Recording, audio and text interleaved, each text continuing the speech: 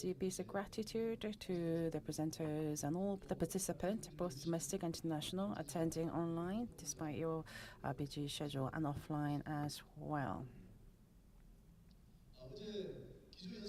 Yesterday, as is mentioned by keynote speakers, AI is penetrating in every part of our daily lives, and ChatGPT for all is commonly used by workers, and also the same goes for me as well. I publish a weekly briefing, which is 2 pages, and to translate that into English will take me 2 hours, and using ChatGPT, it takes less than a minute.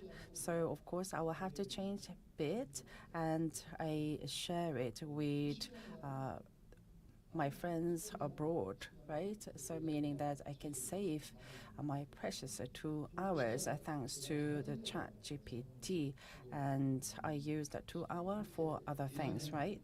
So like this, AI is changing our daily lives.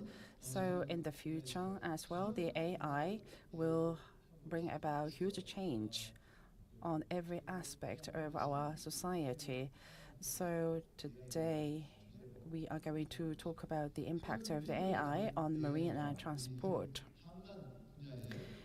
And we are going to talk about what changes has already been brought by the AI and what further changes will be there. And we are going to talk about that during the session this morning.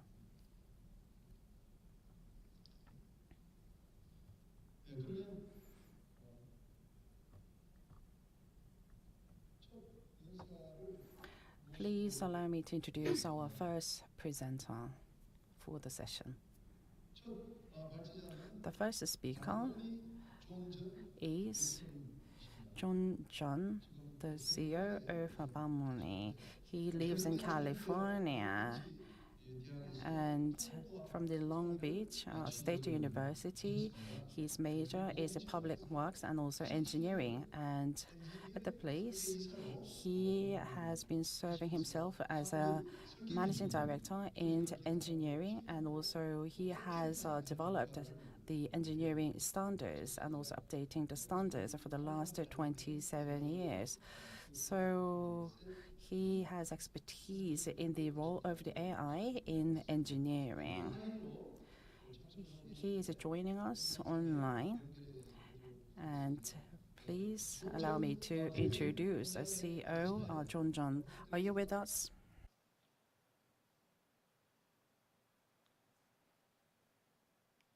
Good morning, everyone. Let me see if I can share my screen. 예, 좋습니다. 그대로 진행하시면 됩니다. Yes, you may. Can go ahead. Got it.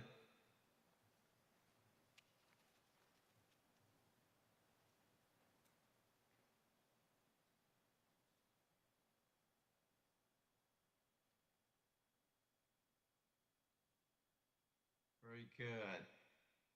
Again, good morning, everyone. Hope you're doing well. I'm super excited to be here today. Can you guys hear me okay? Yes, we can hear you. Hopefully you can hear me. First of all, I would like to thank the World Ocean Forum and the Busan newspaper for providing me the opportunity to present and share my experience with everyone. Also, special thanks to Mr. Jin-gi Ho of Busan Port Authority, BPA, for the invitation. My name is John Chan. I'm the president and CEO of Belmoney Inc. We provide design and project management and construction management services for the capital improvement and maintenance project for the ports. Today, I'll be sharing my personal point of view on the San Pedro Bay Port's development and operation in 2024, and of course, artificial intelligence. I'm not really sure if everyone knows the San Pedro Bay Ports. San Pedro Bay Ports consist of Port of Los Angeles and Port of Long Beach. They are located in the San Pedro Bay area in Southern California, and they are adjacent to each other. as shown on this slide. Port of Los Angeles on the left side, and Port of Long Beach on the right side. The San Pedro Bay Port Complex is ranked number 9 in the world and accounts for 31% of the U.S. container movements in seaports. They are the number 1 ports in the United States by far. Just for your information, Busan Port Authority is ranked number 7 in the world. I've worked in the San Pedro Bay Port Complex for the last 30 years, designing, developing the terminals, container terminal, break bulk terminals, liquid bulk terminals, and others. While I was working in the industry, I observed some interesting developments in the industry. Early 1960s, containerization was first introduced in the port complex, specifically at the Pier G Sealand Terminal in Long Beach, which I am currently working on to redevelop. First container ship was the SS Ideal X. The Ideal X had a cargo capacity of around 800 TEUs, 20-foot equivalent units. From that point on, the goal was to get bigger ships, bigger cranes, bigger container terminals to handle the ships. 2,000 TEU vessel, 5,000 TEU vessels. I remember when 5,000 TEU vessel was first introduced, everyone was excited and very impressed with the size. And then 8,000 TEU vessel came, 12,000 TEU vessels, so on and so forth. As of January 2024, the MSC Arena is the world's largest container ship with a capacity of 24,346 TEUs. Around 2005, people started to pay much more attention to the environmental initiatives.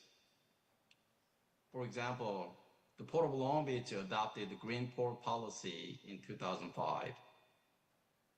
Around 2015, automation was the hot topic and then was modified to the smart port due to the labor issues. Today, artificial intelligence is the buzzword everywhere, including terminal development and operation. To me, it's very interesting that the ships are still getting bigger. Everyone is more conscientious about the environment, and I believe AI will help to continue to achieve all of this if we use it right.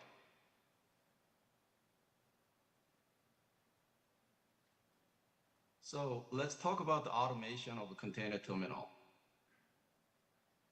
Currently, there are a total of 13 container terminals at the San Pedro Bay Port Complex. Out of the 13 terminals, 3 terminals are either fully or partially automated. Long Beach Container Terminal, LBCT, is the first fully automated container terminal at the Port of Long Beach. It is a state-of-the-art facility with the most advanced technologies and claims to be the cleanest terminal in the world environmentally.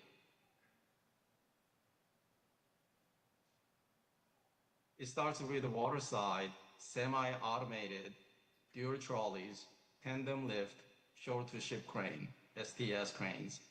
These STS cranes load and unload containers from the vessel. And then the battery-operated automated guided vehicle, AGV, takes containers from the STS cranes to the storage yard. Then the rail-mounted automated stacking crane, ASC, takes containers and store and sort them to optimize the operation to load and unload them to the trucks later on. So you can see its individual system is automated and getting optimized.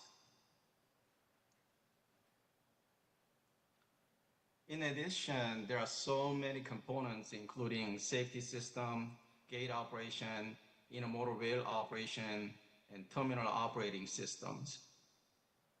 The key elements to be successful in automation is the integration of these various systems. This is where artificial intelligence comes into play. So everyone talks about the AI in pretty much everything that we do nowadays. It is the buzzword. So what is AI?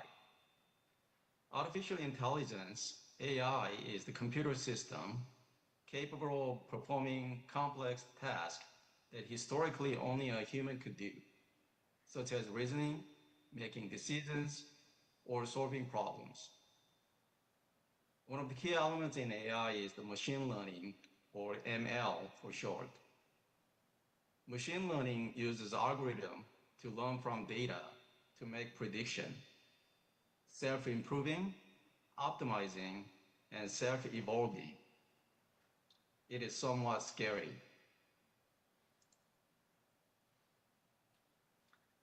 Some of the advantages of using AI in the port industry are efficiency by automating the repetitive task, accuracy by reducing human errors, which improves the safety and minimize the accidents. Data processing, AI can handle vast amounts of data quickly. And then 24/7 availability. AI systems don't take breaks. They work 24/7.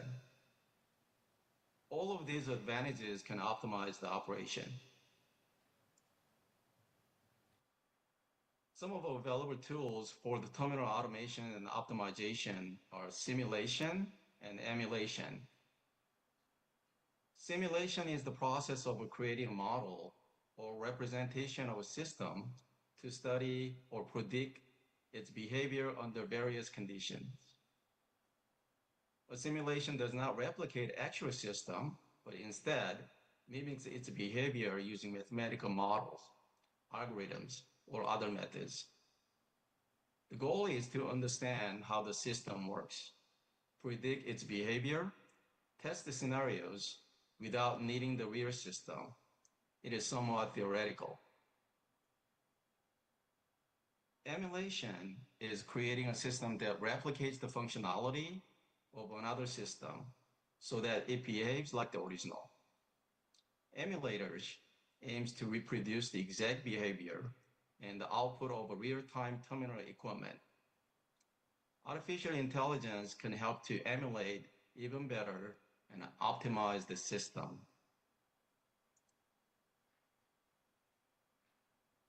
Another technology that is emerging in the industry is the digital twin. Digital twin is a digital replica or simulation of a physical object, system, or process.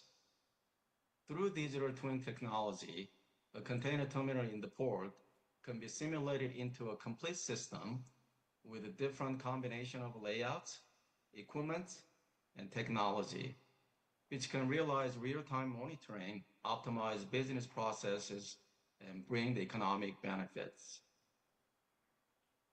Digital twin can help to provide simulation of terminal layout, real-time monitoring, operation efficiency, fault detection, preventive maintenance, strategic planning, training, and enterprise integration. There are some challenges and risks with using automation and artificial intelligence. Number one, labor, replacing human jobs with a machine, which is the biggest issue. Number two, data security. AI handles so much data, data need to be properly managed and secure. Next one is collaboration and cooperation of stakeholders. It is easier to automate one system, yet when you integrate data from many stakeholders, it is critical to be collaborative. Next one is the regulation. AI is such a new field, there is not enough appropriate regulations out there yet. And ethics. There should be more control on the use of data with ethics. And data management. Garbage in, garbage out. You really have to manage the data properly and require quality assurance. And lastly, energy consumption and management. Automation and artificial intelligence takes lots of energy to operate and maintain. This slide illustrates that there are so many players and stakeholders in the process of imports and export business between the two ports. There are over 600 ports in over 120 different countries, which makes this process even much more complicated. It is paramount to collaborate and coordinate between stakeholders to maximize the use of data.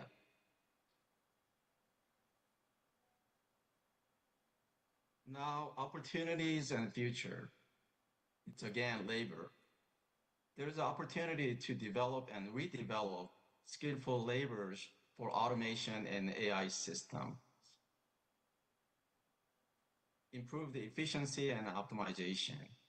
There is limitless potential of efficiency and optimization, and collaboration and cooperation of humans and AI. I'm sure there are appropriate roles and responsibilities for both AI and humans. We just need to find the balance and harmony. Ethics. Responsible development. Since we are at the early stage, it is a great opportunity for the agencies to get involved, to develop ethical and yet practical regulation responsibly.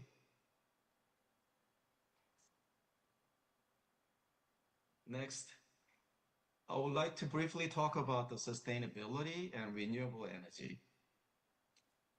Zero emission terminal is pretty much all electrified. Shore-to-ship power is also electrified. Port of Long Beach implemented a plan to be a zero-emission port by 2035. To achieve a tenfold improvements in AI model efficiency, the computational power demand could surge up by up to 10,000 times. The energy required to run AI tasks is already accelerating with an annual growth rate between 26% and 36%. So alternative energy source will be the key components to be successful. One of the alternative energy is the wind. Port of Long Beach is planning for a 400 acres of a wind terminal. California is planning to generate 25 gigawatts of wind energy by 2045. I know Korea has a similar plan for offshore wind farm like this. The Port of Long Beach is planning to provide the assembly and integration terminals for the wind farms in the Central and Northern California. This is somewhat similar plan to the Ulsan Port Authority in Korea. Some of the interesting points on artificial intelligence and energy are: number one, AI requires lots of energy to operate and store data. Two, AI is the tool to optimize and integrate the entire energy system. Lastly, artificial intelligence and energy, they need each other to be sustainable. Some of my final thoughts are: automation and artificial intelligence have unlimited potential. Alternative energy sources will be playing critical role in the future of AI. However, moving forward in this new future will require careful considerations and regulations. Balance and harmony on the human side, AI, automation, and sustainability is the key for the success. The future of technology depends on tomorrow's leaders, the next generation. We need to foster them and guide them into the right direction and provide the opportunity to be successful. That wraps up my presentation, and thank you for your attention and time. Thank you.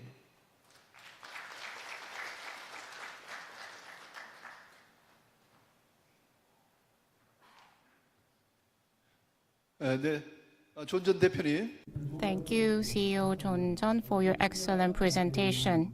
He's based in California, and you have explained to us various port automation and AI usage at San Pedro Bay ports. During the panel discussion, we'll invite you again. 우리 발제 And let me introduce the second speaker. I would like to invite Kim Kyu-bong, the CEO of HMM Ocean Services and Corporation. He graduated from the University of Oceans and Maritime, and also he has been in this industry for 25 years in ship operation and port development management as a marina. Since 2022, he has been in charge of maritime safety and health at the headquarters, H&M, and he is currently the CEO of HMM Ocean Service. Please welcome him with a big hand.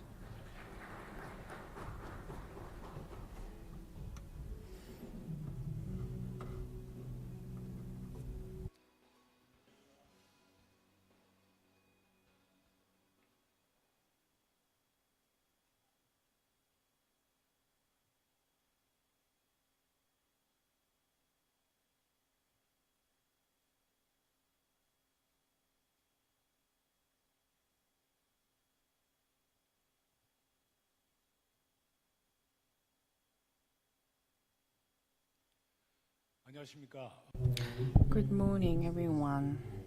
Let me introduce myself. My name is Kim Kyu-bong, CEO of HMM Ocean Service. Today, it is my honor to be a speaker for the session Marine and Transport at the 18th World Ocean Forum. Today, I would like to talk to you about digital transformation in the shipping industry and future of AI.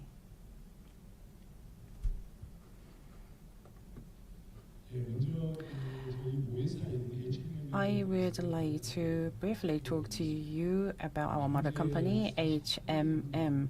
So at the moment, we are providing the regular services for the carriers over 48 routes, and the TEU capacity is 110,000 TEU, which is on the increase.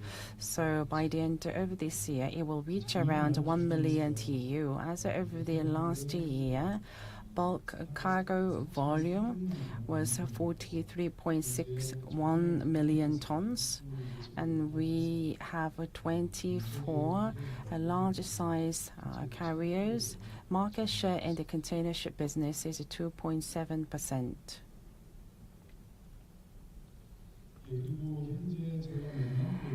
And now I would like to also talk to you about HMM Ocean Service, my company. HMM Ocean Service is affiliated company of HMM, which is a company dedicated to the management of ships and also vessels. So we are directly managing 100 vessels, and also we have 6,300 employees, all of which are dedicated to managing the ships and also vessels, and also monitoring and also in charge of surveillance of those ships and vessels. And I also would like to share with you the report released by KPMG, which was released in May 2024, which is on trends and challenges in today's shipping industry. And the biggest challenges facing this industry is related to decarbonization and especially energy transition and also digitization, and plus optimization of the supply network and also the rapid growth of the commercial market. And in the same report, as one of the biggest challenges, there are pressure related to decarbonization regarding environmental concerns. Along with environmental concerns, rapid technological change was chosen as the second biggest challenge, which is followed by political unrest. I think maybe it conveys the situation in Red Sea and also the war between Ukraine and Russia. And lastly, shortage of skilled talent.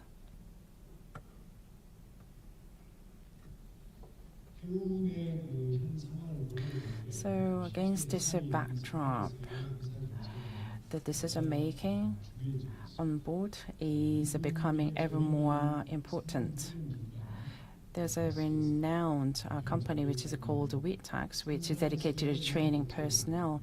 Decision-making on board needs to be improved, and many elements are needed. For example, we have to ensure access to accurate information and also encourage diversity of thinking. We have to establish clear roles and expectations and prioritize clear communication. In particular, these days, all the vessels nowadays are becoming larger, and also the value of the cargoes are also very precious and also big, which boils down to the importance of decision-making on board. So making decisions on board is mainly done by captains independently according to his experiences. However, this is not the same nowadays, and we should not just live the situation as it is, meaning that the vessels and also the land, the real-time information sharing needs to be there so that we can all make decisions on important matters together. Then, how the technologies have been developing for better decision-making. Back in the 1980s, thanks to the emergence of Inmarsat-A, satellite communication became possible. And entering into the 1990s, even on the commercial ships, GPS was available. And in the mid-1990s, also AIS was introduced, meaning that from the land, the persons on land can track the whereabouts of the vessels in operation. And also in the year 2000s, VSAT emergence made the internet access available on board, and also using the low-altitude satellites, a high-speed internet access also became possible on board. And by the next year, IMO's MASS Accord will take effective. Next, I would like to further talk to you about digitalization stages. As the first stage, the existing analog devices will be replaced by electronic devices.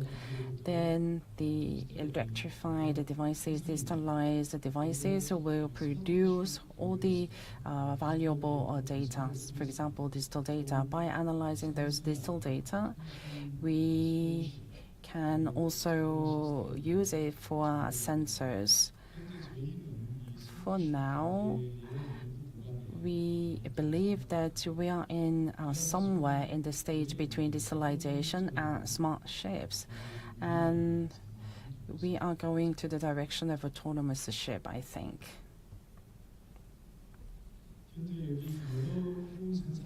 There are many shipping companies which are making efforts for digitalization of their business. As you can see from this slide, this slide is a data which was included in the academic paper, and this contains information on so many shipping companies and their efforts for digitalization of their business. In addition, I'm sure you have heard it from the news media, There are so many technologies which are emerging and also which are combined by other sectors, and also the speed of digital transition in this industry is very fast. And also HMM is not free from this trend. The motion service of HMM Ocean Service is included in the long-term plan for digitalization. And we would like to enhance our capability through digitalization. That is a big picture of our company, and we have set 5 targets, and also all the detailed plans are also established, and also implementation of those plans are on the way. Back in year 2020, for the first time in Korea, we have established HMM, a Fleet Control Center, which is a comprehensive situation center, information on the navigation and also information on cargoes, as well as on devices and equipment, as well as radar and CCTV footage, all of which over 10,000 data, more than 10,000 data is delivered to the land via satellite.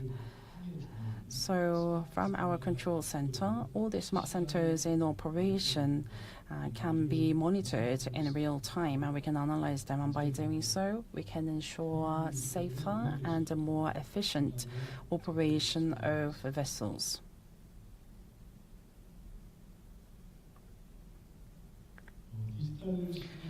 So for us, living in the era of digitalization, there are things that we have to keep in mind.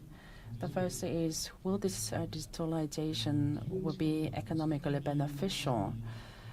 For example, the port industry, and compared to other industries, the cost is less for the digitalization. But again, the initial investment needs to be there. Then also we have to think about technologically, is it good enough, and can it be trusted, and is it reliable enough to be replacing our workers, and whether it is safe from the cybersecurity, and also whether do we have enough skilled workforce. For these reasons, the shipping industry and shipping companies do have a pessimistic view toward unmanned vessels. For example, the former CEO of Maersk said that not in my time for the autonomous vessels. And also, according to the Tanko, no market for unmanned ships in tanker sector. These are the few examples of pessimistic view toward autonomous vessels. And this is data from a while ago. I think this is a good information for challenges in shipping digitalization. This was a questionnaire survey conducted on shipping companies in Norway.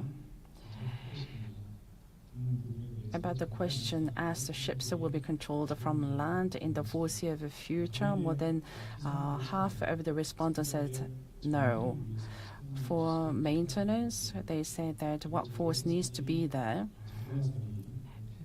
and autonomous vessels are vulnerable to terrorist attack and cyber threat, and also workforce needs to be there to directly manage very risky fuels and also the cargoes.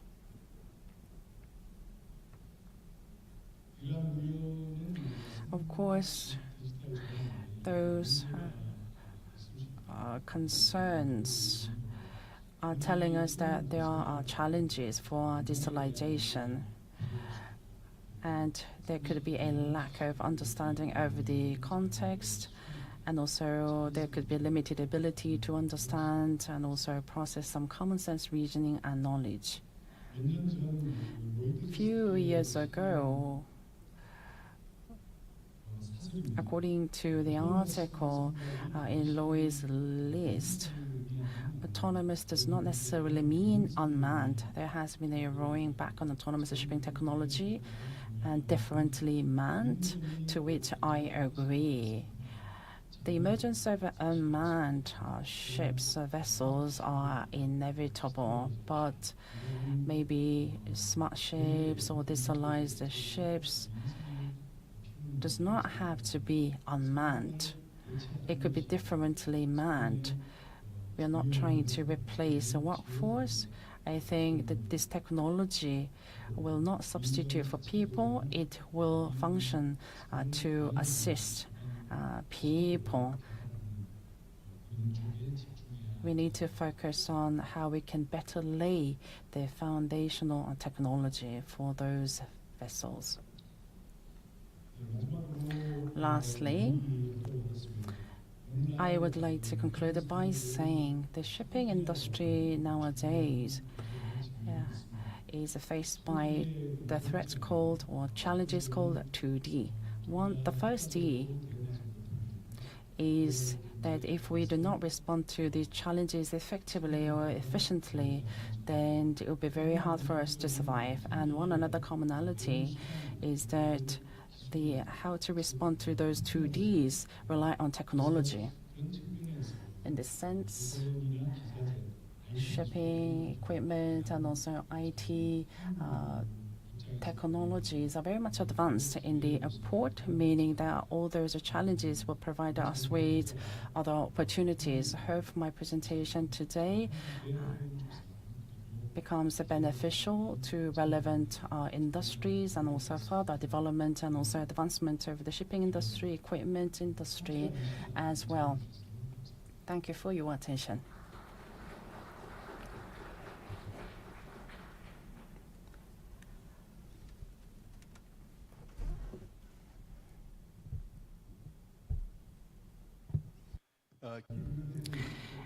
Thank you, CEO Kim, for your presentation. As you are well aware,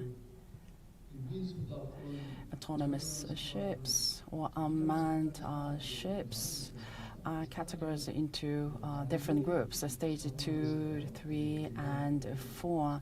So the full autonomy will be possible by the stage 2 and stage 3, although the ships will be unmanned, but there will be people on land who will control the vessels remotely. And CEO says something about I think stage 2 and 3 are more appropriate ways forward for this industry. We'll hear more from him later on.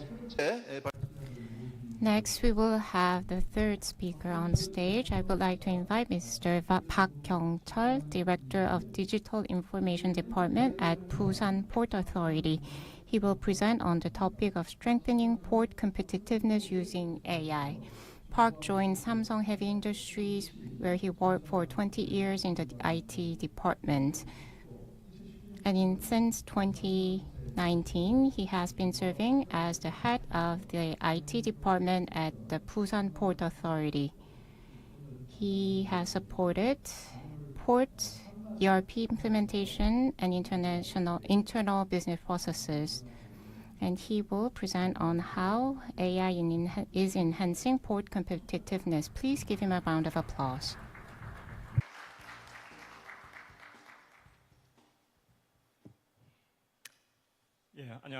Good morning. I am Park Kyung-chul from BPA.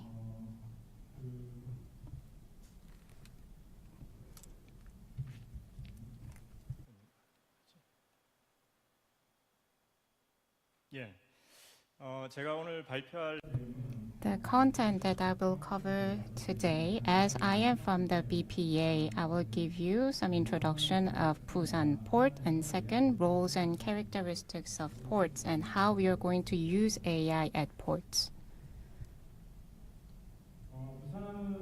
So this is the history of Busan Port. We have 150 years of history since its opening.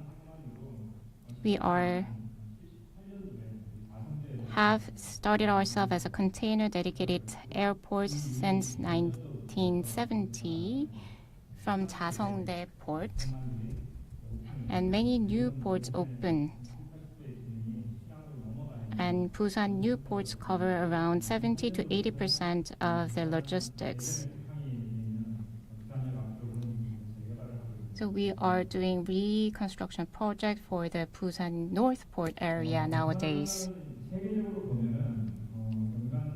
Internationally, Busan Port stands at number 7 in the world, handling around 23 billion TEU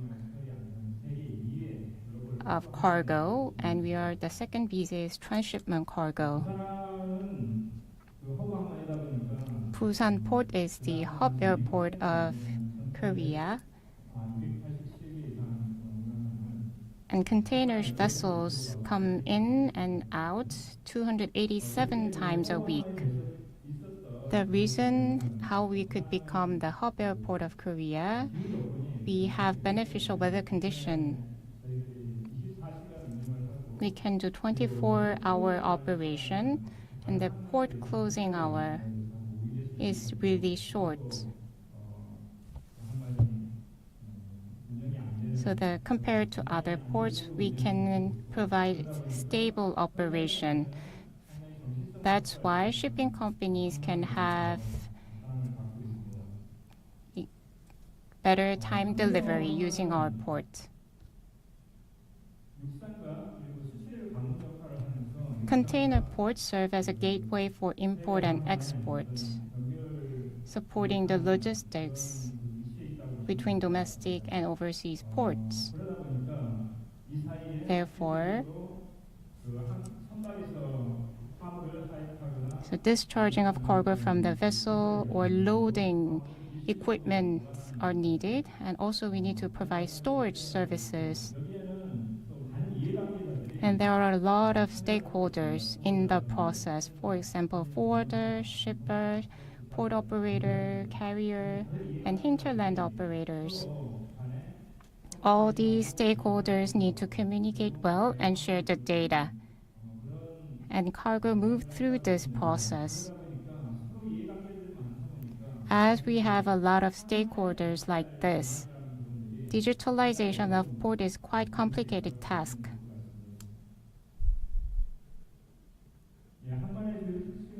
So this is the main characteristics of port. We need large-scale investment and infrastructure. For example, to build the infrastructure, hinterland and roads or rail. So large-scale investment is a must. And to handle the container, we need to have advanced equipment, for example, crane, yard cranes, YT. And recently, due to automation, automated equipment and devices are needed.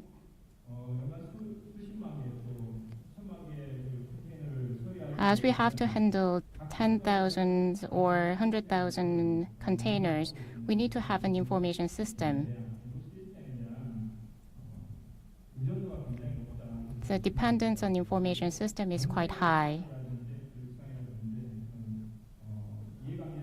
And we need to communicate well with the international and domestic other ports, so that's why we have to have extensive network. And for efficient custom clearance and security, we need to have a sound system. So these are the key challenges of the ports. As the previous speaker mentioned before, there are a lot of challenges. The most important thing that we have to tackle is the political instability and global economic instability. The supply chain itself suffers disruptions, so planning is really difficult from the port side, as the work is not done according to our plan. For example, due to that instability, uncertainty has increased. That entailed a lot of cost. And globally, as we face strengthened environmental regulations, port needs to have green equipment, and the cost that is needed to be invested in those green equipment is increasing, as well as the operational costs. And globally, as the port is shooting to become green, we need to have automated system and information system. So efficiency has to be increased. And nowadays, the needs for the AI system integration is getting high. Then, how can we use AI in ports? First, we have a lot of data at ports. In case of Busan ports, we handle 10 million containers, and those containers hold a lot of data.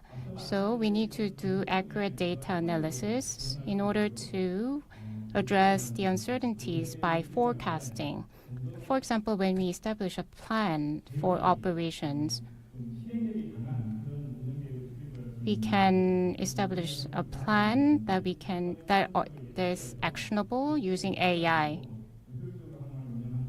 And also AI contributes to enhancing the efficiency of port operation. And second part is port operation optimization. Real-time monitoring is possible through AI, and resource allocation can be more efficient. Overall, we can increase the operational efficiency using AI. For example, yard scheduling optimization and automation, port, crane, AGV, all those can be incorporated into AI verticals. And in third is environmental and safety security management. By optimizing port operation, we can reduce the energy consumption and minimize the carbon emissions.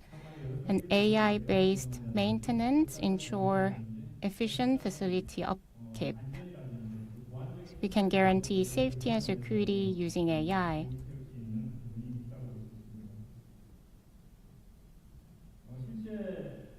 This is the actual case study. Not only BPA, but ports across the world are considering how to use AI. So let me introduce some of the cases here. In case of LA Long Beach, they have VTS system, Vessel Traffic Service System. Using AI, they can manage and monitor real-time location of the vessel. By using the VTS, Long Beach Port could increase the efficiency of the management. And second is precision navigation. The AI system can suggest the optimal route for the vessel. And this is Port of Rotterdam. They have established digital twin to simulate the real-world situation at the port. An AI-based predictive maintenance system is introduced to efficiently manage the port equipment. So again, using AI, they can schedule out when to do maintenance work and forecast when the equipment will break down. That enables the port authority to reduce the unnecessary downtime and enhance the operational efficiency. This is the case of the Port of Singapore. Based on AI, they do cargo allocation. So loading and disloading of cargo is efficiently managed through this system. So they can make optimal decision to increase the efficiency of the port. And second, they have autonomous vessel.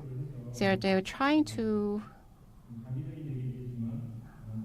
develop autonomous vessel in the long term. So by autonomous vessel, they mean vessels that is capable of making the decision on the routes by themselves.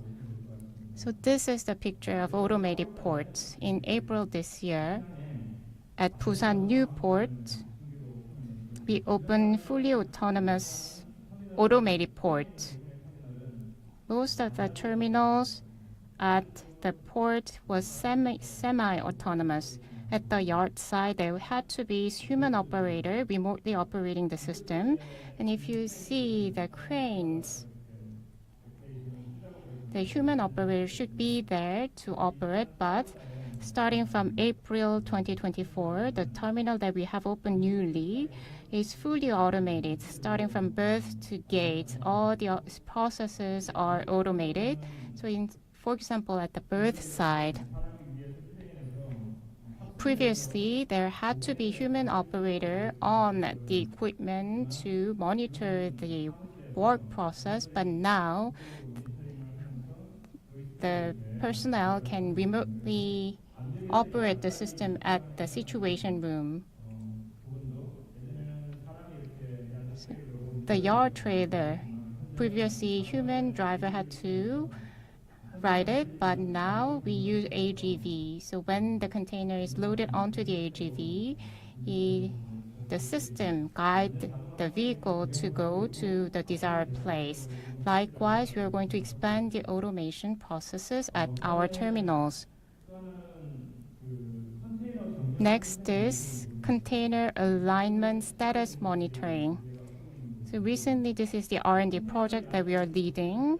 When loading the container onto the crane or vessel, when the alignment is not wrong, then when there's a typhoon or strong wind, it can lead to an accident. So now, previously, human operator had to check with their bare eyes to rearrange the stacking of the containers, but we have attached a LiDAR sensor to acquire the data of the alignment. We analyze the data through the images we got from the LiDAR sensor and categorize whether it is normal, low risk, or high risk to let the human operator know about the situation and work more efficiently. And we have installed CCTV. So when a human operator enters into a danger zone, we can alert the operator about the situation using the CCTV. In going forward, this is the plan that we have.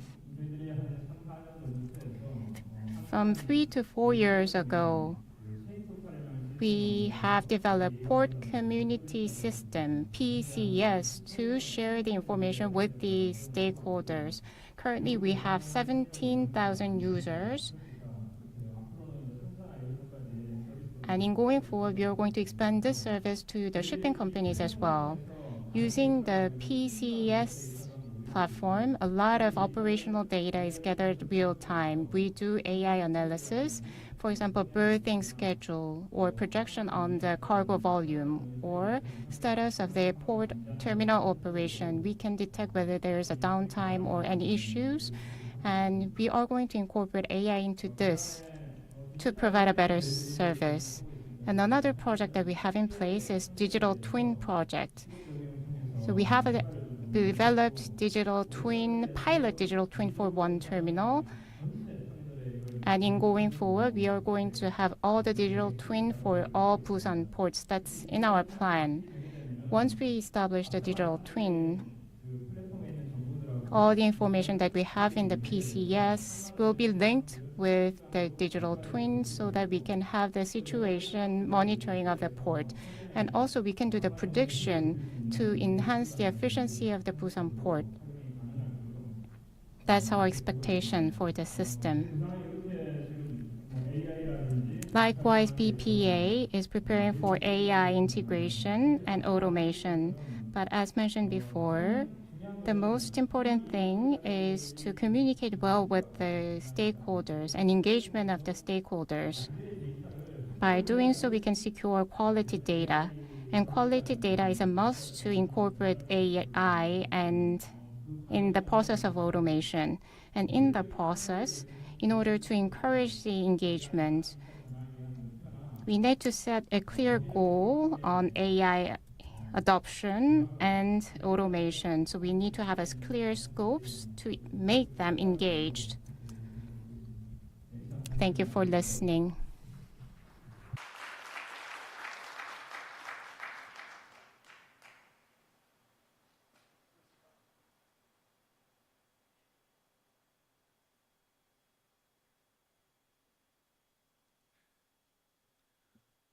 예, 세 번째. Thank you, Mr. Park, for your excellent presentation. We have presentation from BPA. Now we will move on to the last presentation. I would like to ask for your kind understanding. The last speaker was going to be Min Soo Kim initially, but because of his personal matters, the team lead, Hyun-jun Sang, is going to deliver the presentation on behalf of the CJ Logistics. As you know, CJ Logistics is a comprehensive logistics company in Korea, so maybe his presentation will give you different perspectives. Please welcome him with a big hand.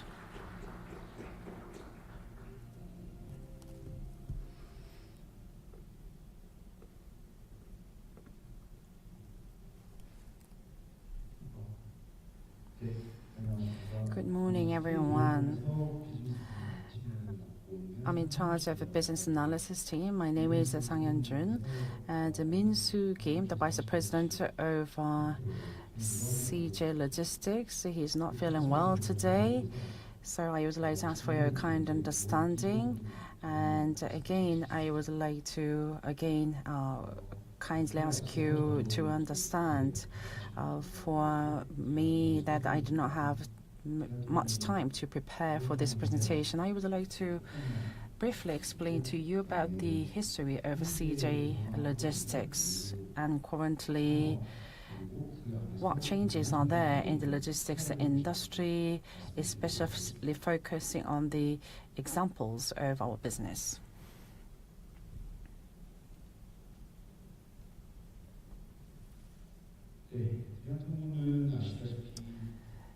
As you know,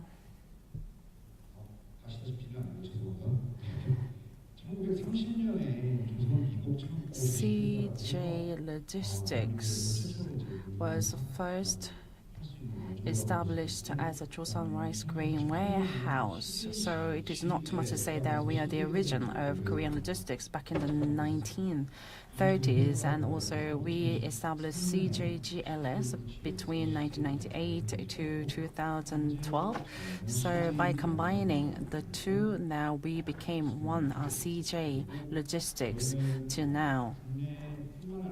Not only in Korea, but also in order to become the top-tier company in the world, so we are making our most efforts in providing logistics service.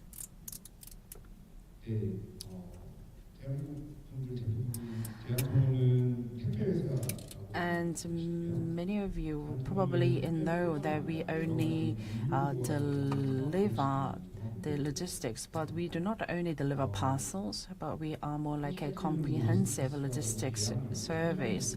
For example, focusing on third-party logistics business, we deliver parcels, and also we do business related to fulfillment, especially in the e-commerce industry, and also we are dealing with the forwarding in the port business as well. And also we are in charge of project logistics between different countries. And moving on, I would like to further elaborate about the changes in the logistics. When I joined CJ Logistics back then, the logistics industry was very much labor intensive. So when we put lots of manpower, then we perceived that the parcels will be delivered on time. But as the minimum wage increases, and as the distribution companies are penetrating into the logistics industry, we suffered a lack of manpower. And there's a company, for example, Coupang and also Amazon. I'm sure you are very familiar with on-time and on-day delivery, the same-day delivery. We call it fast or rocket delivery. And for example, according to the different time zone, you can receive your parcels anytime you want. And coming under the pandemic, COVID-19 pandemic, the need for diversified delivery is ever more increasing. And also the competition in the e-commerce industry is fiercing. So in the US, for example, there are companies not only dealing with the logistics, but also a distribution, delivering their parcels on time. And the coupon is literally occupying all of the e-commerce industry. And again, competition among the parties inside industry is getting fearsome. So the change of the industry is huge in terms of the structure. So the logistics company like us, we need to survive, right? And I think digital transformation is what we have been witnessing in this industry to survive. In order to survive in this transitional period, we are applying robot automation, AI, big data intelligence, digital twin optimization, and also IT platform for logistics. And let me move on to the cases in the past and also present regarding automation using robots. As I mentioned, a lack of labor is serious in the logistics industry. So robots are there to replace manpower. And there's a place called the smart centers, which is fulfillment centers, and AGB is introduced according to the characteristics of the cargoes. And please look at the photo at the bottom on your left-hand side. That is the GDP center. So as you can see, the grid robots are moving, and it is packaging many different products according to the characteristics of the product. Next, let me move on to the cases using AI and big data and logistics. The first case is related to data management. So at the end of the day, IT system is like a backbone, and data is fragmented, and also all the fragmented data is integrated at the AI and also big data platform. And then again, the data is used to provide support for decision making process, and we are trying to visualize. We are trying to make this data available to the decision makers. So for example, using dashboard or either on the web. And let me move on to the parcel volume forecasting. Unlike the e-commerce industry, normally from the shipper warehouse, so that the product needs to go through many different processes. According to the parcel volume, then different plan needs to be established. In the past, it was all done manually, so the people only had to rely on their experiences, and that led to excessive cost, and sometimes even parcels was not delivered on time. But here in CJ Logistics, we suggest a parcel volume estimates so that precise plan can be established in advance. And of course, the parcels is never flat. It has great fluctuations. So by week and also by month, we give the people on field the parcel volume forecasting, even to include the parcel volume forecasting for next coming years, so that people at the field can establish a long-term plans. So this is a parcel volume forecasting trend. You can see the actual volume and forecasting. The two lines are aligned with one another. This is a very small example of what we do. And parcel volume forecasting always changes. So just please look at it as one example. So alignment is there, is what I'm trying to tell you. And I told you there's fulfillment centers which help us to predict the order and shipment forecasting. So we have to know the order being placed so that we can dispatch manpower. And then from the centers, they can establish a plan for the day and for the week. So this is one of the areas that CJ Logistics is making a lot of efforts. And it needs to be precisely forecasted, so which is very tricky for us as well. And next one is dynamic pricing. You might ask why logistics company needs dynamic pricing. We need it for example, sellers, not C customer, the very end customers. In the B2B business, this is more like a customized pricing. And for example, the size of the product, it depends on the size of the product. You can easily understand the burden on the drivers or the person who deliver. And remote areas, of course, it is difficult to deliver, and also the area where densely populated or the areas with the high concentration of apartment. We are making efforts to really customize the price and the cost of the product to be delivered, dependent upon the characteristics of the areas. And so Incheon or Chungju areas, we try to identify the difficulty in delivery, dependent on different areas. So considering the hardship or the difficulty in delivery, we try to come up with the ideal price or the cost of the delivery this way.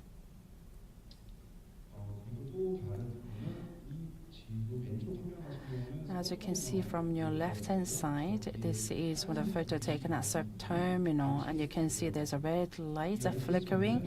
That is called ITS equipment. So what it does, it captures the image, like what you see on your right-hand side. So it gives us information, the product which is going through the ITS. So it can tell us whether it is tissues or water, or this is like the laundry sachet, so the customers will be able to know what products are being handled. So we use this for categorization of a product, which is not very easy. So we can tell you that the precision rate is quite high. For example, tissues and also water, all of which are big volumes. And as we deal with large volume of cargoes, there are many cases where the cargoes go missing, but it is very difficult for us to track where it has gone missing. So if that is the case, then maybe we need to take photos of the product, and maybe you need to use the OCR technology or image classification technology, so that at least we can predict, or we can track the whereabouts of those missing cargoes. So the project is underway. So customers will be able to know where their products have gone missing.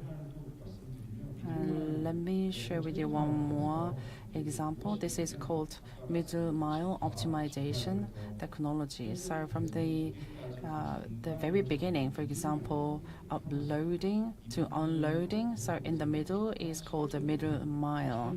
So about the movement of the 11.5 ton of our truck, we are trying to analyze on how we can deliver the product the same day. So we are designing mid-mile network to enhance the efficiency of delivery. Let me conclude. So as you can see from the left-hand side, by creating virtuous cycle, we can create valuable data, all of which contribute to the further enhancement and also advancement of our business. So data is very important, especially meaningful data. Without having meaningful data being accumulated, we cannot do anything.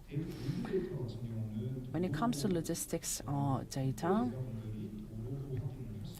the drivers can check the situation on roads in real time, and also there are so many data that mostly consumed our products by Koreans. So when we use all these meaningful data, then we will become faster in applying AI into the industry. So then the downside is that it can raise questions about privacy, because this produce so much individual data. But as long as we get hold of the secure data, they will be further refined and advance our business and logistics industry. Thank you so much.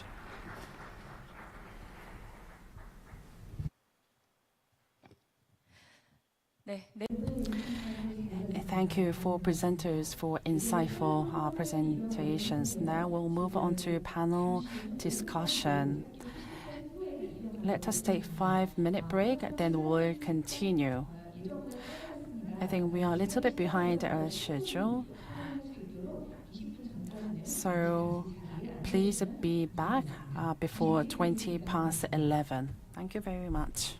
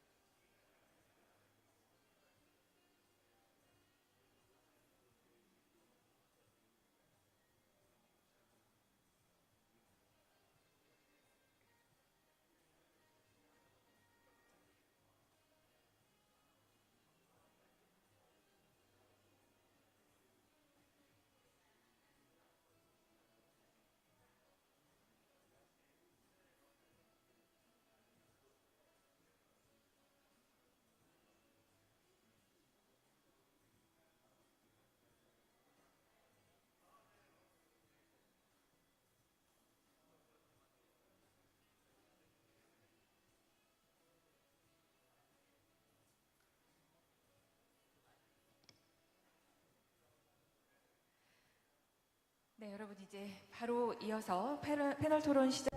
Let's begin the panel discussion session. As we are behind the scheduled time, I would like to invite the panelists and moderator on stage. I would like to invite Professor Kim and all the speakers as well as panelists on stage. Please give them a big round of applause.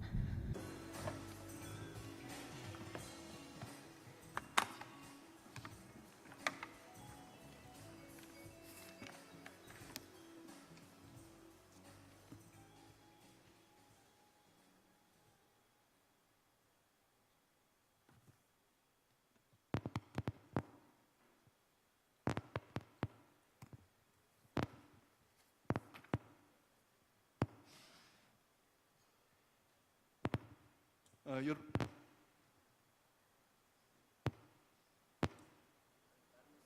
예, 김인현입니다. Again, I am Kim In-hyun. So I enjoyed listening all the presentations, and we need to finish this session by 12 o'clock. We only have 40 minutes for the panel discussion.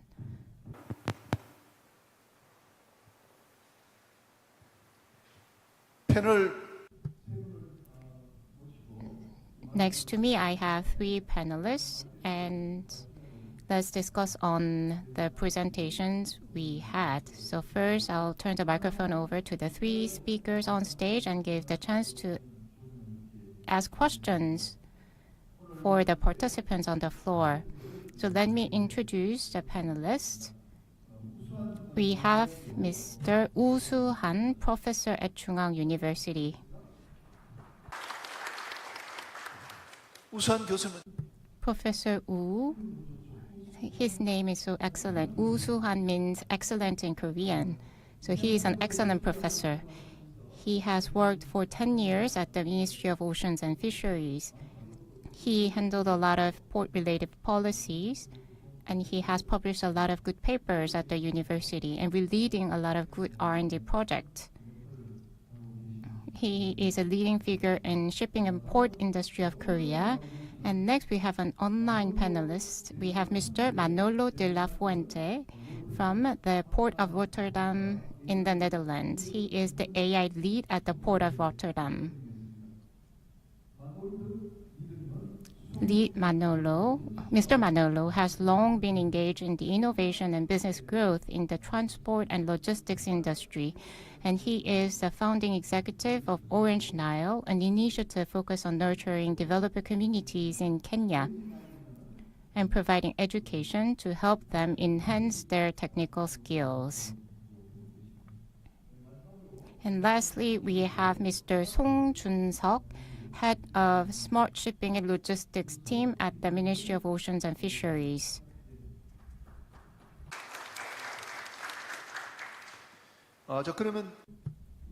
So first, let's begin the panel discussion by starting from Mr. Woo Soo-han. I'll give you 5 minutes. Thank you for giving me the chance. So I predicted that I will be the first speaker. I am from Chungang University and Department of International Logistics. At the Ministry of Oceans and Fisheries, I assisted introducing the policies.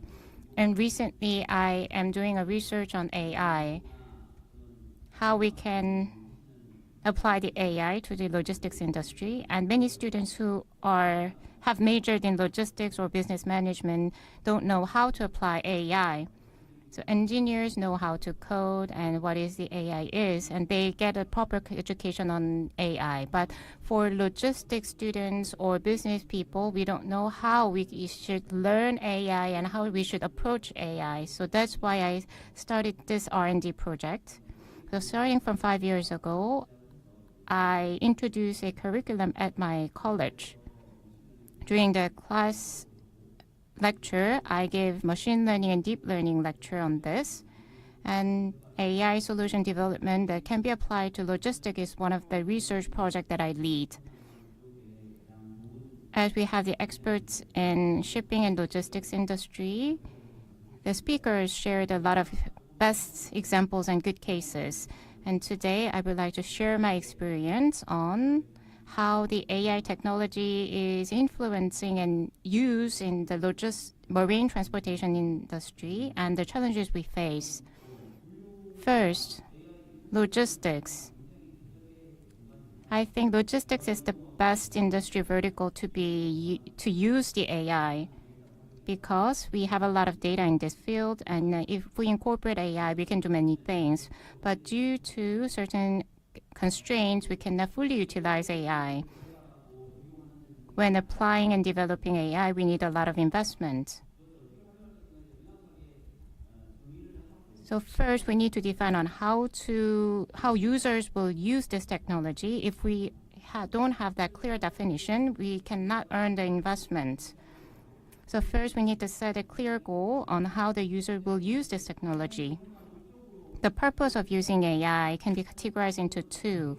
One is the customer side of the service, is to enhance the customer experience and thereby increase the profit. And second is to maximize or optimize the internal assets to reduce costs, which will lead to creating profits again. So these are two applications of AI. In case of port, it is basically B2B service. So the customer side is less used. So there is a less emphasis on the customer side. So the main focus here is the resource management. So let's see the shipping side.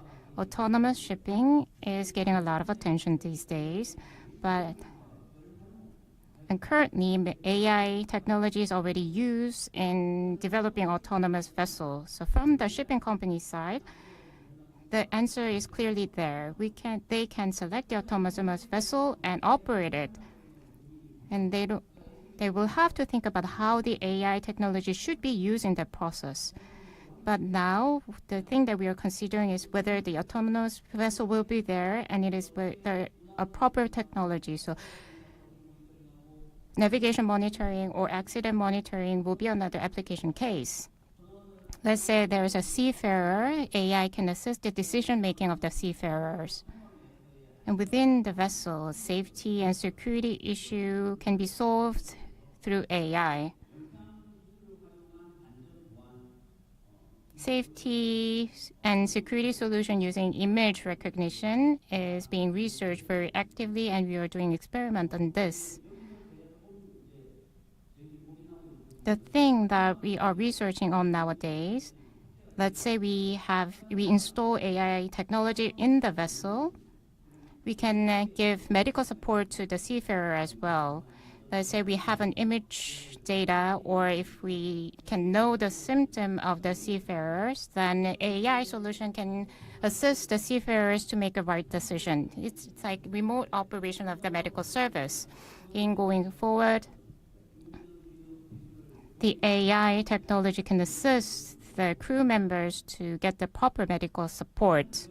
And the most important thing here, and the biggest challenge is, you saw the accident related to electric vehicle battery explosion. So fire detection forecast is another important application.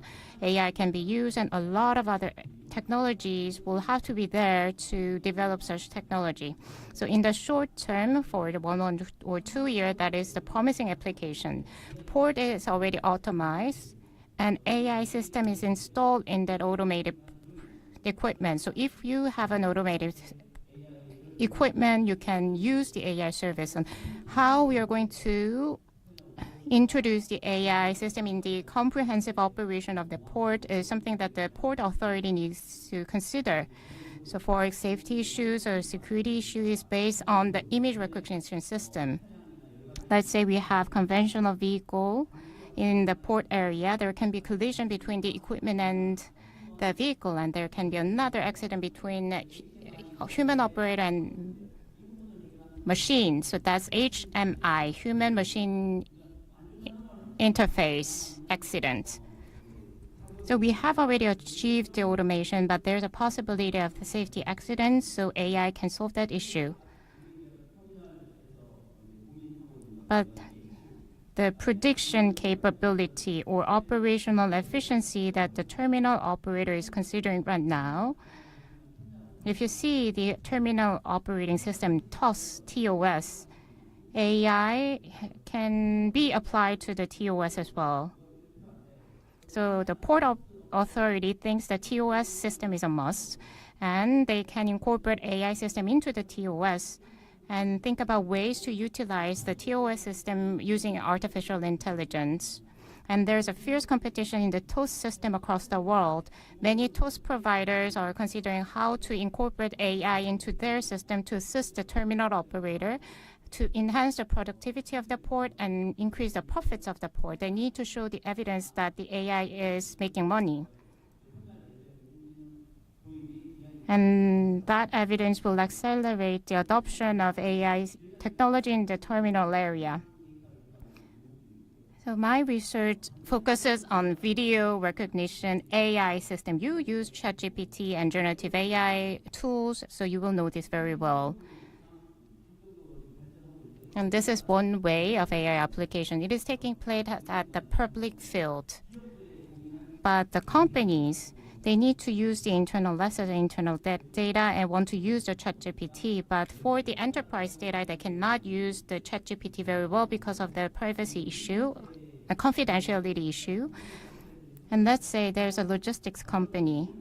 The ChatGPT and GPT will have to understand the terminology that the logistics company use. If they can develop this well, then together with the video recognition and LLM, all of these will be merged. And in the latest couple of months, this has rapidly developed. So previously, we only handled images, but now we can do conversational interaction with the ChatGPT. As mentioned before, the users and developers of the technology will have to clearly define the purpose of developing this technology. And then bringing down the cost is another important challenge that we need to solve. In this, I think as the government mentioned, the public sector and private sector need to play their parts. The terminal operator and shipping companies, before the commercialization stage, they need to actively cooperate with the government, and they're asking for support from the central government. And BPA mentioned this point. And you might wonder why BPA is doing those kind of efforts, because the user should use it. But the BPA presentation is the system that the terminal has. And BPA has another R&D project. So they have developed the system and commercialized the system. And they suggested the terminal operator to use the system. So the end user was terminal operator, but the research was done by the BPA. So I personally think that in adopting the AI, BPA gave us a model case on how the government can assist the adoption of the AI. And all 4 different port authorities in Korea is trying to go that way. So data issue and data utilization and cost issues will have to be solved. And those challenges, I think with the support of the government and public institutions, I think we can find a way out to better adopt the AI. Thank you. 우리 우선 Thank you, Professor Wu. He, I think, really gave us in-depth explanation that we would not be able to know. So using the AI, the remote system will be commoner. And also for BPA, he mentioned that they are using the AI well.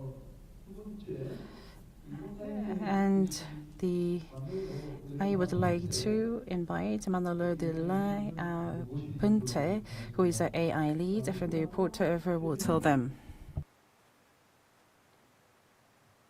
You have a podium. Okay. Yes, hello. My name is Manolo de la Puente of Port of Rotterdam. Can you hear me? Yes, go ahead. Wonderful. Okay. First of all, let me state that I'm very honored and excited to be here, and would like to thank the organization of the World Ocean Forum that they invited me to be part of this program with all the highly honored speakers, knowledgeable speakers about AI. So thank you very much for that. I just have a brief introduction about AI at the Port of Rotterdam. So the senior management sees the possibilities of AI to improve the port and the port operations. And the policy we are currently developing is how can we grab the opportunities that AI provide, and at the same time, stick within the framework that the new EU AI Act provides. So the European Union a couple of weeks ago published the new Artificial Intelligence Act, which we still have to digest, so we have to stay within the legal framework as well as within our own policy of running projects, including privacy aspects and including security aspects. So the policy will break down in several parts. Of course, we will provide the front runners, the innovators in our organization to start proof concepts and tests and to learn really fast. So we organize these front runners in a group of practitioners. We gather regularly to learn about AI, and especially about the practicalities of AI. At the same time, of course, there's, as you always have in an organization, a group of people that's a little bit hesitant to onboard new technology like AI or any other digital technology. And of course, we would like to have them on board as well. So that will be part of the policy, how to keep everybody on board and, let's say, become digital agile. The legal framework of the EU AI Act is very important since it's risk-based, and if you use, let's say, forbidden AI or high-risk AI, you don't use it in the proper way, the fines are extremely high. So we are currently analyzing all the projects, AI projects we are doing, and try to measure the level of AI risk. If the risk is quite high, we have to do AI impact assessments, and I'm just curious in the group how it works, for example, in the United States, how it works in Korea, how you actually evaluate the AI projects within the legal or policy frameworks that are available in your countries. So that's for the EU legal framework. Of course, we also have our own way of planning and organizing projects.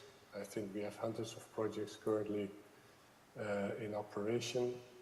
A lot of them these days have digital components, and we have our own, let's say, processes to evaluate risks of these digital projects, like security, like privacy, and we have to include, let's say, the AI possible risks into this process as well. I would say that's where we are at the moment. I'm not sure if there is time, but this is a question I would like to pose, is there's a lot of AI hype. So a lot of companies are telling us that they provide an AI solution. And my question is, so how do you separate companies that are hyping AI with software development companies that provide really good working AI software for a port operation? So thank you for giving me the opportunity to give this brief introduction of where we are within the Port of Rotterdam. And I'd like to hand the word back to the chairman.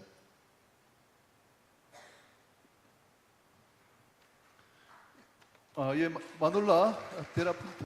Thank you for your comments. And you have introduced the EU AI Act to us. And there was a cautious approach that the world is taking related to AI. So during the question and answer session, he posed one question. Thank you for giving us the question. We will answer it later. And let's move to Mr. Song Jun-seok, head of Smart Shipping and Logistics team from MOF. If you have questions from the floor, let's receive it first and then listen to the answers from Mr. Song.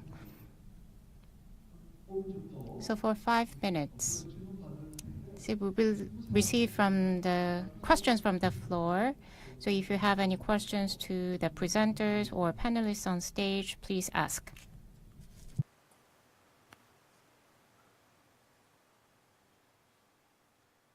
예. 좀 마이크 좀 부탁드리겠습니다. 저기 Please pass the microphone to the person who raised his hand. Her hand. Thank you, professors, experts, and panelists for your comments. And I would like to ask one question to you. So from yesterday to today, I listened through the presentation. So we are using AI and chatbot in port sector. And the field is growing fast globally. While studying this field, as we face the climate crisis, the aviation sector and port sector and logistics sector, as these require transportation, there can be accidents. If we use AI and chatbot, let's say we introduce the technology, state-of-the-art technology, it will be well managed, but there will be more accidents, I think. So to prevent those accidents, I know that you're doing a lot of research on this. So my question goes to climate change. What kind of plan do you have in terms of climate change? I would like to ask this question to Mr. Woo. Thank you. 예, 우수한 박사님께. So Mr. Woo, the question was related to the climate change and related accidents, and what kind of technology do we have to prevent those climate change related accidents? Do we have another question from the floor? If none, then Mr. Woo. Thank you. So the climate change related accidents, there can be a lot of patterns and the patterns can change. The type of the accident and the gravity of the accident, the scale of the accident will change. The expectation that we have on the AI system is that the AI cannot handle all the predictions on the accident, but so accident prevention is the part where AI can play its part. For that, detection technology will have to be developed. As BPA, Mr. Park mentioned, so he showed us the case of container alignment. Let's say there's a typhoon. If the typhoon's strength is going high and the wind strength is going high, then the AI system can predict on how much strength the container can stand. Let's say in certain wind speed scenario and having the data on the container stacking, then the AI can give us a recommendation on how to stack those containers and check the alignment of the container. So that's another application that we can use AI, and that's the same things goes for the vessel part. Another case can be, let's say, if the vessel is berthing or mooring, we do mooring work for the vessel. If we monitor the situation using the camera, when there's a climate-related typhoon or wind, then the vessel that is attached to the mooring gear will agitate. Then we can do a prediction on which strength of the wind the vessel and the mooring gear can stand. if we use the generative AI or AI system that thinks like humans, so we are afraid of those things. And of course, they may cause some problems.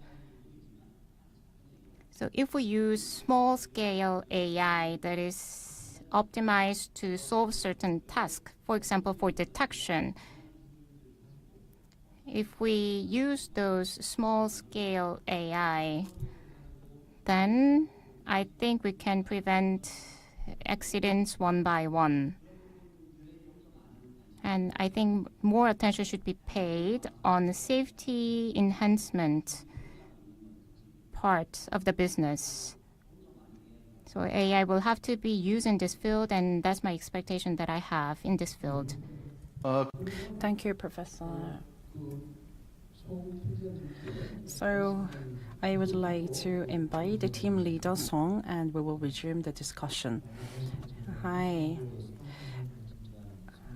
My name is Song Jun-seok from the Ministry of Maritime and Fisheries, and dealing with the logistics management. And I would like to talk to you about this transition and also smart and also digitalization. I would like to introduce to you the policy efforts that we are making at the level of a ministry. And I would like to share with you the ideas and also thoughts that we are having in response to the AI and digitalization. And so from the team, a smart logistics and port team, we are developing technology for autonomous ships. And also we are developing platform for digitalization for the logistics. And also we are carrying out so many different projects, for example, a smart warehouse. And as is mentioned by HMM,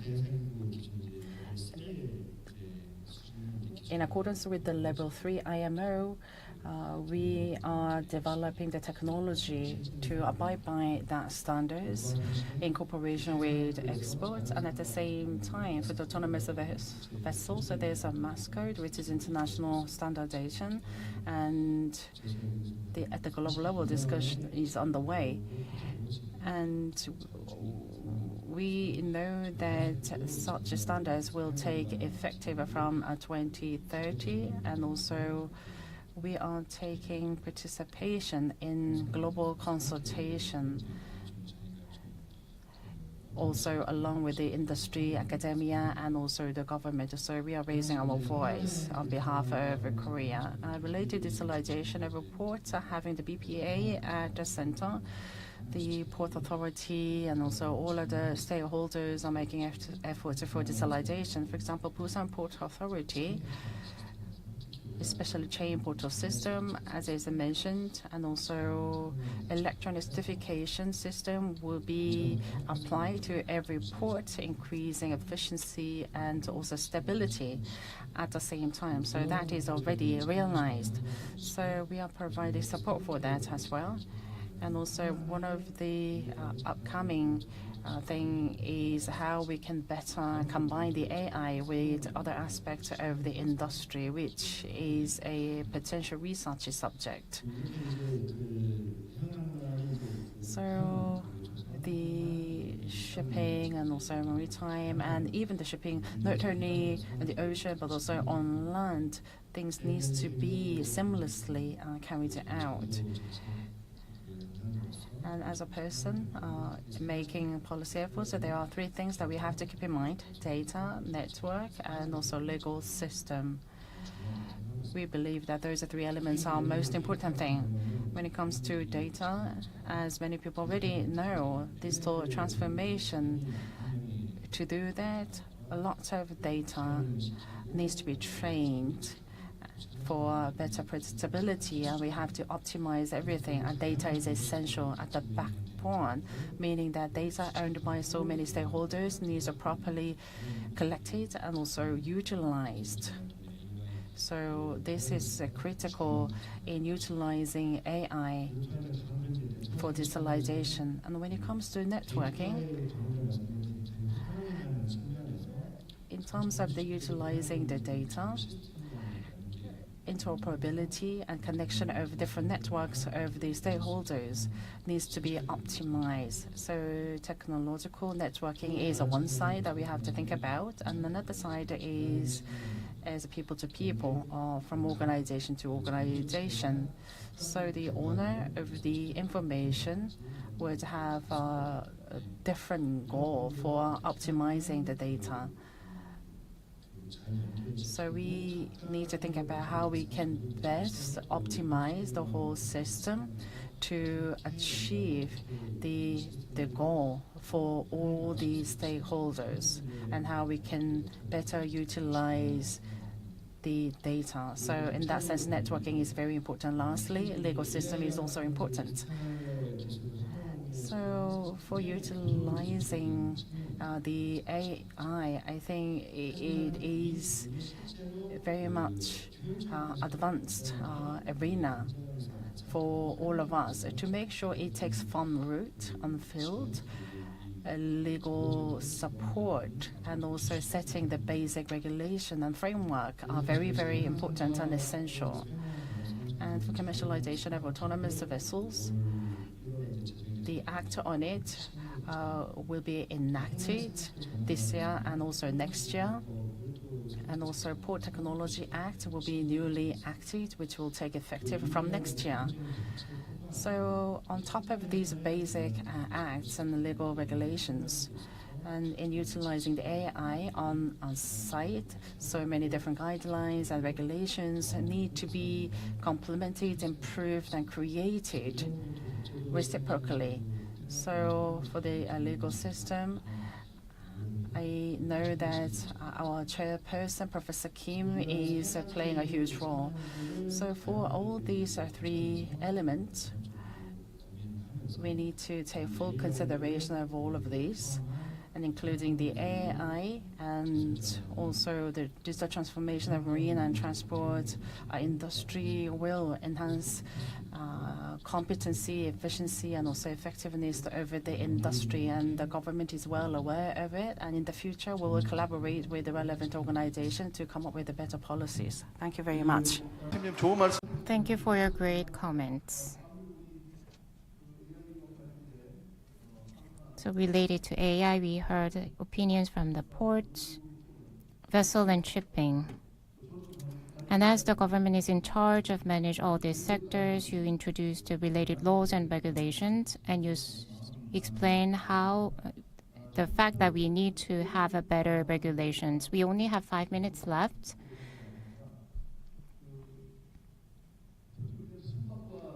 So related to vessels and shipbuilding, in the field of shipbuilding, we suffer from lack of labor, workforce. So a lot of foreigners come to Korea to work in this industry at the shipyard, and they need to work together. So when in the past, as there were only Korean workers, we didn't have any language barrier. But if you go to the shipyard nowadays, the language barrier exists. So with the, for example, Myanmar workers, the shipyard at the southern part of Korea, they need to communicate using hand gestures or body gesture. For that, we can use a ChatGPT or AI for interpretation and translation. And this field is developing fast. I think we can enjoy a better service in that field. So in the port area, logistics, and shipbuilding, if AI develop further, I think that will break down the language barrier between workers. So I would like to pose this question to Mr. Kim Kyu-bong.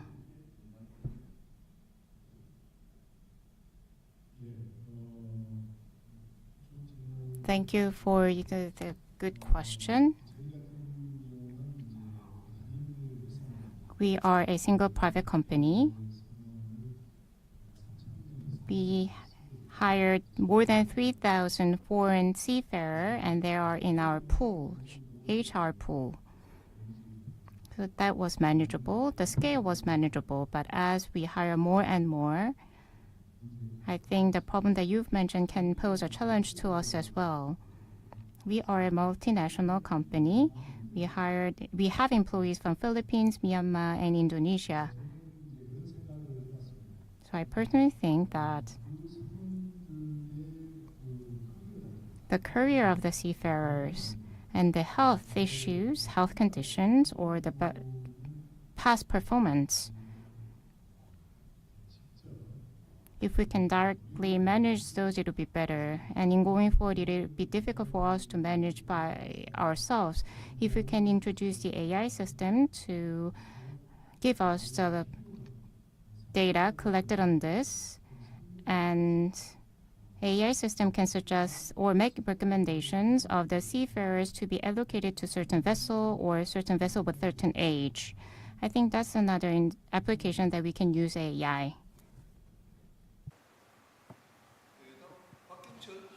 Mr. Park? Yeah. So I'm in a port industry, for example, port in Busan or in other domestic areas. They are the union members of the port trade union, and I think most of them are domestic workers, and we won't see there will be a language barrier, but in the future, in the long term, I think it is a different issue. I think thanks to the emergence of the AI, the technological paradigm for the workers in the port is very different. How to provide a better education, how to help them embrace new technology, what I think are more issues, and we need to establish a plan for that. BPA So Mr. Park from BPA mentioned that as BPA doesn't have any foreign employees, language barriers is not an issue, but so the paradigm for training is changing, so AI can help in that. Next, I would like to invite Mr. Sang from CJ Logistics.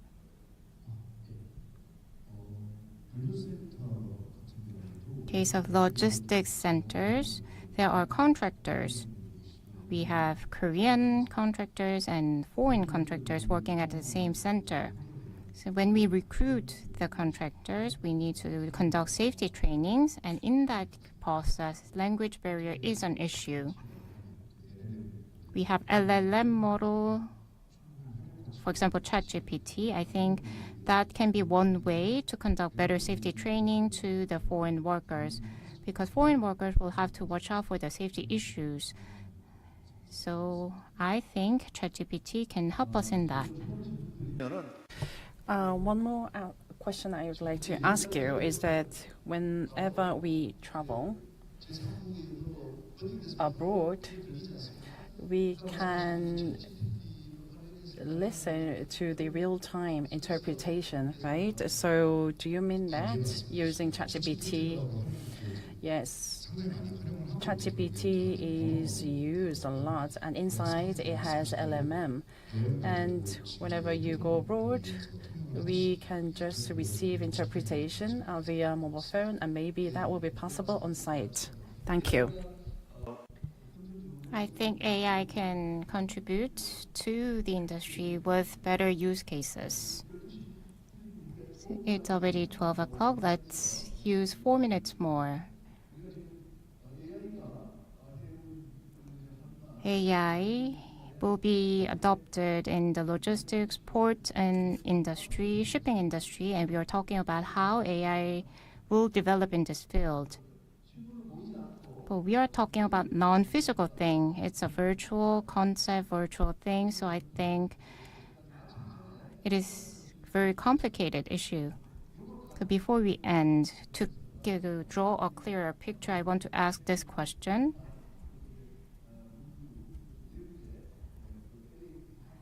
So we have a speaker from LA and shipping industry and logistics field. So I would like to ask the use cases of AI in reality. So is there any AI application that is helpful in real world? So first, Mr. Kim. During the presentation, I briefly touched upon this point. The active use cases of AI is at the situation room. So it has been 4 years since we introduced the situation room. It's not complete yet. There's still some upgrade that's needed to be done, and we are going to incorporate more content to expand its scale. All the data from the vessels will be gathered here. We will have the big data and use AI to learn this big data. Although the market size is really small, but I see that the market size will grow as well. Thank you. 예, 그러니까 선박회사의 Yes, the situational room receives a lot of data, which becomes a big data. So you said that that is area where AI is mostly used. And next, from the Port Authority, Team Leader Park. Yes, as is previously mentioned, automation is area where AI is mostly used. So automation before, so in the past, the people used to make decisions, but automation means that now it is done by machines and the AI. So using the AI, the best decisions can be made, and accordingly, the very, very final decision also will have to be confirmed by people. But for that, the application of AI is being expanded. 예, 감사합니다. Thank you for your comments. Mr. Sang Hyun-jun from CJ. Our company is focusing on robotics and demand prediction. And actually, we have that program in place in case of robot automation. As mentioned during my presentation, robots are used to replace human operator. We have depalletizer, so they can transport the pallets. And human operator suffers some health issues when they have to lift heavy things. Instead, we can use robots. We are doing testing on that. We do forecasting using AI for quick delivery. I think it is very important. In CJ, we apply AI for demand forecasting, and we are trying to increase the accuracy of the program. Thank you. And next, may I ask John John, CEO of Balmoney? One question. 항만에서 In LA Port, you've mentioned AI is actively used there. Thank you for sharing the cases of LA Port. So can you explain more on that LA Port AI usage there? is most noticeably applicable in the area of Los Angeles. Very good. So just like Busan Port Authority, right? So the application of AI widely used at the port, it will be the automation portion, right? So, closely working together with the terminal operator. I think one of the presenters indicated that the terminal operator is the one who's, putting together for the automation and applying the AI into the, right? So automation is one thing, but nonetheless, that working together with the terminal operating system, simulation and emulation is another area using digital twin. So that portion is something that it's getting into. It's not widely used, but that's something that will be used in the near future, right? So from the Port of Los Angeles and the Port of Long Beach, Port Authority point of view, I think it's a supply chain information highway, right? So it's just like the portal that the Busan Port Authority has, try to gather all those data together and share with the users. So that portion is something that we're focusing here in the San Pedro Bay Port area. But nonetheless, that the challenge is that the collaboration and cooperation with all the different stakeholders who's providing those data. Thank you. 예, 감사합니다. Thank you. Yes, especially the automation of container and also tools, and also the come and go of the vessels, all of which produce data. And he said that data becomes very important source for the AI. So I think this brings an end to the discussion session. Although we talked about abstracting, but by delivering the questions, hope you could better understand about the AI utilization and marine and transport sector. And CEO Kim Kyu-bong said that the stage 4, including the social issues of manpower, there are some concerns. So he said that maybe just achieving stage 2 to 3 will be just enough for us. And also the AI lead, the Manolo, mentioned about the AI Act at the EU, and he mentioned about the potential ethical issues. And also there's a lack of personnel in the industry. So to address that issue and also to prevent the potential accidents, I think we know that AI utilization needs to be expanded, and hope that in the future we can see further advancement of the industry by using the AI.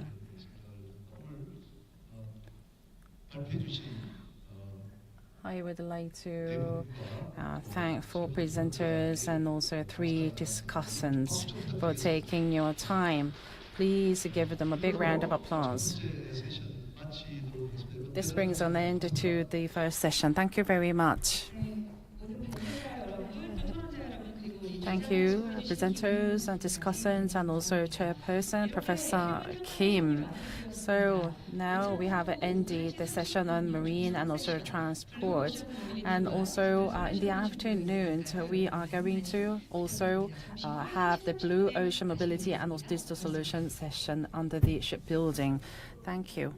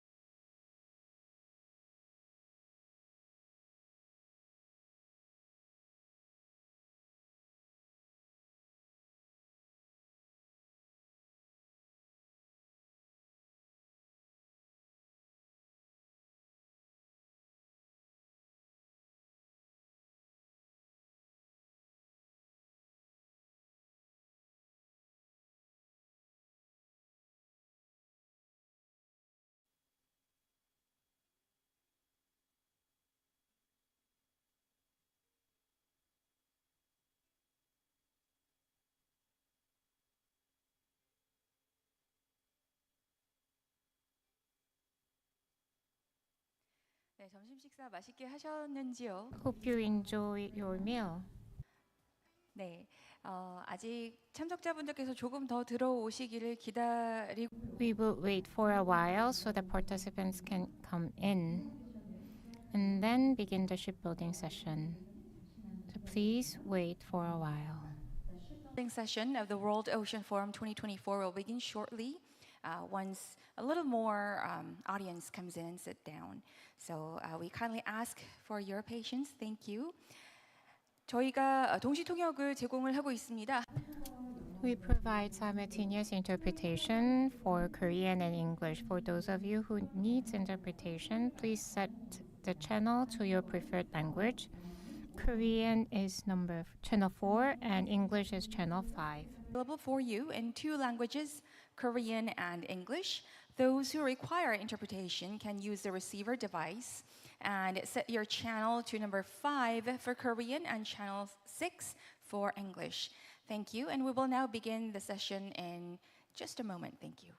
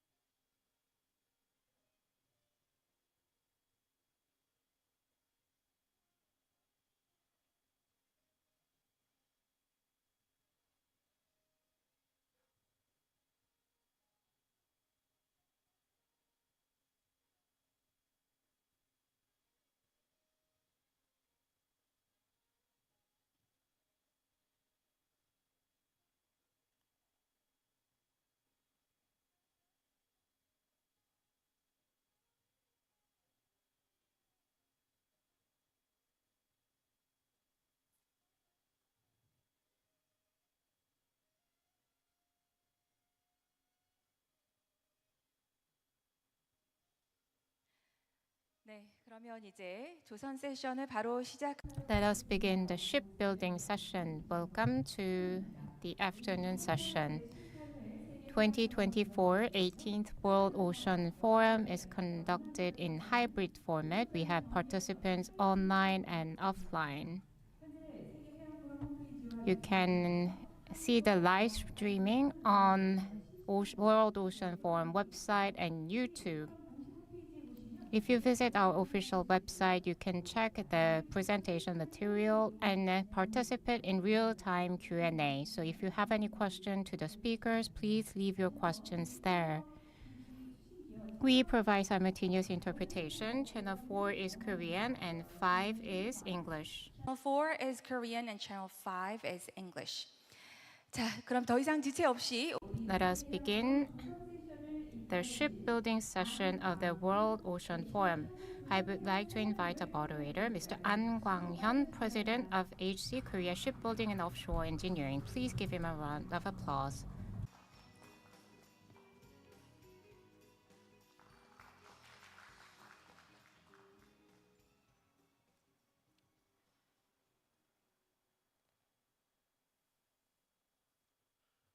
예, 안녕하십니까.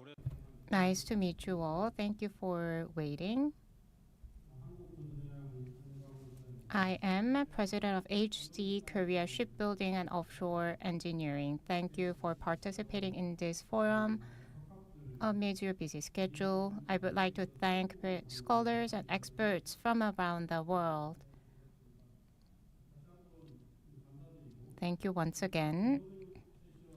In this shipbuilding session, I think the shipbuilding industry is the field that Korea is strong. So we have the technological prowess, and we are leading this field. We have many companies that are leaders in this field. And the world is paying attention to our industry. So for today's presentation, many meaningful insights will be shared. I have high expectations on the presentations to be given, so let us begin. The vision for this World Ocean Forum and this session is about carbon neutrality.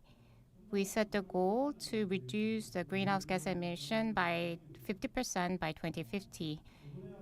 And in the process of going green, carbon neutrality has become important in the shipbuilding session. And zero carbon fuels such as hydrogen, ammonia, biofuel, and hydrogen fuel cells are currently being tested, including SMR technology.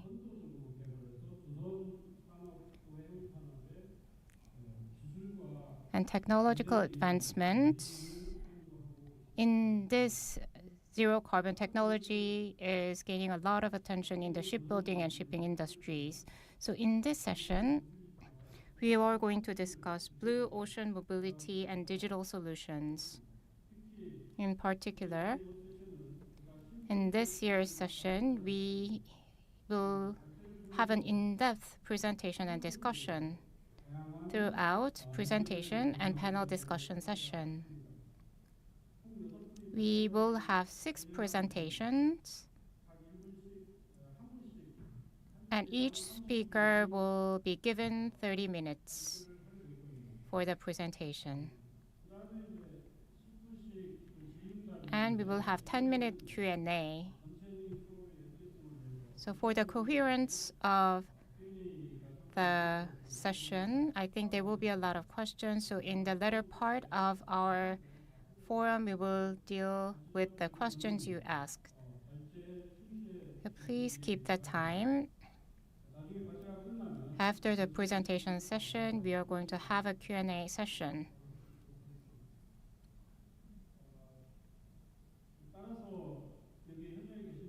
For those of you who are here and for our online participants, please listen through the presentation and type in the question you may have in the chat room, or please write it down for those of you who are here so that you can ask during the Q&A session.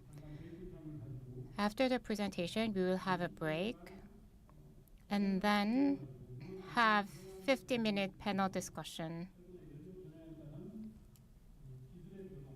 So we will discuss about energy transformation in the shipbuilding field and the new paradigm shift in energy.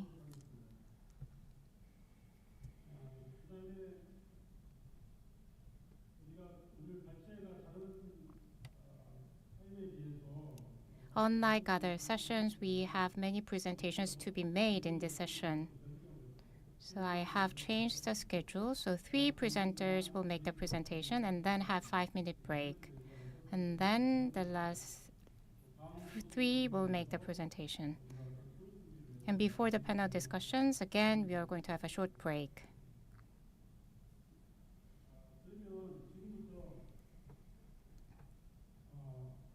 Now, we will begin the presentation session. The first presentation will be made by Mr. Stavros Hatzigrigouris, but he has some technical issue. So first, I would like to invite Professor Lee for the first presentation. Professor Lee will talk about the future of alternative fuels for ships. He studied in the United States and Japan and currently is the professor at Seoul National University. He has been selected as a member for various shipping society in the United States and UK, and he is currently the president of Korean Society of Computational Fluids Engineering. Now, I would like to introduce you Professor Lee Shin-hyung with the topic of the future of alternative fuels for vessels.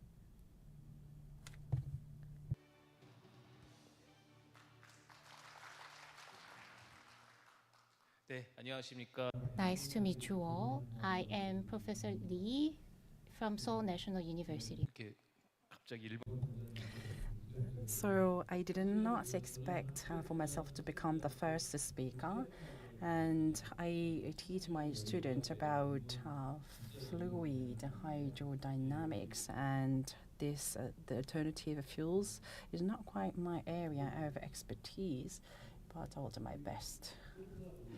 Can you see where I'm pointing at with this pointer? My colleague is Hyung-Sup Lee, professor, who put this material together.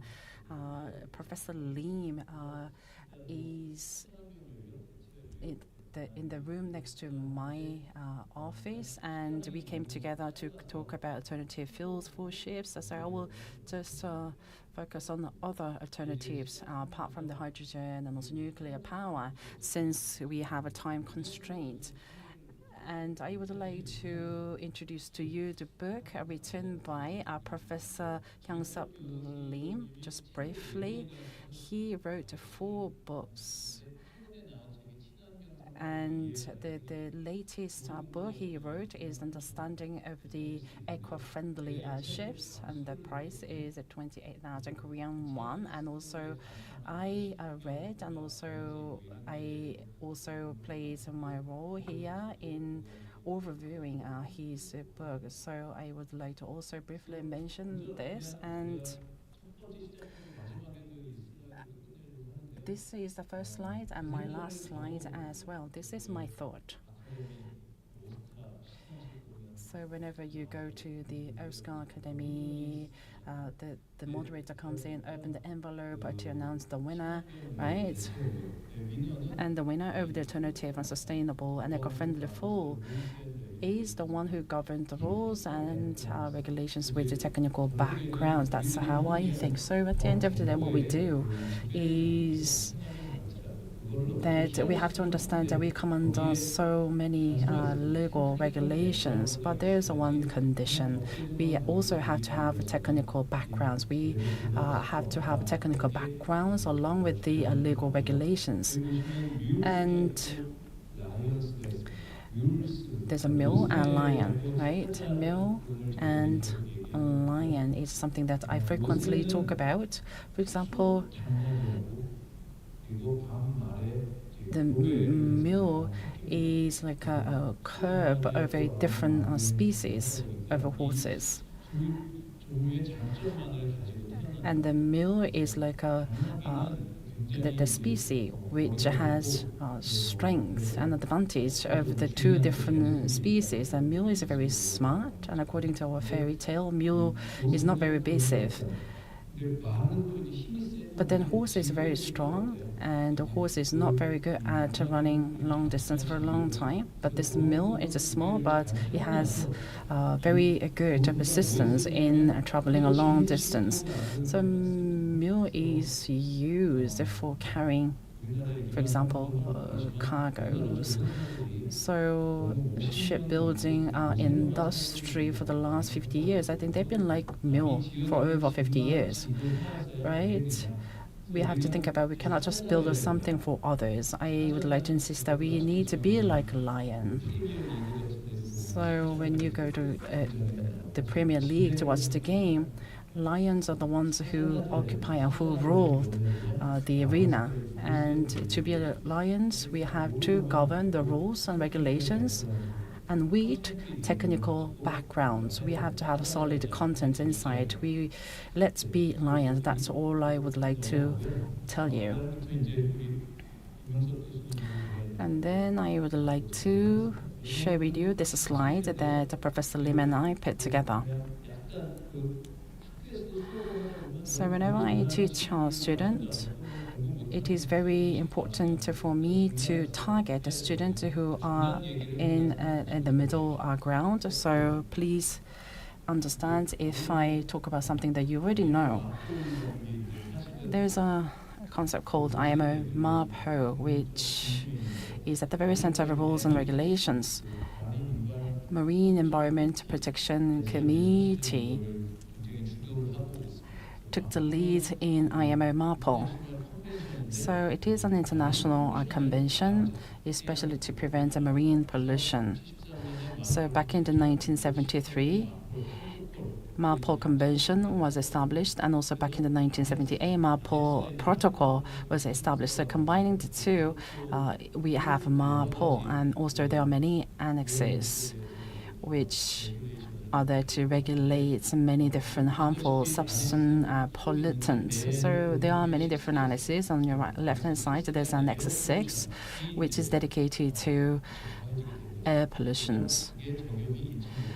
And it was implemented from 2015 and 2005. And for the CO2, the regulation, the CO2 started from 2015. So CO2 was added to the Annex 6 as a subject to regulation, and that was a moment where our domestic industries had to really start thinking about how to prepare.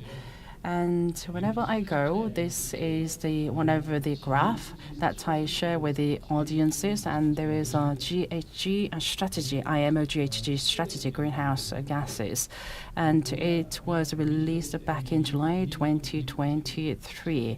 And you can see it is outline of ambitions and minimum indicative checkpoints in the revised IMO and GHG strategy. It's all about how we're going to reduce greenhouse gas emissions.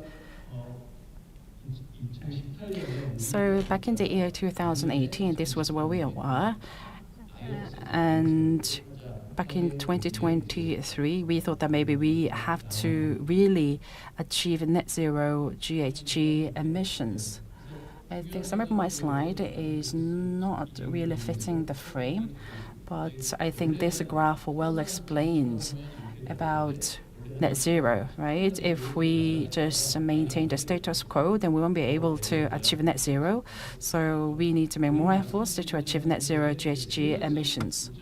And there are three key elements that I would like to stress today. We have to make decision based on what?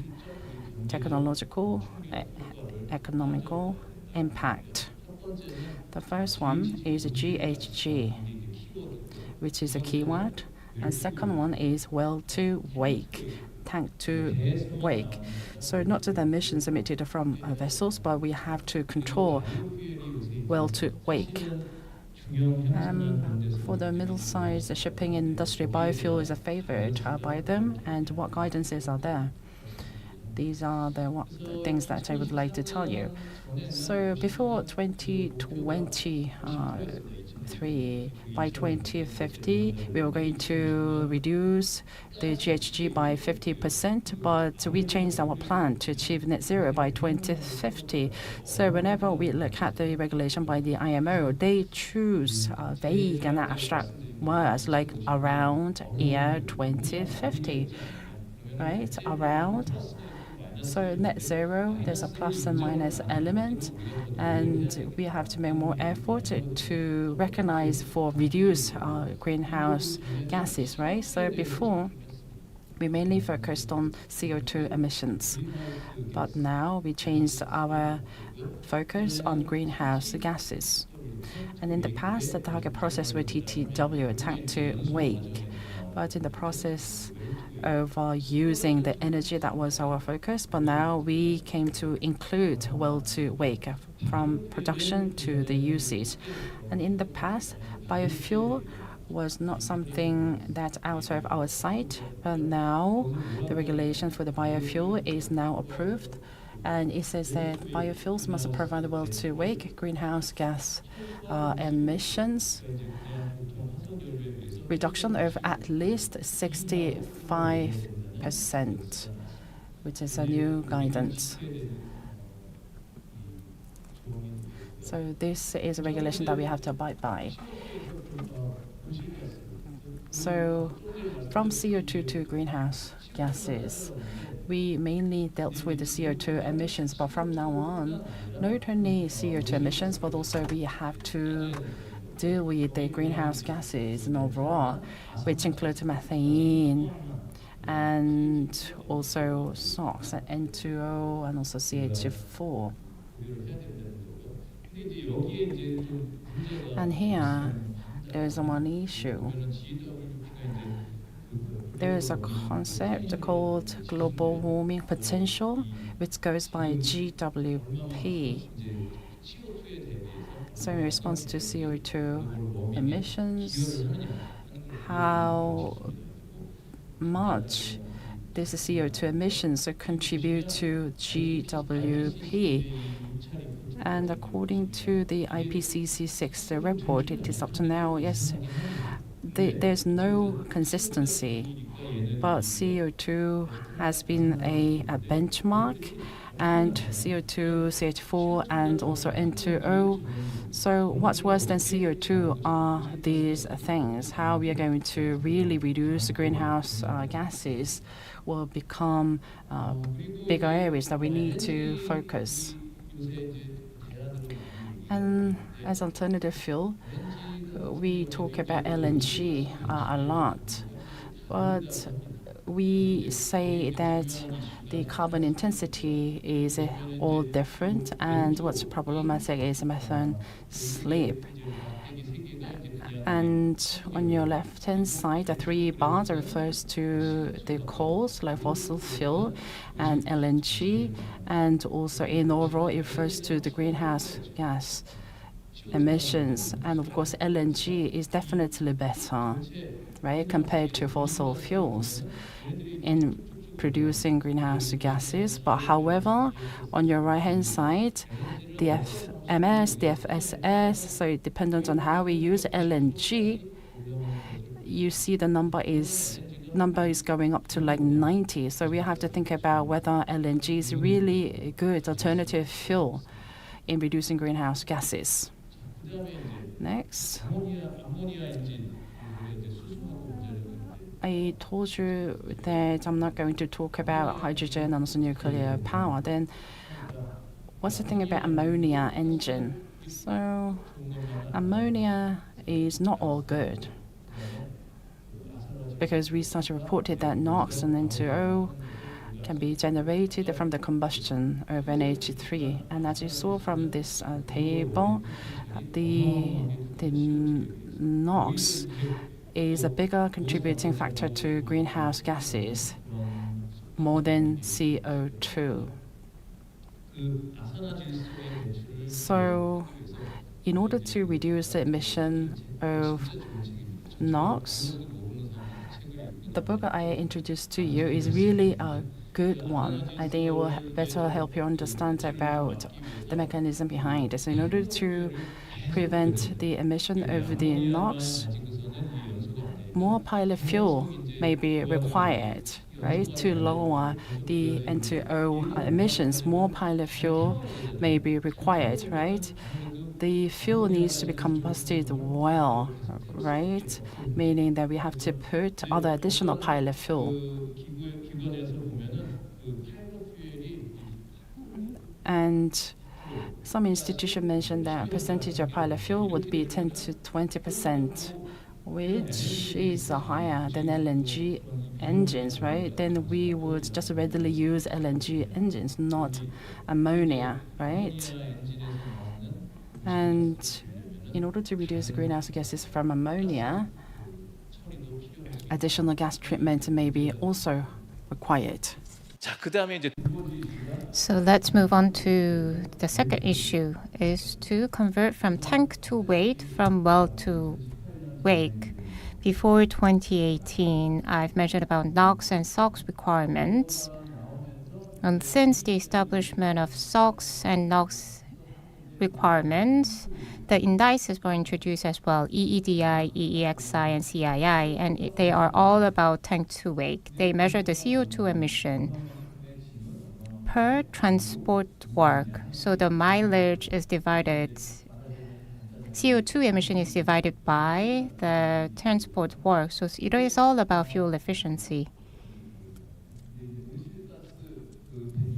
When it comes to greenhouse gas emission, for that, in order to accurately measure the GHG emission, we need to see the production side of the fuel chain. So tank to wake only saw about the usage, so when the vessel operates. But the suggested concept of well to wake, it takes into consideration the production of the fuel as well. So if you look at the tank to wake part, this is the GHG emission of TTW. So if you compare to fossil fuel, LNG and LPG are better. But we will have to see the final outcome when you consider well to wake. For example, hydrogen is 0, considering tank to wake.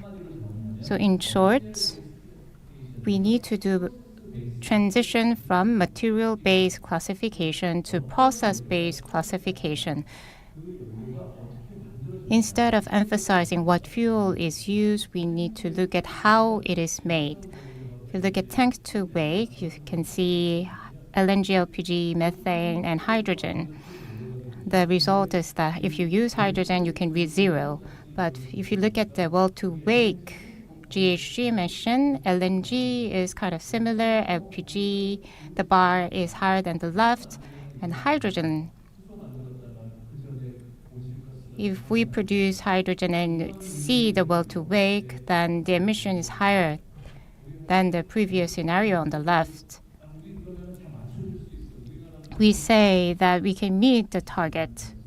So I am sorry to mention this, but whenever I meet with a shipbuilding company and shipping company, they mention that they can meet this environmental requirement that the shipper or shipping companies require, but we need to preemptively adapt to this new criteria while considering well to wake.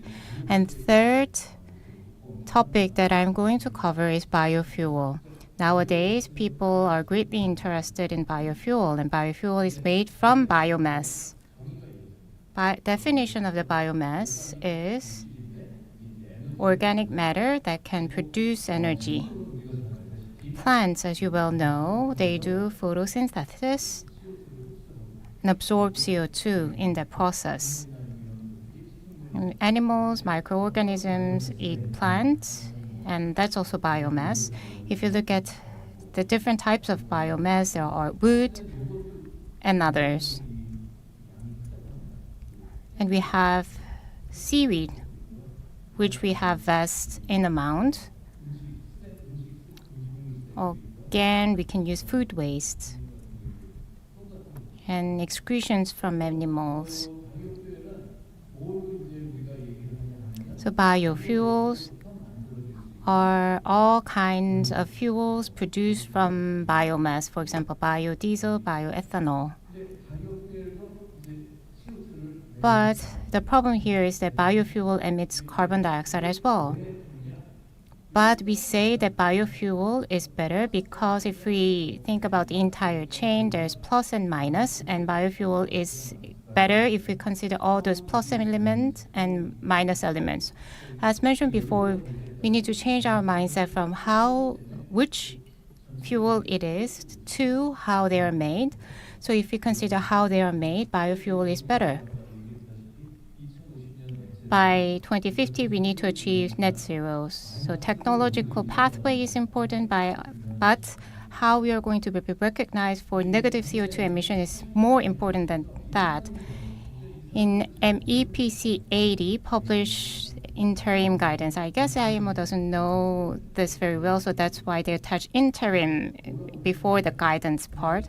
So it's an interim guidance, and it mentions that well-to-wake GHG intensity reduction should be around 65% compared to fossil fuel.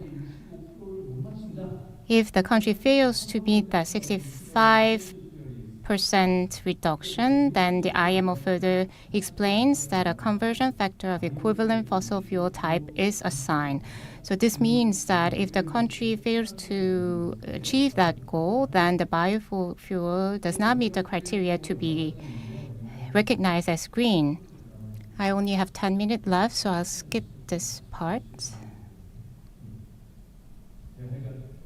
Anyway, I'll do my best to cover all these. We have vegetable oils and other sources. As feedstock, again, we have wood, fat, oil, grease, and from this we can make renewable diesel, biodiesel. So for the fuel which have renewables in the term, you need to pay attention to that. To produce biofuel, as you know, there are some controversies because biofuels are made from edible material. To cut CO2, then people ask whether it is okay to use edible material. In 2000, the price of edible biomasses increased significantly. If we introduce wrong biofuel policy, then we may have to invest a lot, yet the biofuel production will end up creating another negative impact. And still, the GHG emission will still be similar or more. And for the poorer country who suffer from famine, then there can be some issues there because of the food security. And another controversy is LUC, land use change.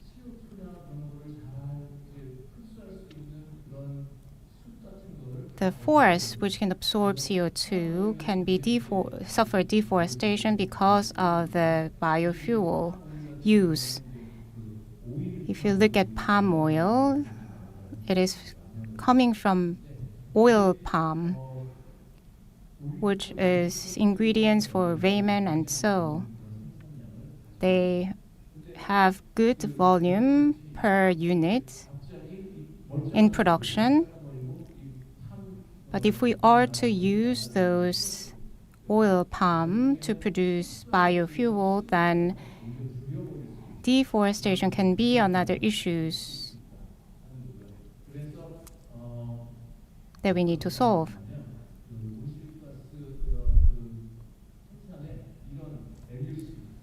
So another opinion is that to incorporate the GHG generation from LUC within the well-to-wake criteria. On the right-hand side, you can see a table which shows production volume of wheat, corn, and sugarcane. As you can see, a lot of CO2 is produced due to land use change. So from a bigger picture, GHG emission is far higher if there is a land use change. Next, the 65% reduction part required by MEPC 80. For edible biomass or biofuel or oil crop biofuel, these type of sources cannot meet the 65% requirement of MEPC 80. We need to turn our eyes from edible sources of biofuel then to other feedstock, taking into account how they are made. On the right side, you can see a graph picturing well-to-wake GHG emission. Sugar beet, corn, other cereals. So the 65% mark is the red line. The only source that can meet this criteria is wheat straw produce ethanol. And for the biodiesel part, waste cooking oil and animal fats are two feedstocks that can meet that 65% reduction criteria. So without considering the well-to-wake and these type of concerns, it is meaningless. Next is e-fuel. This is another hot topic. E-fuel will have to use renewable carbon sources to produce hydrogen and then produce electricity.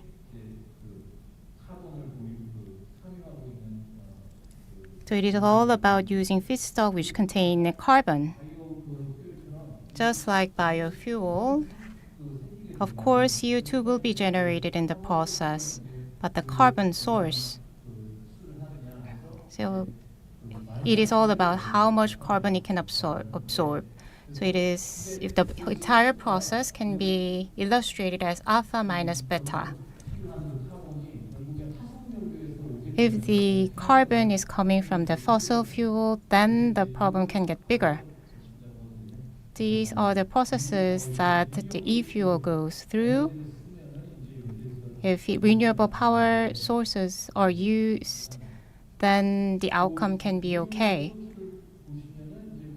For example, renewable CO2, direct air capture or DAC, then the net zero can be reached because we absorb CO2 from atmosphere and make the biofuel and make renewable sources of energies, and that's okay. But for feedstock that are non-renewable, and if using non-renewable CO2, for example, steel mill or other thermal power plant, if we make the CO2, use the CO2 of those sources, then the entire well-to-wake does not meet the guideline. Again, case 1, renewable CO2 case is okay, but non-renewable CO2 case is worse.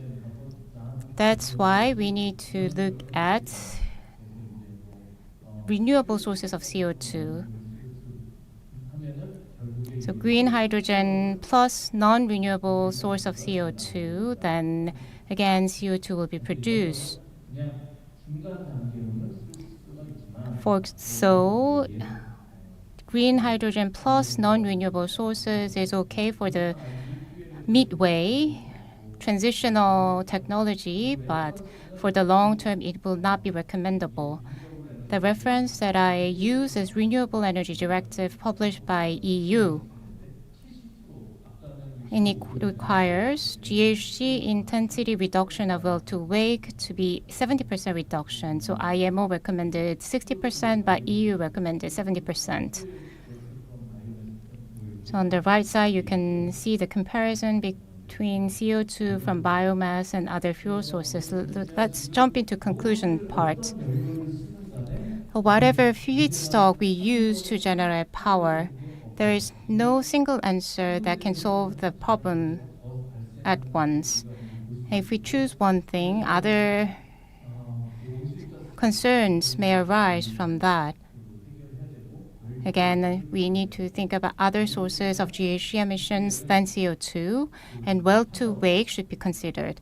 And third, if we are to make biofuels and e-fuels, then the sources should be renewable, other than the non-renewable CO2 sources such as steel mill and thermal power plant. So let's go back to this slide again. Rules and regulations are important, so we need to govern the rules and regulations. That's my conclusion.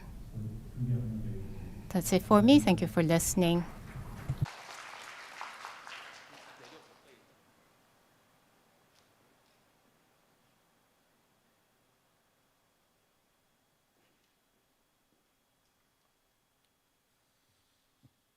예, 첫 번째 Thank you for being the first speaker. Once again, I would like to invite all of you to give Professor Lee a big hand. As you heard from his presentation, we talk a lot about the future direction of alternative fuels. It is not that we can change how we design a vessel and ship every 10 years, right? That needs to continue for like 20 to 30 once we build a vessel, right? We cannot just only scrap the vessels that we use, right? So that really contains a lot of concerns and considerations to make. And Professor Lee, I think, talked about a very important issue. I think his presentation gave us a lot of food for thought. Thank you for your presentation. And next speaker is Managing Director Lee Kang-gi. He is Managing Director of Australian company AVL.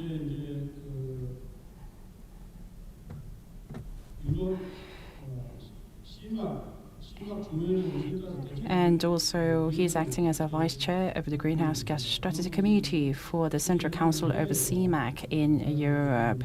And also, there are many hats that he is wearing. For example, he's teaching students abroad, and he is a renowned figure for engine making expertise. And also, he has been serving as the CEO of a company which has a great expertise in engine making for vessels. He's going to talk about sustainable ports and green shipping corridors, the impact of new marine fuels and port operations. Please welcome him with a big hand.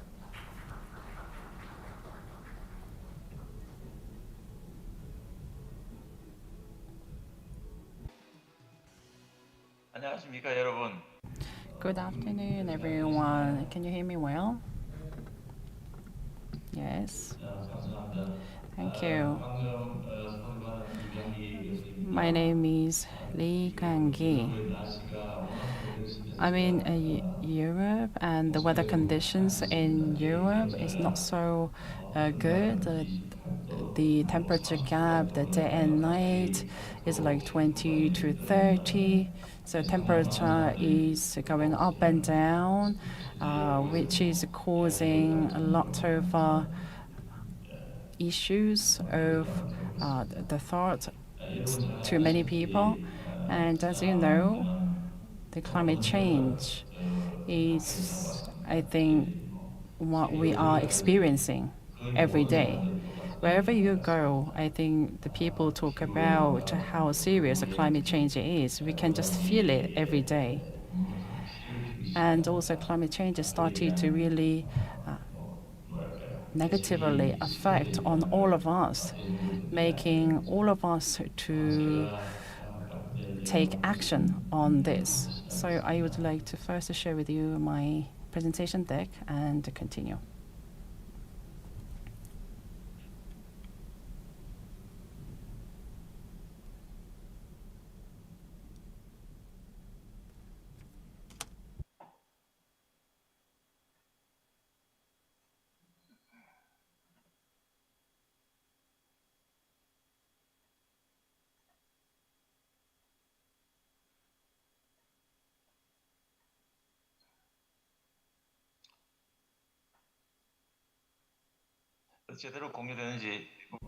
So hope you can see my presentation deck. Chairperson, can you see my presentation deck? Yes, we all can.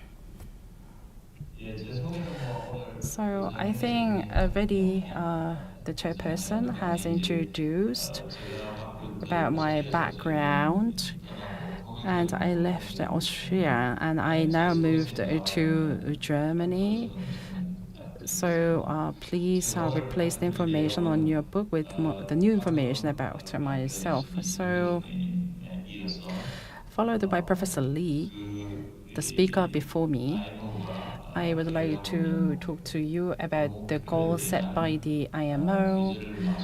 And also there are so many measures to abide by regulations set by the IMO. So I think Professor Lee well drew overall picture focusing on some fields.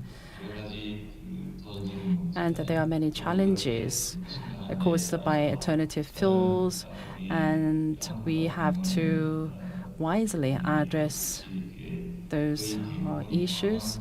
And half of the GDP is generated by port industry. So I would like to specifically focus on the maritime fuels and their impact on port operation. 저는 주로 유럽을 중심으로 So 여러 가지 환경 기반의 I 여러 가지 법안이라든지 serve 새로운 아이디어가 만들어질 때 myself 참가할 수 있는 기회를 as a person who take participation in decision making around regulations and also rules in the EU. So based on the experiences that I have been having, I would like to reflect my experiences on also the Korea's port industry. We are a relatively small country and we are heavily dependent on shipbuilding industry. So the shipbuilding industry is a flagship industry of Korea. Korea is the nation of a flagship. Korea is the nation of a shipbuilding industry. So that means there are many advantages that we can enjoy. However, there are also downsides to it. And I would like to specifically tell you, focusing on port operation. Before I begin, I wish all of you the best of luck and also good health. And I would like to ask for your effort so that we can live free from climate change issues. We talk about how we can reduce carbon emissions and also greenhouse gases. So please join the collective efforts for reducing greenhouse gases. Till a few hours ago, EU decarbonization conference is what I have attended, and that's why I feel a bit uncomfortable with my throat. Sorry for that. Again, I would like to talk about the maritime fuels environment and how that has been changed. What's pleasant is that many people talk about not only carbon emissions but also to reduce greenhouse gases. I think that really makes me pleasant. Last year, many people talked about carbon-free, but I think entering into this year, more and more people talk about reduction of greenhouse gases. And I would like to just add on what's been addressed by the speaker before me. So, in the process of overcoming these issues, we need to know what the future holds, right?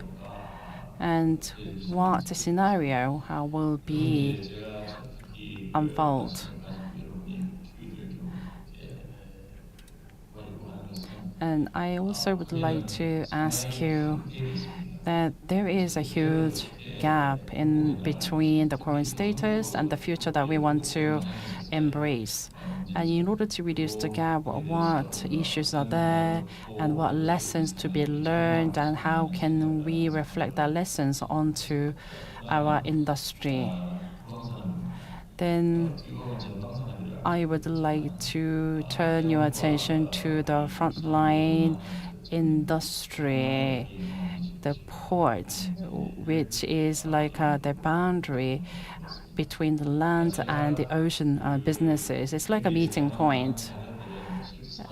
And all the information that I have put into our slide deck is also actual data information utilized by the site. As you know, the amount of the fuels consumed by individual vessel is huge. So if you cannot get hold of the economic value, economic benefit, we cannot use the fuels, and also stability is very important. So for these two reasons, economic value and also stability, there are many issues to be addressed. And also the vessels need to be able to travel across the world. So availability is very important. And also when the British Empire declared that it is the nation of the sun, which is forever shining, back then the fuels for the vessels was like coal, solid fuel back then. And that's why the British Empire tried to have a place to supply the coals to the British vessels. So the coal was the main source of energy in the past until 1912. And in 1912, a huge change took place.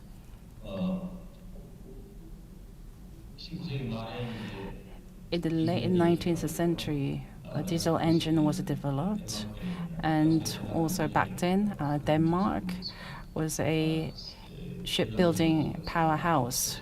From the Tilleva shipbuilding yard, the first fluid fuel, the liquid fuel, was developed, and it was something that was unprecedented back then, because there was only one place where you can you can supply liquid fuel. And there was one single place, for example, oil station, which to supply the liquid fuel to the vessel. Back then, Prime Minister Churchill paid a visit to this place and talked about the impact of this liquid fuel. So the vessel which used liquid fuel, it had relatively small engine, but for just within 20 years of time, more than 90% of vessels started to use liquid fuel, not solid. The reason is simple. In terms of stability, it is advantageous. And also, liquid fuel is very convenient to use. So that improved working conditions. And also, we did not have to have a storage to store the coal. So in terms of the warehouse, we could use the space that we used to save the coal for storing liquid fuel. So till 2012, for about 100 years, from 1912, I don't know why, the coal was used for a century and liquid fuel was used for another century. And I think it was the December 2012, for the first time in Korea, developed and also created and also procured by Korea. 2 projects were successfully completed. So the first vessel was put together in the shipyard in the US, but which was composed of the Korean equipment and parts. So it is not too much to say that it was domestically produced. And also in a bigger shipbuilding yard, another vessel was put together, not 1, but 4, which brought about a huge change on the type of fuels that we use. And gaseous fuel, thanks to the environmental advantage. From 2012 to 2013, environmental regulation was much strengthened. So many people talked about we need to use the fuels better than the current fuels, so diesel. So normally HFO was used, and we thought that using LNG is much better in improving environment. So there are 4 conditions to be met to be used as a vessel fuel. So back then it was the very optimum fuel. But then environmental issues started to garner more attention, and we started to define the vessel fuel in a new way. Environment became the most important barometer. We had to think about whether the fuel emits CO2 or not, whether the fuel is carbon-free or not. So whether it is semi-free carbon or not. So we started to put a new definition onto the fuel. So this is ammonia-powered vessel. And the second vessel is the very first IGF vessel built by Korea, and also LNG fuel container vessel designed by the SEC. So we started to adopt new types of fuels. Of course, ammonia vessel, I think the size of the vessel will not be as large as this one because it is only staying at the conceptual stage. As I have mentioned, as well as by the Professor Lee, there are many substances which comes out of the combustion.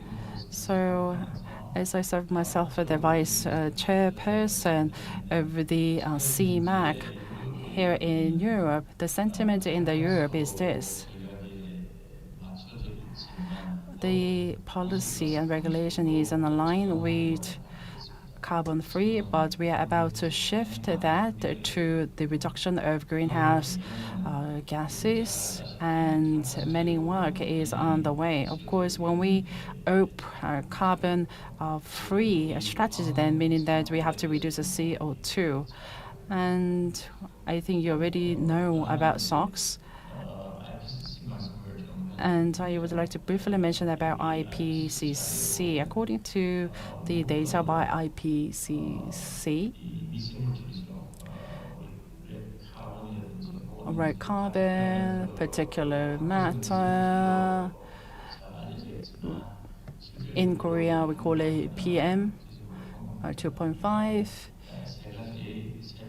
There are 3 different definitions here. You can see the biggest problem is related to particulate matter. There is a global warming potential index by IPCC. As a good example, for you to understand, I can give you this example in the process of combustion. If 1 gram of CO2 is emitted, then the equal amount of a PM is generated as well.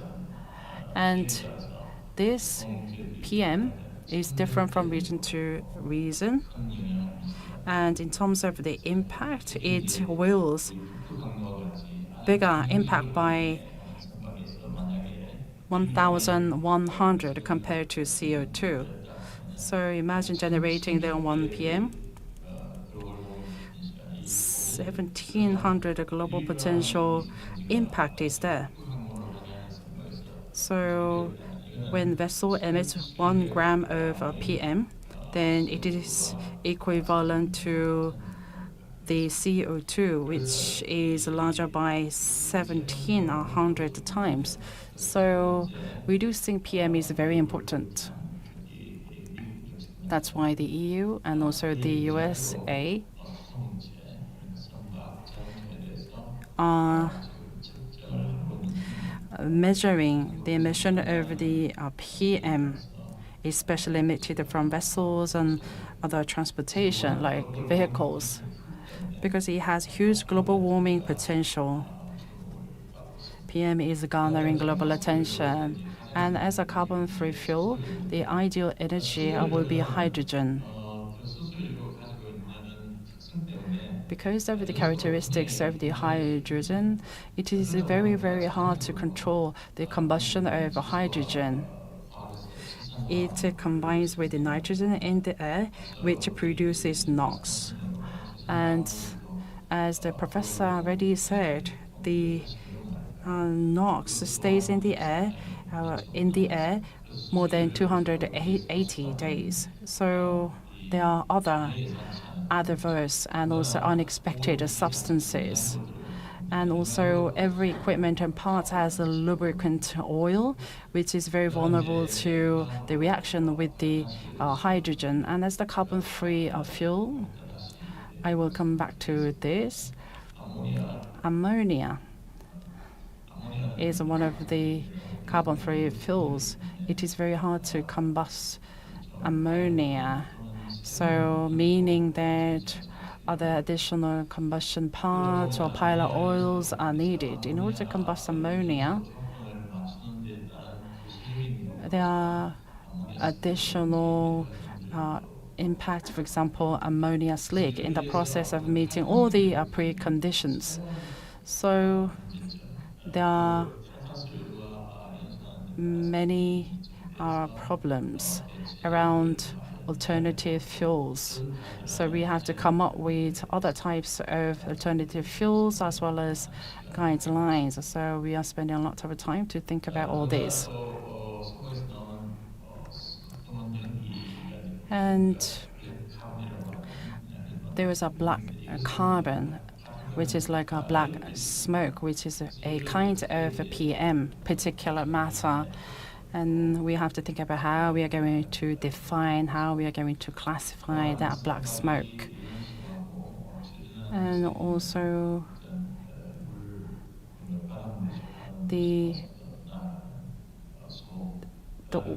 there's underwater noise and also noise in the air, all of which are also defined as harmful substances. So on the top of the definition of the harmful substances, there are harmful impacts, which really gives us food for thought on how we're going to best regulate them.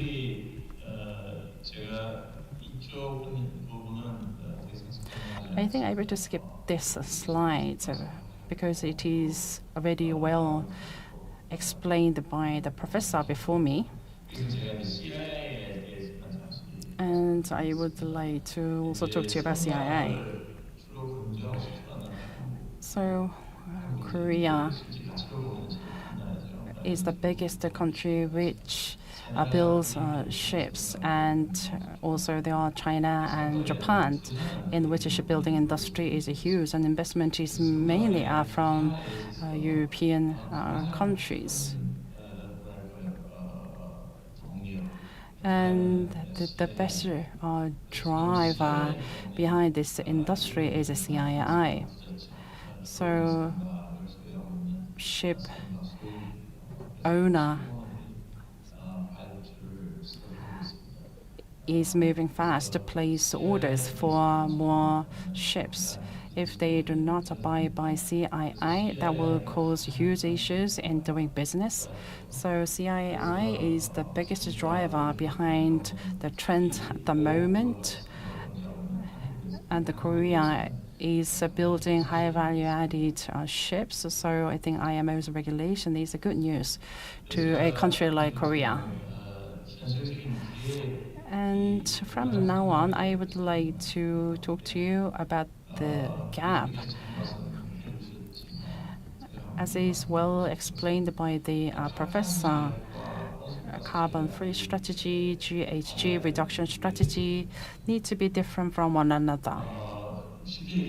To easily put, there are two things I would like to mention. One is a life cycle assessment. Up until now, we did not really think over how the fuels is being produced. And once it is filling up the tank, we mainly thought about how much energy is created and how much harmful substances are created by the energy combustion according to the current regulation. So there was a concept started to appear which is called the dirty fuels. Hydrogen, ammonia, which are carbon-free fuels. And after introducing those fuels, we know that more industry is adopting it. But the amount of the coals consumed worldwide is not decreasing because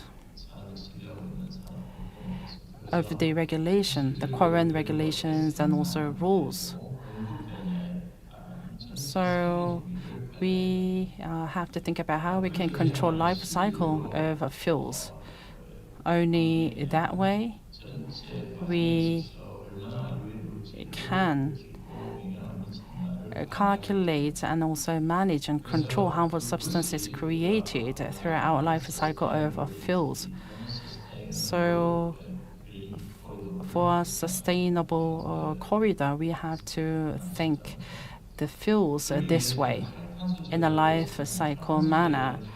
But carbon-free strategy is all about how we are going to reduce the carbon emissions, meaning that the rest of the harmful substances or the rest substances which create greenhouse gases, for example, hydrogen. Hydrogen is perfectly carbon-free fuel, but as it is combusted, more NOx is created and generated. So in this sense, definitely we have to control it throughout the life cycle. The same goes for ammonia as well. So I think focusing on CO2 is never enough.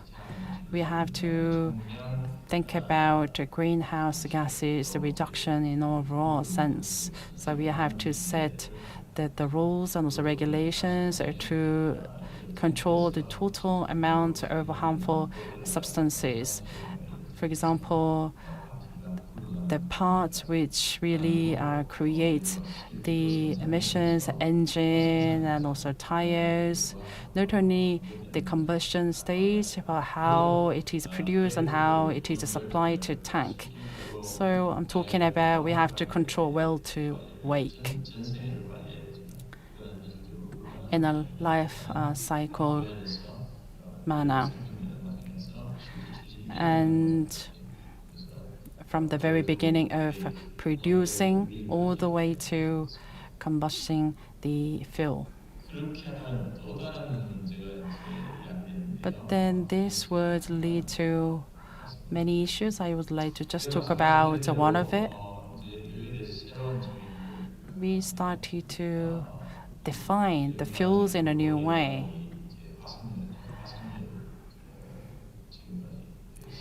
We've been using fossil fuels, so apart from that, as a new types of fuels, there are carbon-free fuels, hydrogen and ammonia.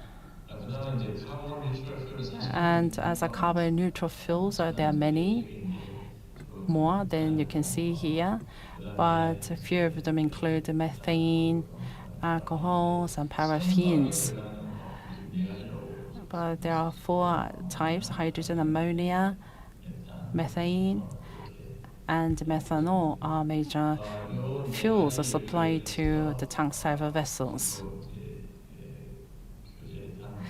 So regulatory organization, also research institutes are paying attention to 4 different fuels.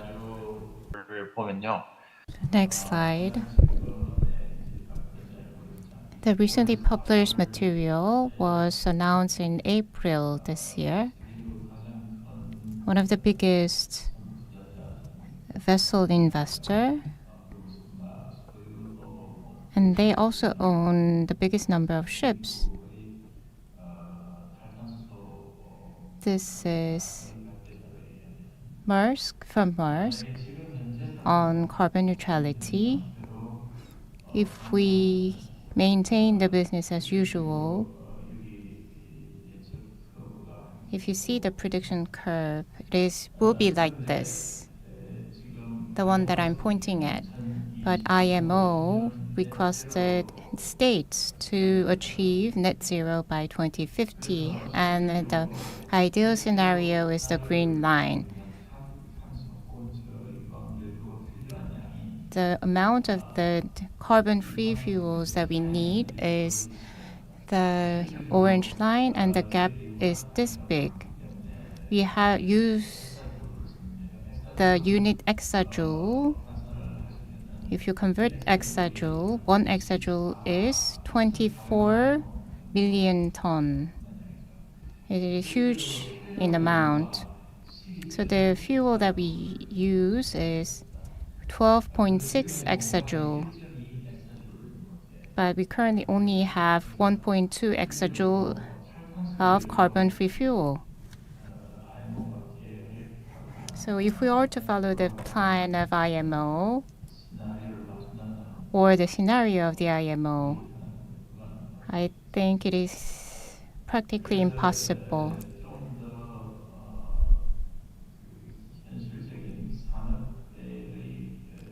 We need to be more practical and represent the voices of the industry.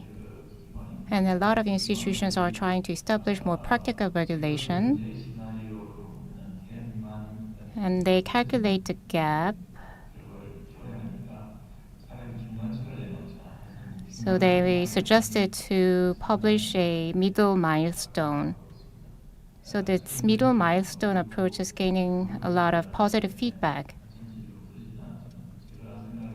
I think that middle milestone suggestion is quite persuasive, and the countries will follow suit soon.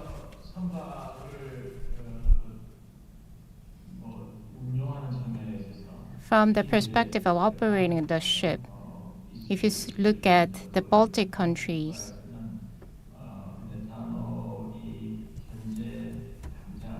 they think methanol can be a good way to convert, just like we have converted from fossil fuel to LNG. So methanol is a better option than what we currently have. So we can offer another fuel source, but as mentioned, we need to think about the industry situation and be more practical. Considering the technical readiness level, the highest possible option was at the time methanol. So that's why methanol was first introduced in the Baltic countries in their vessel, and also Korea has introduced it. We have built the first ever methanol ship here. And many ship owners and shipbuilding companies benchmark the methanol vessel to develop and get the orders from the shipping companies. But as mentioned, methanol is not the final answer and cannot be our final goal. It is just a transitional technology considering the practical situation of the industry. Again, this is not our final destination, and still we need to discover new fuel.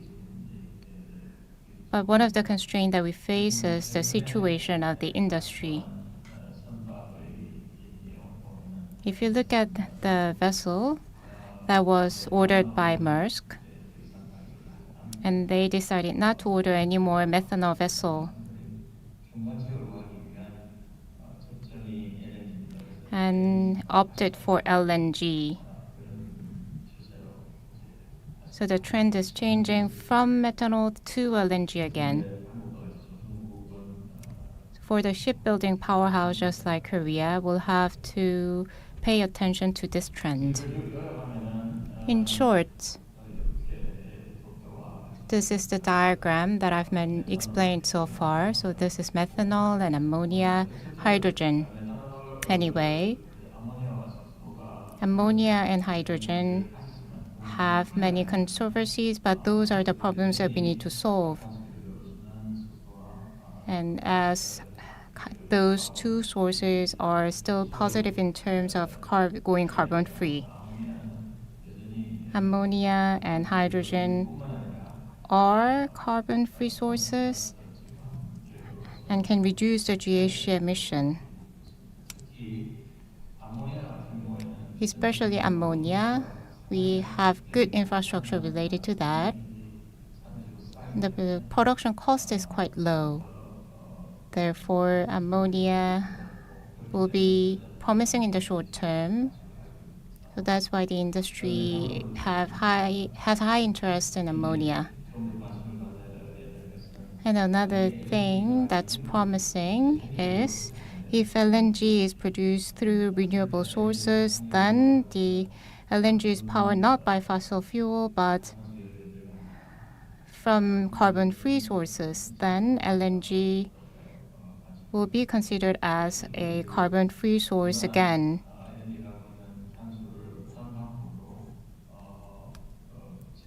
In addition, if we can capture the carbon produced by burning the LNG or capture the carbon from LNG, then it can be considered as carbon-free.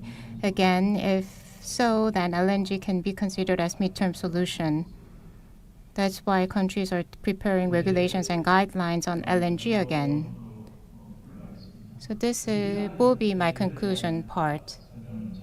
I have explained a lot of energy sources. Let's see what impact they pose on port.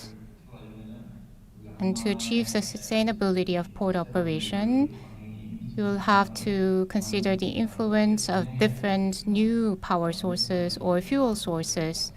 And I'll like to make some recommendations related to this. So carbon-free fuel or midterm solution for the carbon-free fuel such as LNG. We need to see the characteristics of those sources. First is that they are large in volume. If we are to store those fuels, then the tank will have to be really big. And in order to store it stably, then we need to liquefy. Then the temperature will have to go down. To secure the temperature and the scale of the storage, then we need new technology again. For example, to store it in a low temperature, we need new technology to keep it at a really low degree Celsius.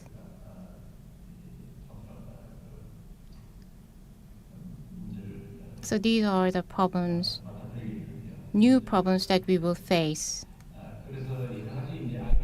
So these are the new ideas recommended. So how we are going to store these new fuels. So these are the suggested concepts. For hydrogen, we can compress it or store it in liquid or solid. And one thing is missing here. There's another option of net type storage suggested by KAIST and Norway scholars. I think that's a good way to store hydrogen. And those grid type storage can be applied not only to hydrogen but other sources of fuel as well.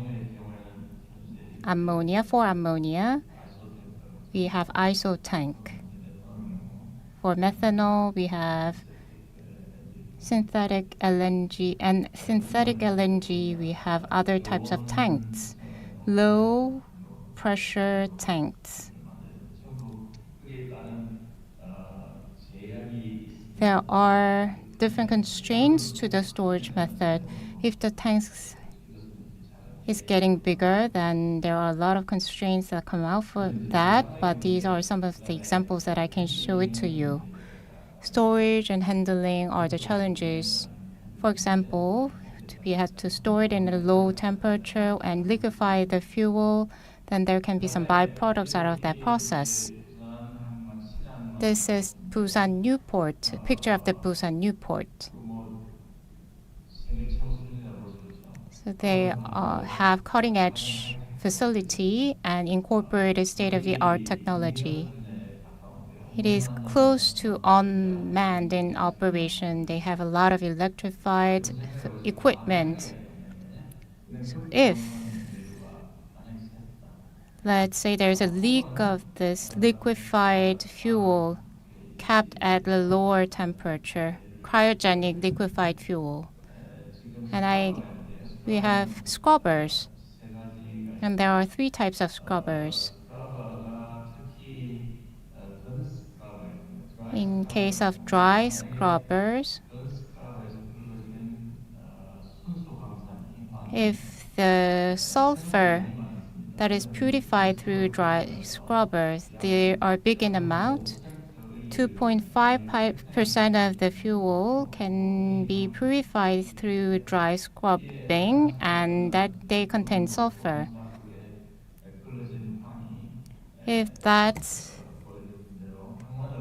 sulfur gets leaked during the process, because we'll have to discharge the sulfur in certain part of this port. Let's say 2 LNG vessels berth and discharge sulfur at the port area, apron area, then we need to solve a question on how we are going to automate this process of discharging sulfur discharge. As you may have heard from the media, if we suffer from bad weather conditions such as typhoon or heavy rain, if sulfur meets with water due to such weather condition, then SOx and other GHG sources will be created. So bad weather and harmful substances can create another risk. And ammonia, as you well know, is another risky material to handle. And the port authority will have to set up measures against these kind of scenarios.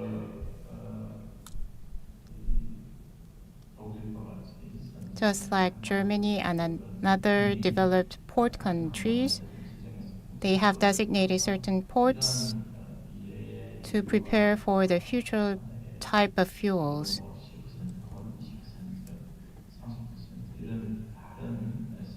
They have set up different scenarios of using 10%, 20%, or 30% of new fuel and review the countermeasures for each of that scenario. Many Korean companies are currently developing carbon capture system and making a lot of efforts to commercialize those technology.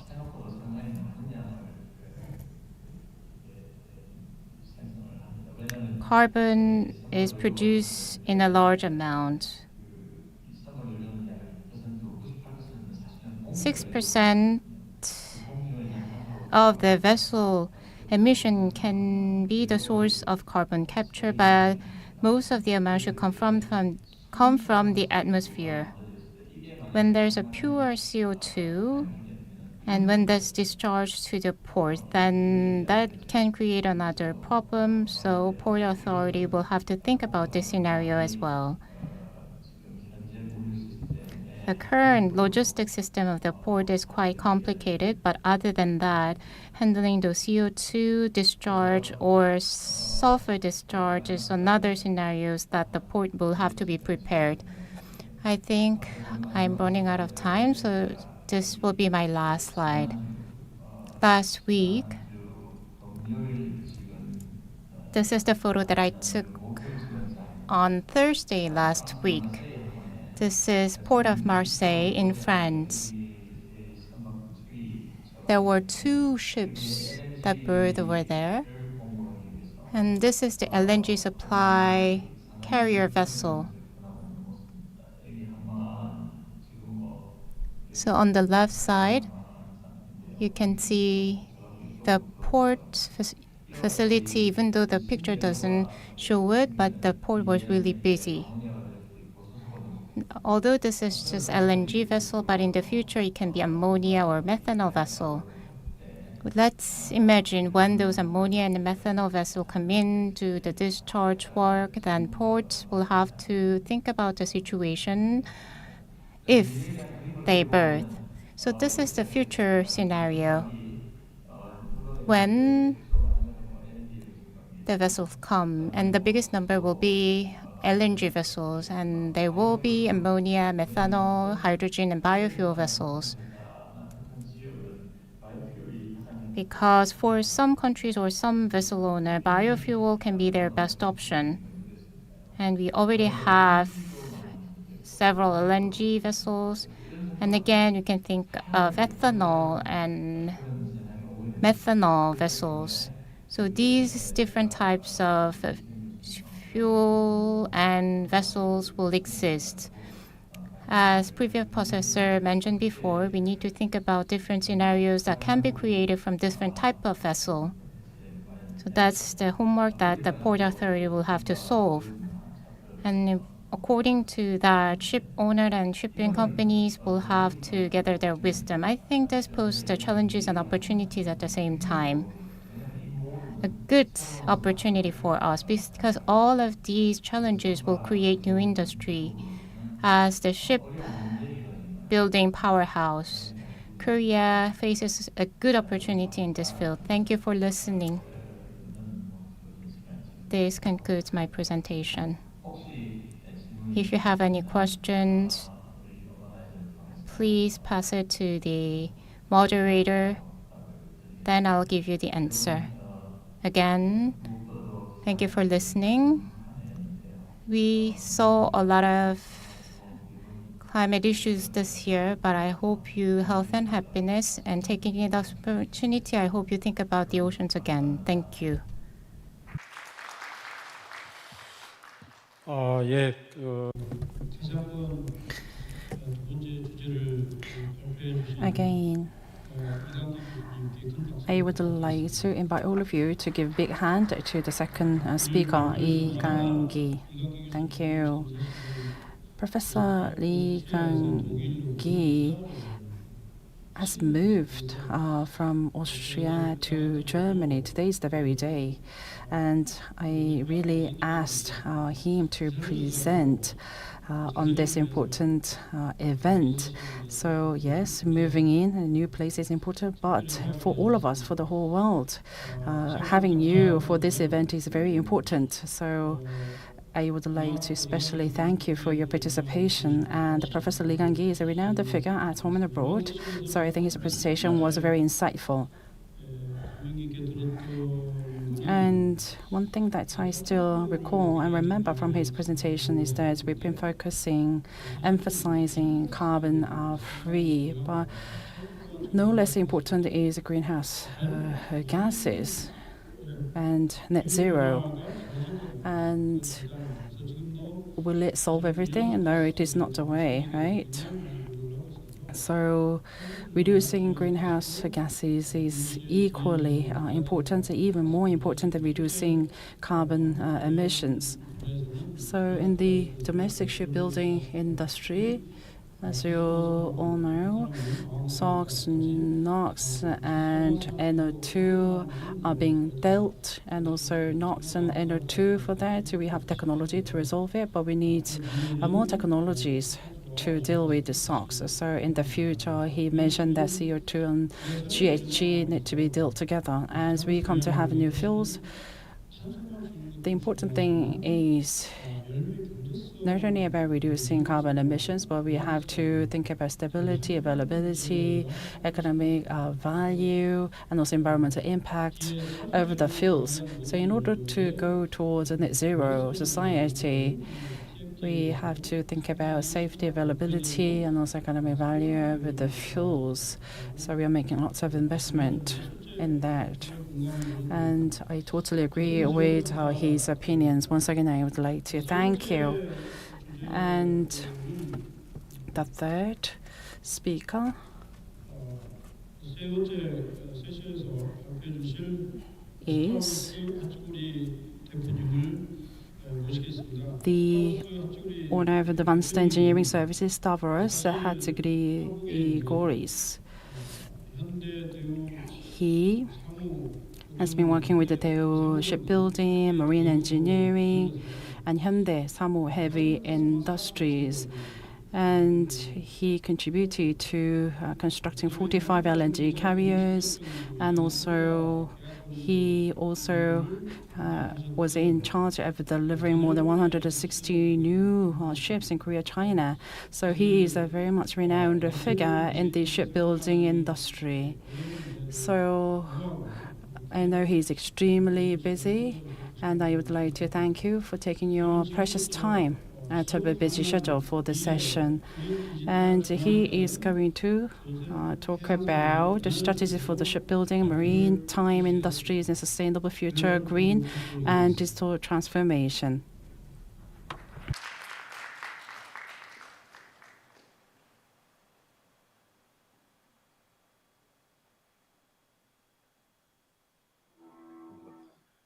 Good afternoon, everybody. Sorry for asking you to change the schedule, but I'm doing some a checkup in the hospital. I'm okay.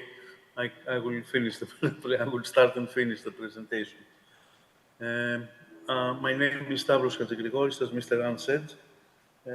I was working for the Maran Group for 40 years, today for Zodiac Maritime, and I am also doing some consulting work.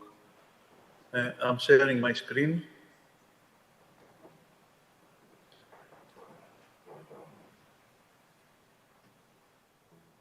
This is the title of the presentation already mentioned. These are the contents, more or less the standard contents for similar presentations. Starting from the environmental regulations, what is, I think, useful to know, and of course, people in shipping, we know it, is that out of the 100% greenhouse gases emissions globally, only 2% is from shipping, 2 to 3%. 1% is aviation, 12% is road transport. Then we have agriculture by 20%, power, electricity 29%, and the industry 29%, and the construction industry about 7%. So although shipping was asked in the past to be able to burn the residual fuels, you see that shipping is only producing 2 to 3% of the greenhouse gases, although the shipping is transporting close to 90% or a bit above 90% of the world transportation. This is the trend line for emissions from shipping. You can see that since the 90s, emissions have gone up a lot, but what was not nice, sorry for this. What was not nice is that during the past, since 2020, we have seen an increase in greenhouse gas emissions from shipping. The main reason for this is the increased transportation needs and the geopolitical issues. As everybody know, ships don't go through the Suez Canal now because of the unrest in the Middle East, and they have to go around the Cape. This is increasing greenhouse gases quite a lot. Climate change policy has been mentioned before. We have to be at zero emissions by 2050, and there are intermediate targets that, as also was said before, may be difficult to meet. CII was mentioned before. This is one of the short-term measures that IMO decided to implement. CII will be subject to revision if it is kept in place. It will be there until 2026, but IMO may decide to change it when they discuss and decide the medium-term measures, which is pretty soon. The effect of CII is to split the ships in categories. Category A is the best one. If you are category D, you have to take measures mentioned in the SEMP within 1 year. If you are, within 3 years, sorry. If you are E rating, you have to implement measures within 1 year. One of the issues is, but I believe this will be discussed again if the CII is maintained, that there are no penalties if you don't meet your CIIs. And ships can still trade, maybe in local trades, maybe with second-class charterers, but there is no mechanism. IMO forgotten to implement some measures that will send the category E vessels out of service. If we do nothing about the CII, reduce power, reduce speed, today 55% of the ships will be category D and E, and if we do nothing until 2026, 75% of the ships will be category D and E. Transportation cannot stop, so it is obvious to me that something should be done if the CII still is in force to improve ships to at least category C. IMO, as was mentioned, they have decided to, sorry, this is the European Union, they have decided to implement a trading scheme, and the trading scheme today is from tank to wake, but there are discussions, and according to the Fuel EU regulations, we will have to start taking into account the well-to-wake emissions. And this is mentioned here. Reductions have to be applied by the 1st of January 2025, and ships have already asked to pay, it's not exactly to pay, to buy credits according to the EU trading, to the ETS. Fuel compliance with EU, there are penalties. This is the formula for the penalties. I'm not going to explain it now, but it's not as difficult as it shows. And this is showing where we stand today with regulations. The UK MRV is very, very similar to the EU MRV. They just implemented it because the UK left the EU. China has the same measures, and the Clean Shipping Act of the United States are also asking for using power from ashore in case the vessels are are berthing in US ports. This map is showing the SECA, which is sulfur emissions control areas, and NECA, which is the NOx emissions control areas. NOx emissions control areas are basically the US and the North Sea, but new areas will be added as time passes. There are, apart from the international regulations, there are also local regulations, and these are shown in this table. China looks to be quite aggressive for shipping, despite the fact that, as we all know, they are not aggressive in relation to their industry. They promised that by 2020 they will not use dirty coal. They are still using dirty coals, but of course coal. But of course, China is not the only country that is still using coal. Our friends in Germany are also still using coal today. NOx, the ships have to comply with Tier 3, which is 20% of the old NOx limit. And it's not always easy to implement, because the equipment that is being used to reduce NOx, sometimes it is quite complex and not very reliable. The way to deal with NOx is exhaust gas recirculation, or two kinds of selective catalytic reactors, high pressure and low pressure. Today, from what I see, it is the high pressure SCR that is dominating the market, of course, depending also on the size of the engines. New regulations since 2016, if I'm not mistaken, Polar Code and the use of heavy fuel oil has been banned from vessels that are trading in the polar area, Arctic and Antarctic. Underwater noise, this is another issue. People are complaining, non-governmental organizations are complaining that fish, and especially whales, do not like do not like the noise. And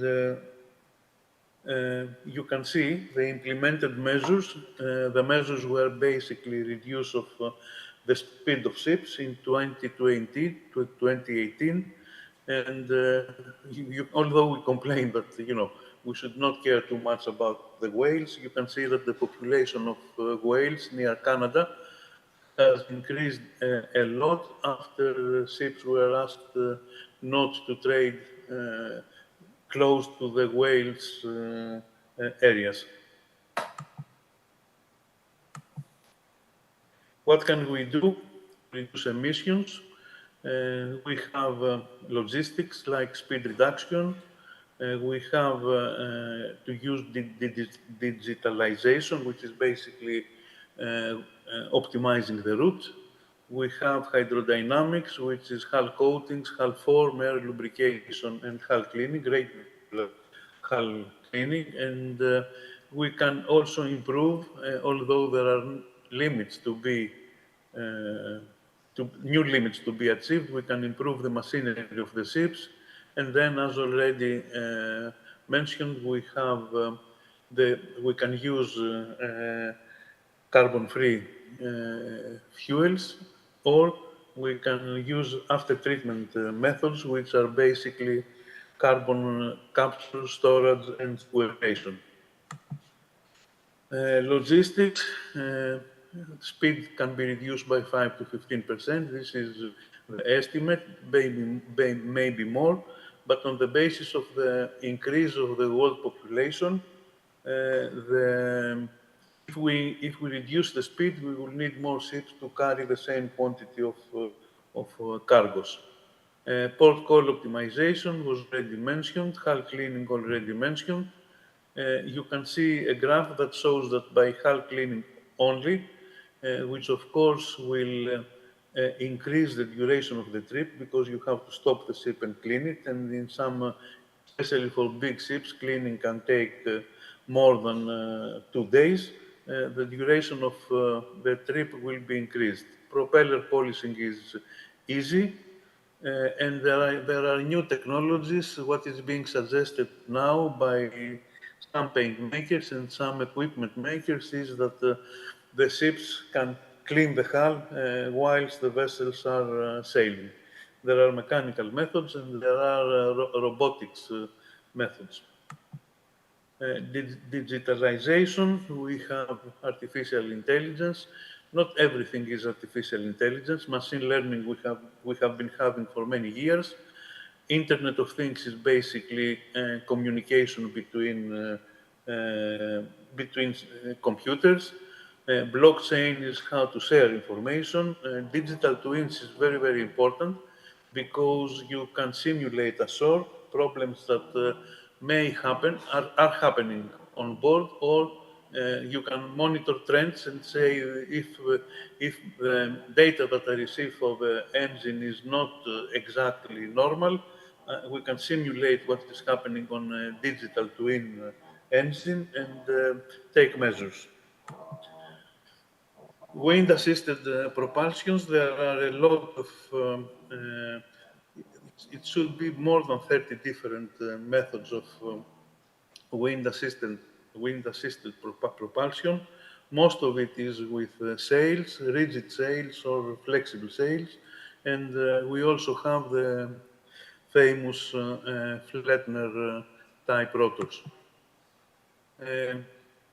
To be able to take advantage of the winds, we must study very, very well what are the winds on the route of a ship.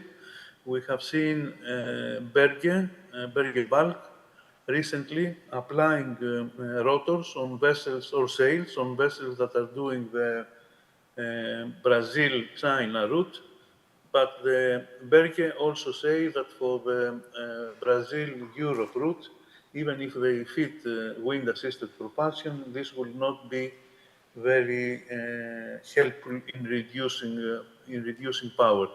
What they have done now, and this is a very clever solution, is they have removed one ship from, or they will remove one ship from the Brazil-China route and use this vessel in the Brazil-Europe route to see if they find any benefit by applying wind-assisted propulsion for the Brazil-Europe route.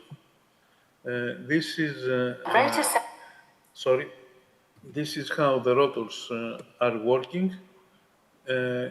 Rotor sails are switched on automatically and rotated by an electric motor. Automatic As use the wind flow meets the spinning to rotor improve the sails, efficiency, an and the aerodynamic phenomenon called the Magnus effect comes into let's say, action. advantage The for wind in front today's of the rotor sail rotors is accelerated as it's dragged in the direction of the spin. be This faster inclined, moving or wind they has can a lower move pressure. at the aft part of the Meanwhile, the ship, or wind the behind forward the part of rotor the ship, sail or slows, the causing an proper increase in starboard pressure. side. This It's a difference in Magnus pressure effect. pushes the rotor.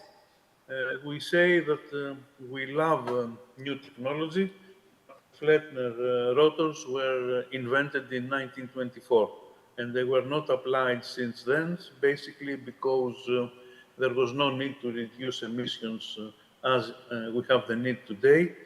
And also they are pretty expensive.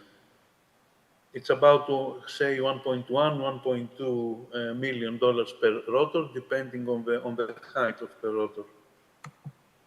Other designs, we have quite a few. They all claim that they improve the propulsion, but of course there are certain rudder designs that cannot be applied for big ships. The structural design is difficult to change. We say that again that we invent everything today. Here you can see a vessel built during the Second World War, and you can see that it has a twisted rudder, not perfectly twisted, but twisted in two different parts. Optimizing design, a lot of companies today, the vessels have been designed, the vessels that are now 10, 15 years old, but even 5 years old, they have been optimized for higher speeds. Now, because of the EXI regulations, we have to reduce the speed, and we can optimize again both the bulbous bow and the propeller to a new operating profile. You can see the difference between the two designs. You can also see here again, It seems that I am nostalgic with old technology. On the left-hand side, you can see a 1975 built VLCC built in the United States, no bulbous bow. Then a 2000 built VLCC, and now we are back to the non-bulbous bow design. This is a small video showing how the bulbous bow can be changed. You don't need much time.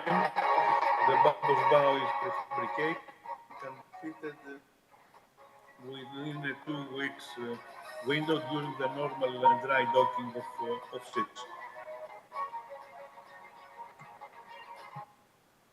Propeller design, again, pretty important.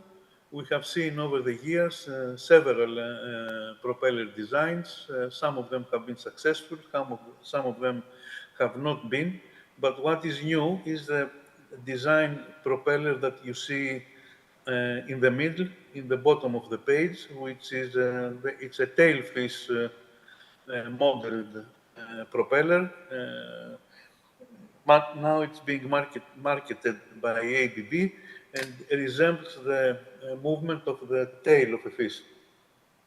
And of course, people say that what nature is doing is the best available solution.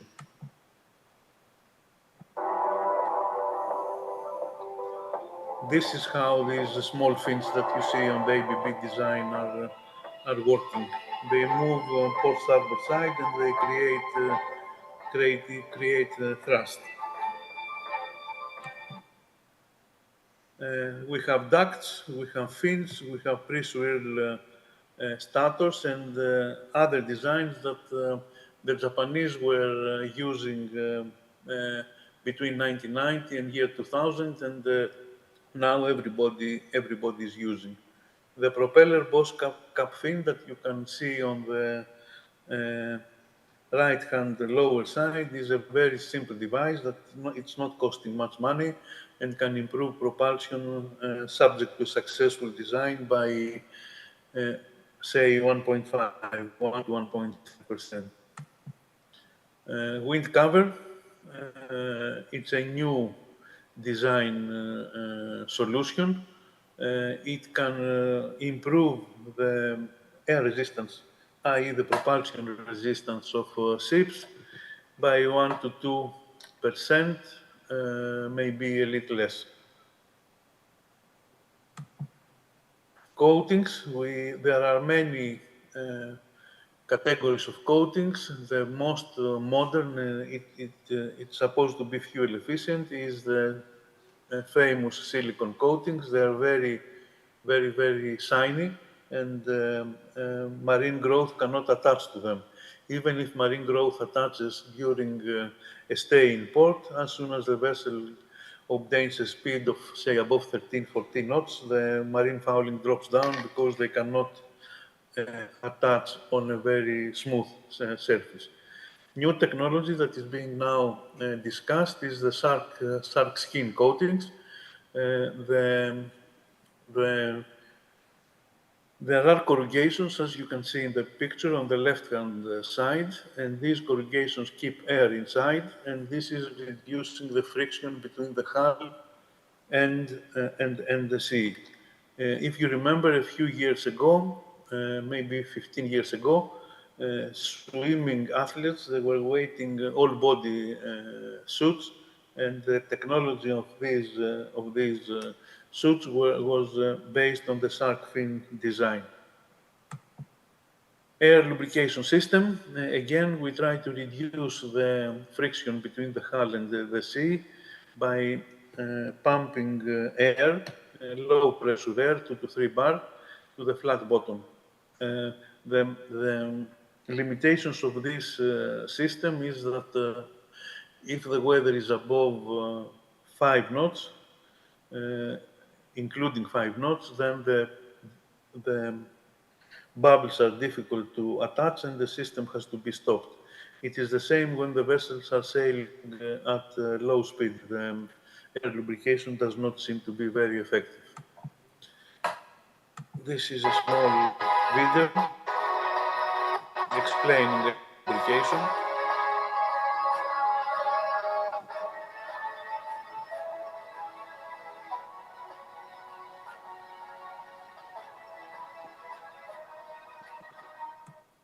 There are now about 400 and maybe more ships that have been fitted with the air lubrication system. And this is a clever new design proposed by one of the Korean yards. You can see that they have the navigation bridge forward, and this is increasing container carrying capacity.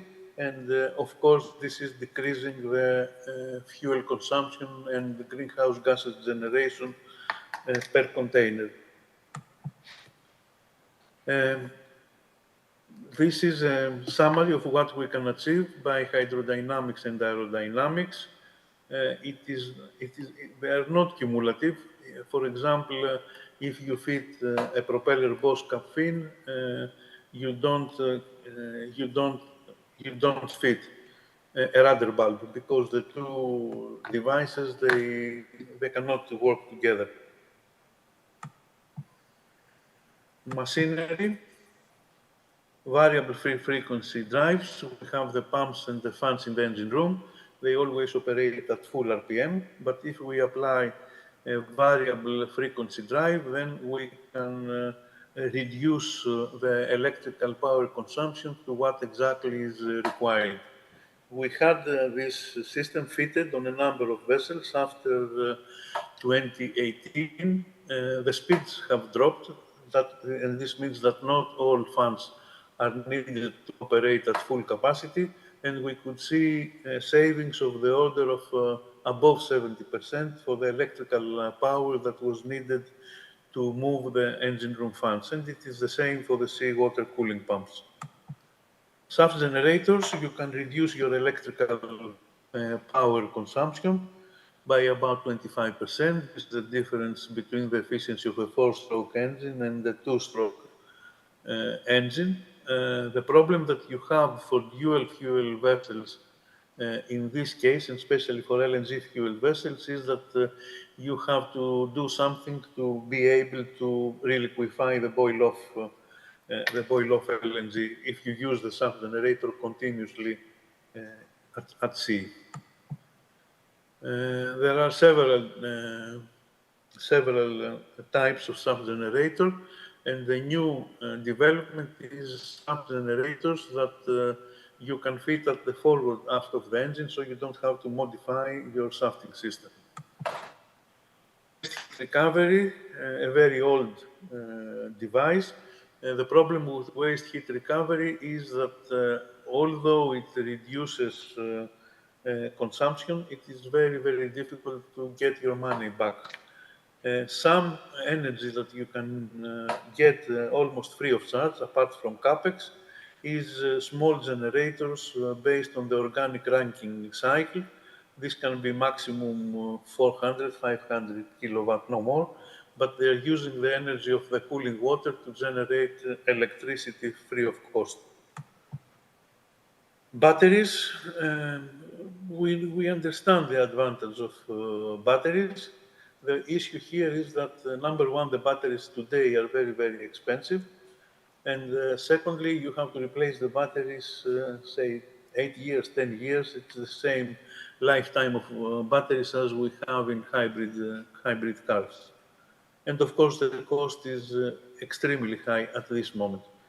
We asked a battery company, not recently, about 2 years ago, what will be the cost of having batteries to provide sufficient power for 2 days in port for a container ship with 2,000 reefer plugs.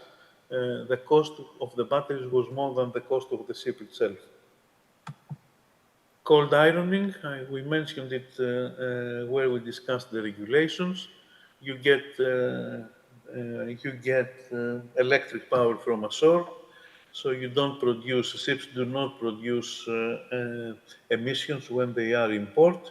The issue there is it's not an expensive system, but the problem here is that The port infrastructure has not followed, and very few ports now can provide alternative maritime power to ships. Part load optimization, I had it before. All ships have to reduce their sailing power, apart from very successful hydrodynamically designs, and it will be useful not to just reduce power, but also to try to optimize the engine at the new power requirement. Water emulsion, some people may laugh, but this is a very old, again, invention.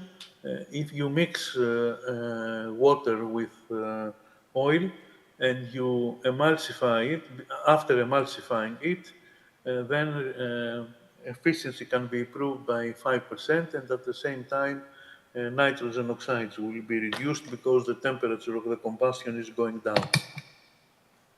Main engine upgrades related to loss of reduction of power, and also new devices that the engine licensors are proposing. A new update is the sequential turbocharging, and another update, and I don't believe that, I think only one engine has been soft tested, is the variable compression ratio, which changes the length of the piston rod, and in this way it changes the combustion pressure and improves efficiency. 8 to 10 grams per kilowatt hour is about 6-7% of the fuel consumption of the engine. Electronic control, it helps, and we can also change the lighting system of the ships. You can do it on existing ships, you can do it on new ships. Now I think most of the shipyards, they are proposing LED lights as a standard. As you know, the economy that you can get from LED in comparison to fluorescent is maybe 60 to 70%, maybe a little more. Maximum power savings for the energy, for the machinery updates. This is what you can get. Again, these are not all cumulative, but you can see that, say, on average, an improvement in efficiency of the order of 15% if you do everything is achievable. Fuels already mentioned. We have a lot of new fuels. We have a lot of colors for the new fuels. We have gray, we have green, we have yellow, we have blue, we have turquoise, we have pink. So buyers and owners must be very, very careful with the selection of the fuels. It is not only about reducing greenhouse gases, it's also about availability, it's about creating the infrastructure, and it's about total cost. We have synthetic fuels. These were available since the Second World War. The Germans were using it when they lost the fuel supplies from Romania and other countries. We have also e-fuels, biofuels, etc., etc. I think KK mentioned a lot about fuels, so I'm not going to insist on this. What we have seen, what is available today is technology to use biofuels, it is technology to use LNG, it is technology to use methanol. Hydrogen is not here yet, and the issue with hydrogen is more the issue of storing the hydrogen on board in liquid form at minus 256. What we have seen recently is 6-7 conversions of existing ships to methanol, and of course a large number of methanol ships have been ordered. but the trend as we speak today is again to go back to LNG. Ammonia engines will be ready by 2026, although the initial estimate was the end of 24. This is the status of technology according to its fuel that we mentioned. Green means that the technology is available. Red means that we are far away from achieving the technology. Prices, there are many estimates about prices. You can see a comparison there. If it is correct or not, sorry, but I cannot tell you because a lot will depend on what kind of investment the producers will do and if the government will cover part of this investment. But there are now a lot of discussions taking place about methanol and ammonia producing facilities. Total cost, which is price, plus the penalties that somebody has to pay today. As you can see, LNG is fine, but LNG, as we know, is a transient fuel, not a fuel that we can keep until 2050, unless it is green LNG. And what we also see, for example, if we talk about ammonia, we see that the ammonia total cost seems to be quite high. Oops. This is some information about the availability of possible fuels, and this is the engine technology readiness that it's also discussed in the table that I showed you before. Dual fuel engines, I think we cannot live anymore without the dual fuel engines, and there are a number of ships that are being converted, not all ships, because everything is related to how much money you have to spend and how quickly you will amortize your money, but there are discussions about conversions and re-enginings. This is a slide that shows how a vessel can be converted to LNG. The conversion work begins at the repair shipyard. The main engine takes about 8 weeks to convert from diesel to gas mode. The vessel needs to stay at the repair shipyard for about 18 weeks. And upon completion of conversion, trial and commissioning follows before something delivery. that is visible, it's feasible, but today, just to give you an idea, if you order an Aframax vessel, the cost of having a dual fuel Aframax is about 14 million, pushing the price of an Aframax tanker up to 85 million for a new building. And it's about 20 million for a VLCC. Methane slip is an issue.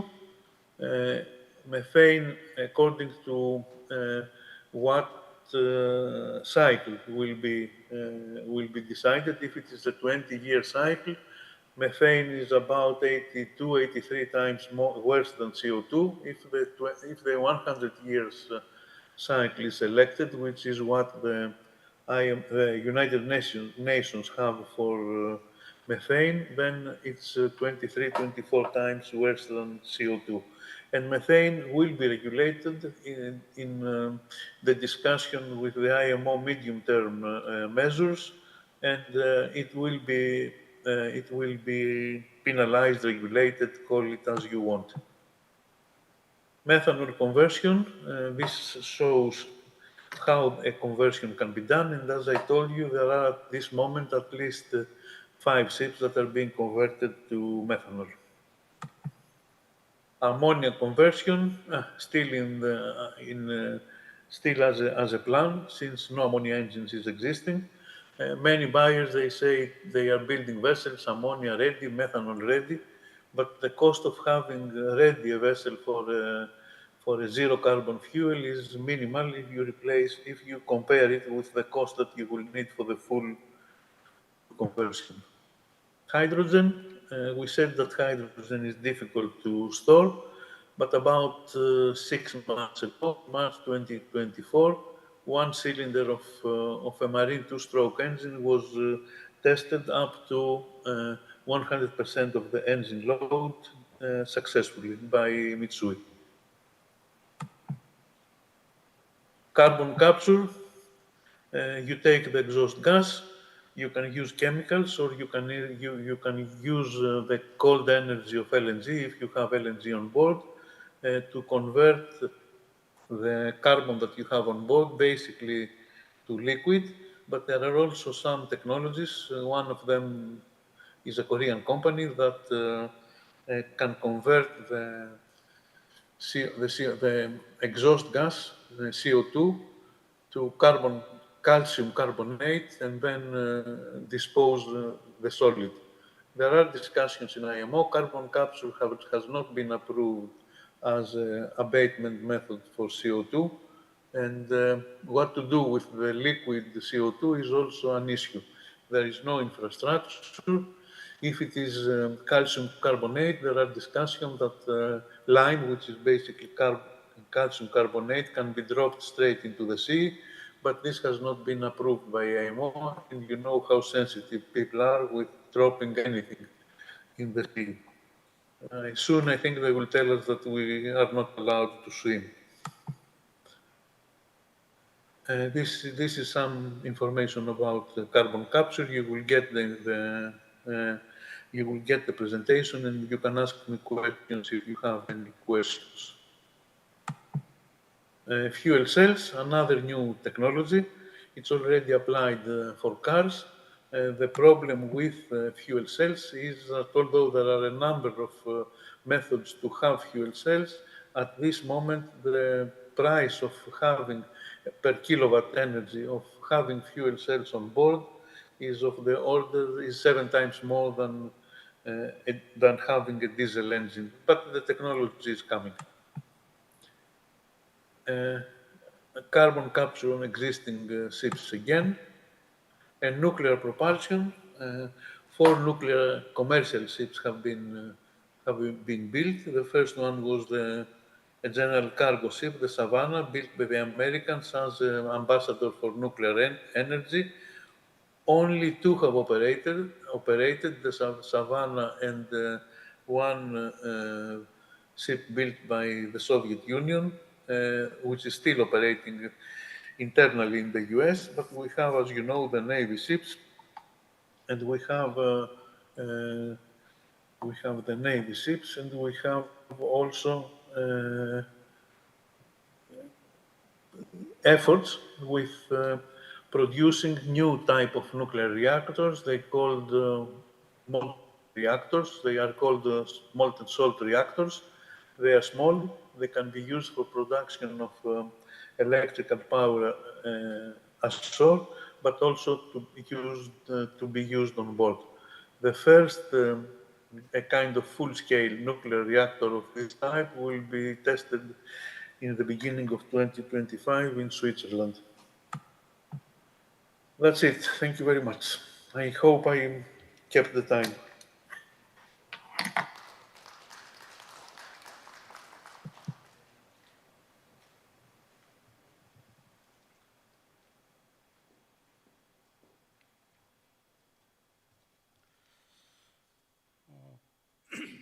다시 한번 Once again, so we are talking about sustainable future and green digital transformation. We saw a lot of strategies to achieve that goal. We talked about greenhouse gas emission reduction methods and economic statistics behind each technology. I would like to thank the speaker, Stavros. Mr. Stavros, please give him a big round of applause.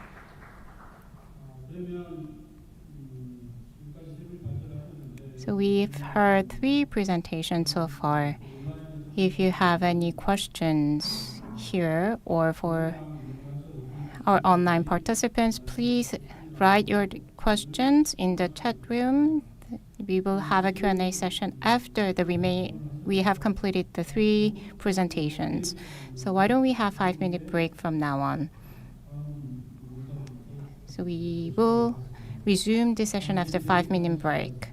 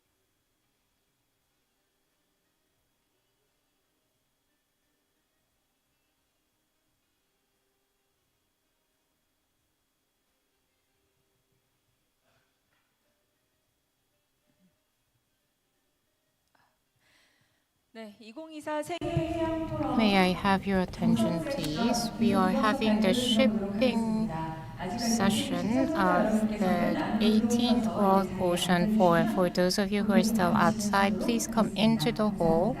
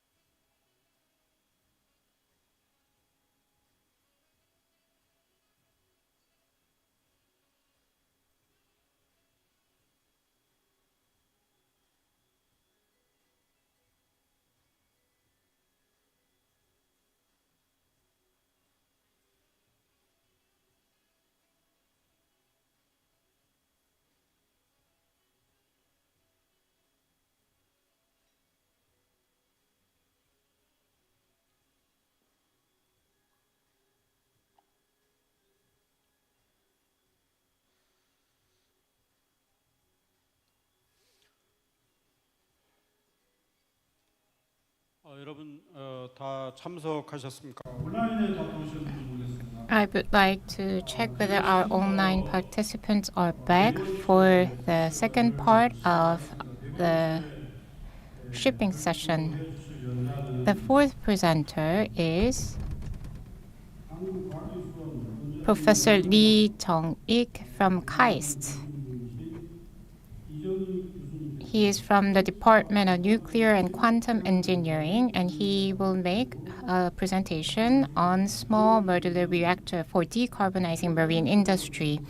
He is currently professor at KAIST, and he conducted research in marine nuclear power, SMR, next generation nuclear power, and power conversion technology. He is the director and council member of the Korea Nuclear Society and serves as the director of Korean Society of Fluid Machinery. He is also a member of Korean Academy of Science and Technology and actively participates in various government committees, including ARDP project of Korea.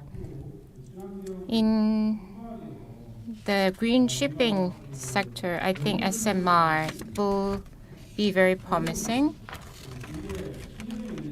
because it can be a future source of renewable energy which does not use any feedstock. Although there are many challenges to be solved to further develop the technology, but SMR is different from the conventional nuclear power plant that we know. So I think this will be a sustainable source of energy. So from now on, let's invite Professor Lee Jung-ik on SMR.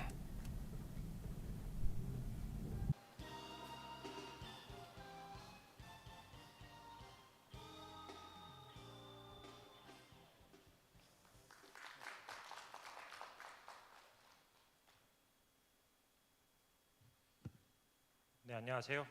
Good afternoon. I am Lee Jung-ik from KAIST.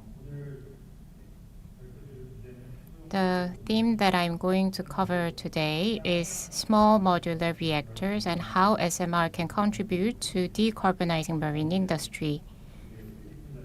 First of all, thank you for inviting me to this meaningful forum. And during the coffee break, I've met some people. When I was in high school, after passing the college entrance exam, I had to select one field, and my father is a professor at ship engineering, so he persuaded me to select another course of study. So that's why I studied nuclear. But again, I'm coming to this ocean forum, so I think this is my destiny. And my student, I wanted him to contribute and become a doctor in nuclear field, but he has become a researcher at Korea Maritime Institute. The reason why I'm mentioning this story is because so far the nuclear power contributed in the energy generation through conventional nuclear power plants. But SMR technology can be applied to the ocean industry, and it is quite an attractive source of power. And I think the nuclear power generation, if you look at the root of that power generation, I think it came from the ocean. So that's why I'm going to cover this theme.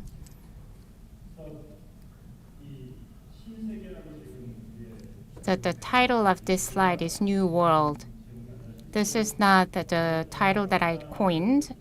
If all the scholars who study the history of the nuclear power all say that from 1940 to 1950, there was a project called Chicago Power Project, and this 10-year is called as the New World Era. And at the time, there was a project called Chicago Pile 1, and the project is to make a power plant that is made with nuclear power. Leo Szilard and Enrico Fermi, the two scientists, invented the first ever nuclear reactor. You may think of this experiment as just another attempt that was made by two different scholars to test out the nuclear power or reactor, but it wasn't. It was backed by the U.S. government. Since the start of the World War II, before the U.S. engaged in the World War II, Germany discovered the uranium nuclear fission, and they discovered the possibility of nuclear power to be used in developing nuclear weapons. So in order to know whether it can be used to make a weapon, the U.S. government wanted to test whether they can build a reactor based on nuclear power. So that was the birth of this project. And the people in charge were Leo Szilard and Enrico Fermi. Leo Szilard holds the first ever patent related to nuclear reactor, and he is a very famous physicist. And Enrico Fermi won the Nobel Prize. He is the father of neutron. They built the world's first nuclear reactor. On the left side, you can see that reactor. It's really black.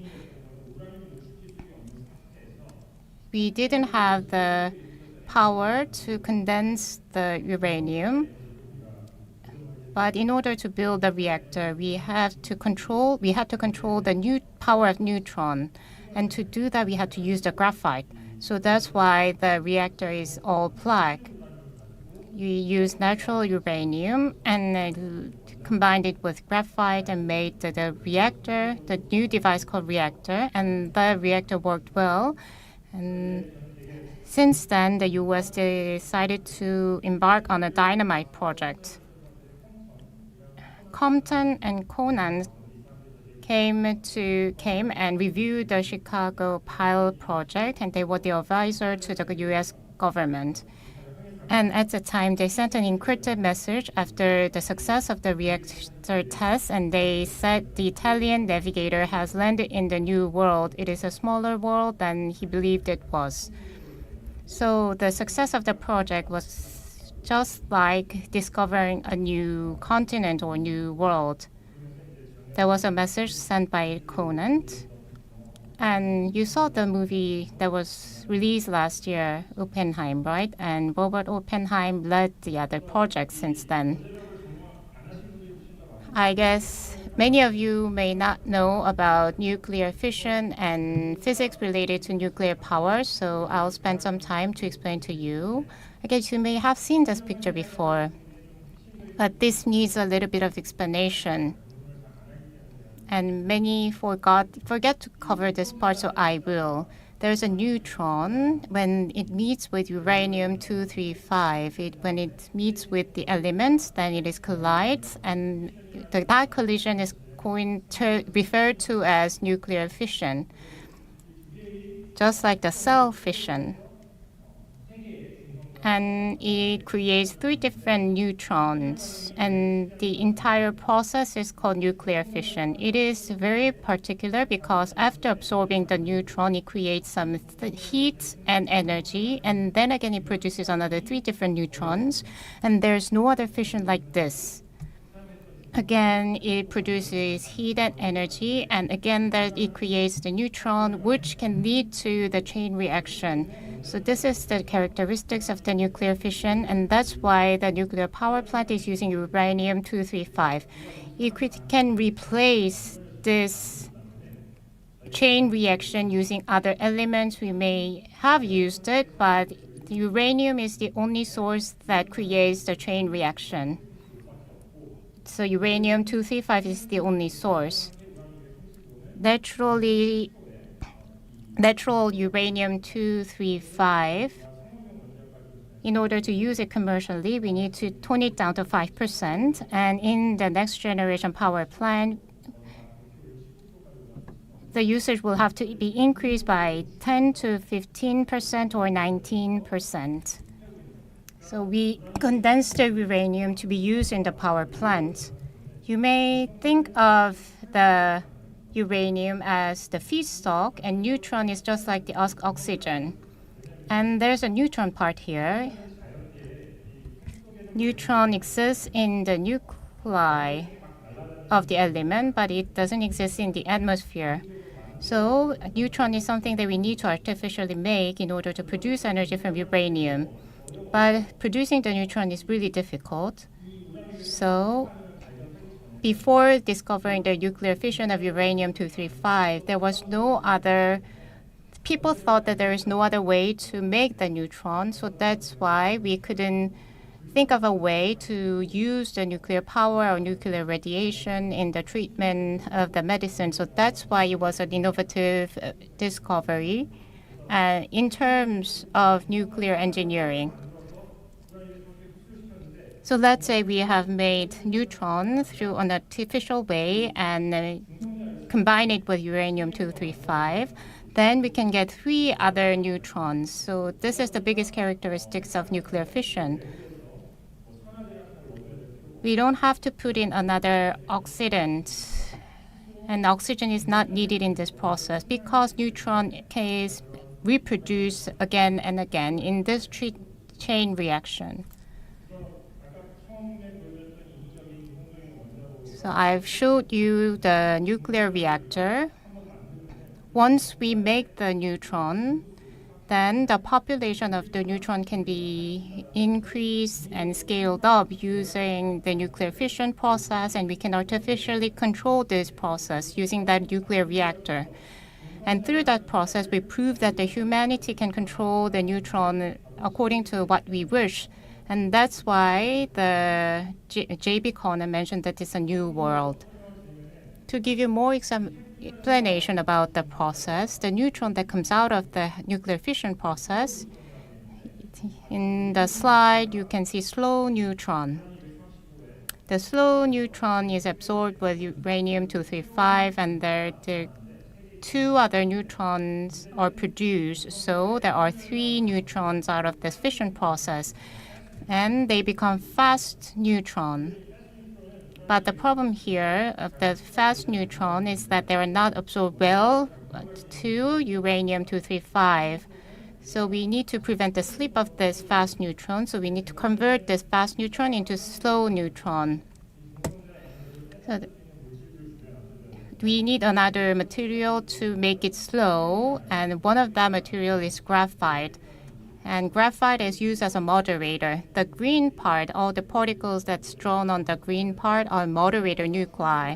If they collide with the neutron, they absorb the energy of the fast neutron and make it slow. So the function of the moderator is to make the neutron slow. And one of the important part of the nuclear reactor is the material such as graphite, which is moderator, and the raw material and coolant. So these three elements are important parts of nuclear reactors. So nuclear feedstock, moderator, and coolant. Depending on the need for the amount of the three elements, the scale can get big or small, and we can engineer it in a way that we wish. If you look at the development of the SMR, there are 70 some countries who are trying to develop SMR. They are coming up with different ways to design the reactor. The reason why we have different types of SMR design is because the combination of the three important elements are different according to the company's approach.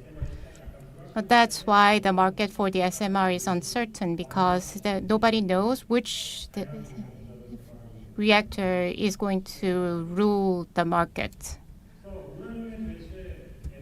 So let's look at the energy density of uranium. We compare it with carbon or oil. So the basis here is crude oil. Let's say the petrol oil is set to 1, and energy density of uranium is 2 million times higher than petrol oil. But uranium is the nuclear reaction that produces a lot of energy, the maximum amount of energy. And another way to get an energy is because it's through the nuclear fission. But through the nuclear fusion, we only can get 1/10 of the energy. So nuclear fission is the most promising way to get most amount of energy. And again, through the nuclear fission, we can get another neutron. So that's why the nuclear power plants are using nuclear fission process. I don't like the term nuclear power plant because most of the power plants, the term of the power plant or title of the power plant comes from the feedstock. But nuclear power plant, we don't use the nucleus as the feedstock. We use uranium as the feedstock, but we don't call it as uranium power plant, so I don't like the term nuclear power plant. You know that the Manhattan Project ended up with success. And after the war, the U.S. thought that Manhattan Project led to a lot of fruitful results, and they had a super gap in this science. And other countries, the U.S. thought that other countries would have difficult time in producing this same results in the nuclear development field, but other scientists got back home and they developed their nuclear power. In the 1950s, there's a man, Hyman Rickover. He set up his mind to develop nuclear propulsion vessel. He engaged in the Manhattan Project, and he had a lot of knowledge in terms of science of this field. And many people think that nuclear submarine is one of the biggest weapons that used in the 20th century, and he thought that it can be a powerful weapon. So Hyman Rickover decided to develop the nuclear-powered vessel, nuclear submarine. Other engineers who were in part of the Manhattan Project at the time mentioned that nuclear propulsion submarine will not be possible because the submarine will not be able to have or house the nuclear reactor. The nuclear reactor of the time was really big in scale, so at the time scientists thought that making a nuclear submarine will be impossible. To solve that problem, Hyman Rickover gathered General Electric engineers to solve the size of the nuclear reactor issue.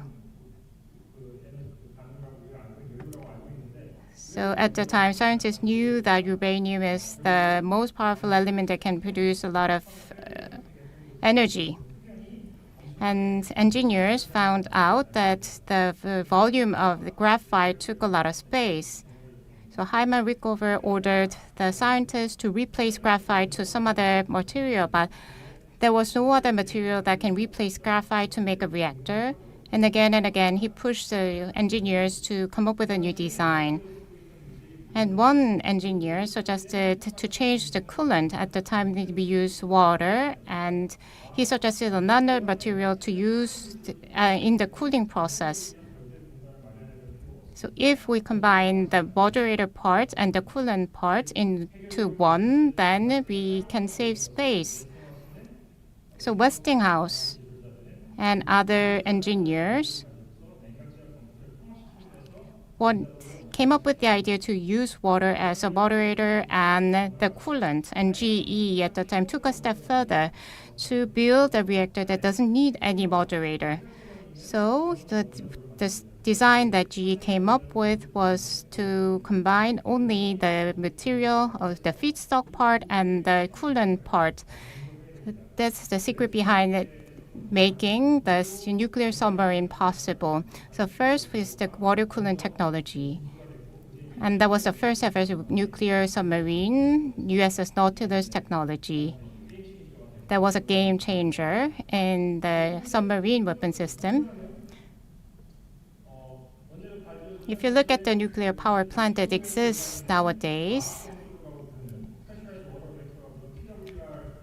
all use pressurized water reactor, PWR, that was used in USS Nautilus. So water is used to cool down and moderate the speed of the neutron. And in the PWR process, we use liquid water. And in the process, it creates steam. And steam is used again to boil the water again. So the nuclear reactor system is kept in the high pressure status, and the steam system boil the water, and that required another machinery part.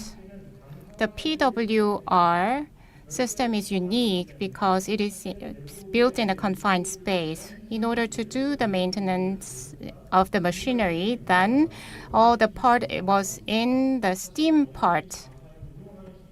So in the life cycle of the nuclear submarine, the maintenance couldn't be done in the nuclear reactor part, but all the parts that require maintenance was in the steam part. So those parts was free from nuclear radiation because the other part was in a confined space, so maintenance worker can get in and fix it without a downtime of the submarine. So PWR technology is used in the nuclear power plant of nowadays, and facility capacity is quite high, and maintenance capability is quite high for PWR as well. So PWR method was very successful. So that was developed for the submarine for the first time, and then it was used to build nuclear power plants. Demand for the nuclear power plant rose after the World War II, so that's why we started to build the nuclear power plant. And that went to the private sector, and then the private companies built a PWR nuclear power plant. And the economic profit out of PWR was quite good, so that's why the nuclear power plants were built across the United States. So commercial nuclear power plant was built first in 1950s, and more than 100 of nuclear power plants were built after that. The number rapidly increased. If you see the y-axis, it is the electrical output of one nuclear power plant, and the output increased as time went by as well. If you see the middle part of this graph, the second generation of nuclear power plants, if you compare to the first generation, the first generation tried out many attempts in the design, but in the second generation of nuclear power plant, selected one most efficient method, and they applied economy of scale to increase the profitability out of nuclear power plants. So second generation is all about increasing the profitability. And in the second generation, most of the nuclear power plant accident we knew, for example, Fukushima power plant accidents, and so we see a lot of accident coming from second generation plants because they only focus on the profitability only by increasing the scale and output of the plants. So that's why we ended up having a lot of accidents that we couldn't foresee. In the process, if you see the third generation power plants, for example, UAE plant or Czech plants, or new U.S. nuclear plants that started operation, are all third-generation nuclear power plants. They consider economic profitability and safety at the same time. So it's 10 times or 100 times safer than the second generation. So this is the trend. And now we have the SMR technology. The background of the SMR is because the world is paying a lot of attention in carbon neutrality, and new and renewable sources of energy came into the power generation chain. And renewable energy has a load fluctuations. So to complement that fluctuation, we need to have another alternative technology.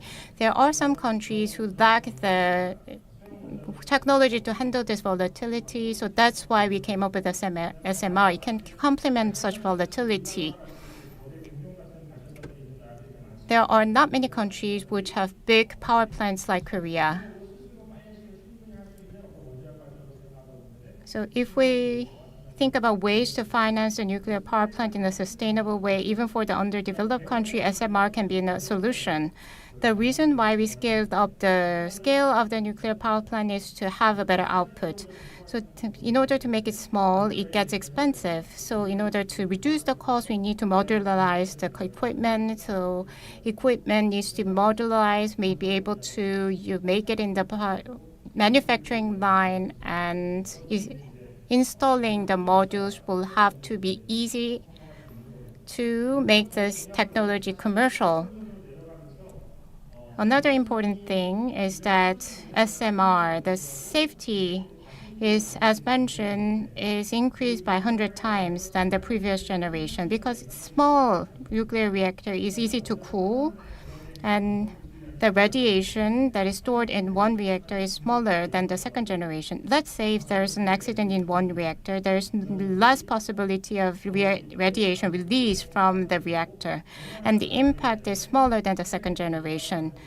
If you see the recently certified SMR, the technology regulatory body actually released the requirement to set up a safety zone. So the biggest hurdle that we need to handle with the nuclear power plant is to persuade the public to establish the power plant near their home, because people don't like the nuclear power plant to be built near their home. So it is really difficult to set up a plant, and there is a regulatory hurdle to select the site of the power plant to be far away from densely populated area, because we need to protect the people or residents from the radiation. So that's why we have set up such regulatory requirement. But in case of SMR, if you see the U.S. regulation on new scale plants, so even though there can be severe accidents, there is no need for residents evacuation. It is not just the companies reasoning behind their technology. The regulatory bodies said okay to set no safety boundary for the residents. SMR, in short, contribute to enhancing safety. As the reactor got smaller and smaller, we need many innovative technology. And one of the important things is digitalization. So previously, the nuclear power plant did around 20 operators or so. But in case of NuScale, which is SMR plant, the plant is operated by just 3 human operators, and 20 units can be operated by 3 operators. And the maintenance workers, to reduce the people cost,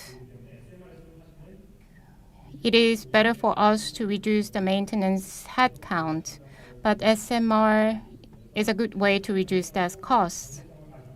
in order to guarantee the economic feasibility of SMR, then first we need to select the right site, and second, we need to apply the digital technology to reduce the required personnel, and third, we need to have the modularized technology to bring down the cost of SMR. Then it will guarantee the commercialization of the technology. So the biggest market for SMR is coal to nuclear market. Coal-based power plant is exiting the market in a quick pace, but SMR is difficult to be applied to large-scale nuclear power plant. Let's say if you are to establish a nuclear power plant in a small area, then we need to select SMR. Coal-based fossil fuel, or when you set up a plan to establish a power plant, we need to set up wires, do wiring for transmitting such power. So instead of coal, we can think of using SMR. And I think in going forward, SMR will be able to replace the coal. And the CapEx cost is 35 to 40% lower if we use SMR, and we can also inherit the people who worked in the coal power plant to work in the SMR. So labor issue is another thing that we can solve through SMR. The Terra Power Company is leading a project in Wyoming, and they're doing a demo project for SMR on the issue whether the SMR can replace coal. The US is experimenting on coal to nuclear, and other countries are preparing to do so. So this is one of the biggest markets that SMR can enter into. And another market area is using big data and AI. Then the power demand will go up, and the power generation can come from SMR. So that's another market. Recently, Microsoft requested to reoperate TMI power plant to use it in their data center. I think there is a coupling between IT field and nuclear. So that's why I think nuclear power plants will take up an important part as time goes by. So this is the categorization of each generation of nuclear power plants. So starting from generation 3 and 4, it will be the future generation. We will not use water as a coolant, and this will require innovative design. By eradicating the usage of water, then you will have to find a way to replace water, for example, solid sodium or molten sodium or gas as coolants. If so, we could be able to see the advantages that PWR didn't have. And that will lead to the birth of Generation 4 SMR, or nuclear power plants. While we saw the birth of second generation and third generation power plants on ground, there was some linkage between the ocean as well. So in the Navy, they used the nuclear submarine and developed a lot of nuclear air carrier. But in the private sector, nuclear power was also used. Russia developed nuclear propulsion system and floating nuclear power plant got another attention. And in Russia,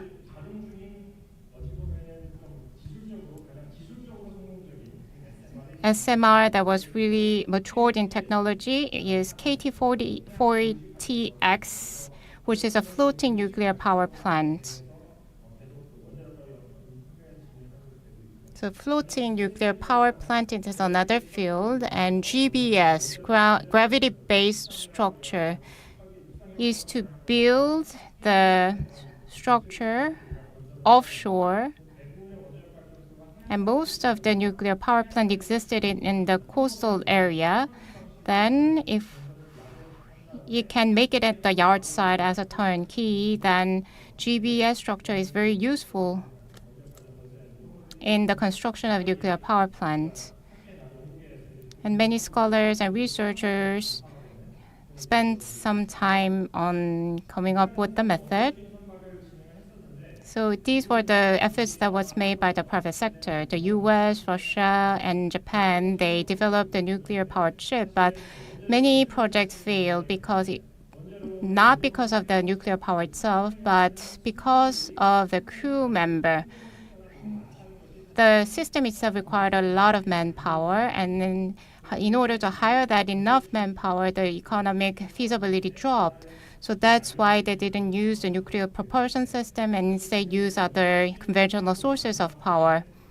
Let's say if we are to develop the nuclear propulsion vessels, then we will have to minimize the use of operators and maintenance workers. If the shipping industry is to opt for nuclear power as a propulsion system, then one thing that should be solved is to minimize the headcount costs. This is a special purpose vessels. So the Navy vessels are built for special purpose, so they could use nuclear power. And in 2021, this is the article from 2021. This is Bangladesh case. Russia was building nuclear power plant in Bangladesh, and the part had to be supplied. And they used nuclear-propelled cargo ship to transport that parts. So I think it was a very symbolic case because they transported the nuclear power plant parts through nuclear-propelled ship.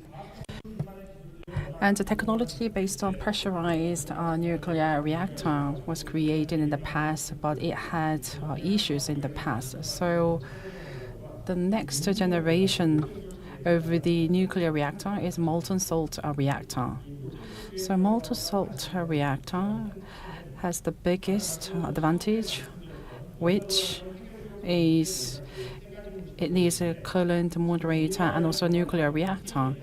And there's a KMSMR, which is a molten salt reactor. It does not need a moderator, and also the nuclear reactor and also the coolant can be combined as one. So the very first and also next generation nuclear reactor is this one. So it's a very simple structure, and at the same time, it's the smallest in size, which is best suited for vessels.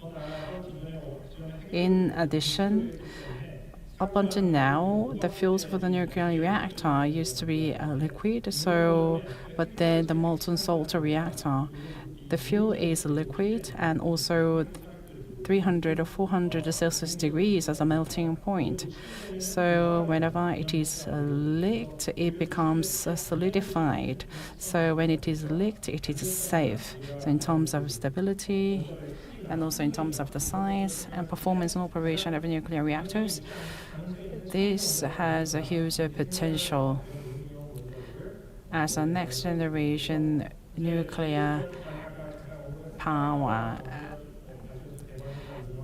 And there is Terra Power, a company, and as an engine for nuclear power vessels. The concepts such as molten salt reactor can be used, and also currently there are companies like Terra Power, Southern Company, and Core Power are coming together to develop next generation nuclear reactor. And of course, the shipbuilding company is also making a huge investment in order to develop next generation nuclear reactor and to contribute to development of the shipbuilding industry. And this is an article released about the work done by Terra Power and KSOE. And this is a nuclear reactor called the Eureka by Korea. And the physical characteristics is quite similar to the work done by the Terra Power, and we are utilizing innovative technologies just to make it best suited to vessels. And feasibility project is there, which is under the Ministry of Science and ICT, and we are saying that we are going to prove it's a concept. And we said that we are going to do it by mid-2030, which is a very ambitious goal. because it is unlike conventional reactor. Even to develop a conventional reactor, it takes us 5 to 10 years. But this is like a molten salt reactor. Is something very new in the history of 80s of a nuclear reactor engineering history. This is the very first one that we try to develop. So the roadmap that we have is a very ambitious one. Nonetheless, we believe that that will end with a great success utilizing current technologies. And among the SMRs, this is one of the most successful SMR, KLT-40s by the Russia as a floating nuclear reactor. And there's a city called Pevek, and that Pevek city received the electricity from the nuclear power plant on land, but it was closed down. So in order to receive the electricity, they had to lay out transmission network, which goes for like hundreds of kilometers. So the Russia decided that having this floating nuclear reactor would be much more beneficial for the Pevek to receive electricity. So this is a very successful one, and in terms of economic feasibility, this is the very first thing that they are doing, so that economic feasibility is not known or not proven yet. And this is a small modular reactor, ACP-100 by China. So this is going to be developed into a vessel, but at the moment the construction is on the way to develop it as a reactor inland. The construction is nearly completed, it looks like.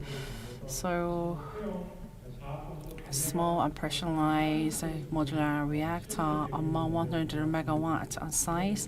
The China is leading, and once it is put into a vessel, then floating nuclear power plant could be built by China. And there's a Bandi 60S, which is developed by KEPCO, and that was jointly developed with the Daewoo. Later, it was changed to another company. So the development is still underway for Bandi 60s, and this is how it looks on your right-hand side. And the design was upgraded lately. So in Korea, we are already working on a floating nuclear reactor. And also Samsung is using molten salt reactor working with the Seaborg on floating nuclear reactors. So this is not just simply used as an engine to power the vessel, but it could be differently used. And also in the meantime, MIT is also working with a very famous maritime company to come up with this kind of a concept. One thing that they refer to is GBS structure developed by KAIST. So GBS technologies, I think I don't have to further elaborate because you will already know this. This is like a concrete plate, and all the equipment and the parts will be put into concrete box, and we float it in the water and generate power. And the biggest advantage is that we can just fit the nuclear power plant inland into the concrete. So the operation method is the same as it is the one for the land. So we can directly apply technologies applied inland to the ocean.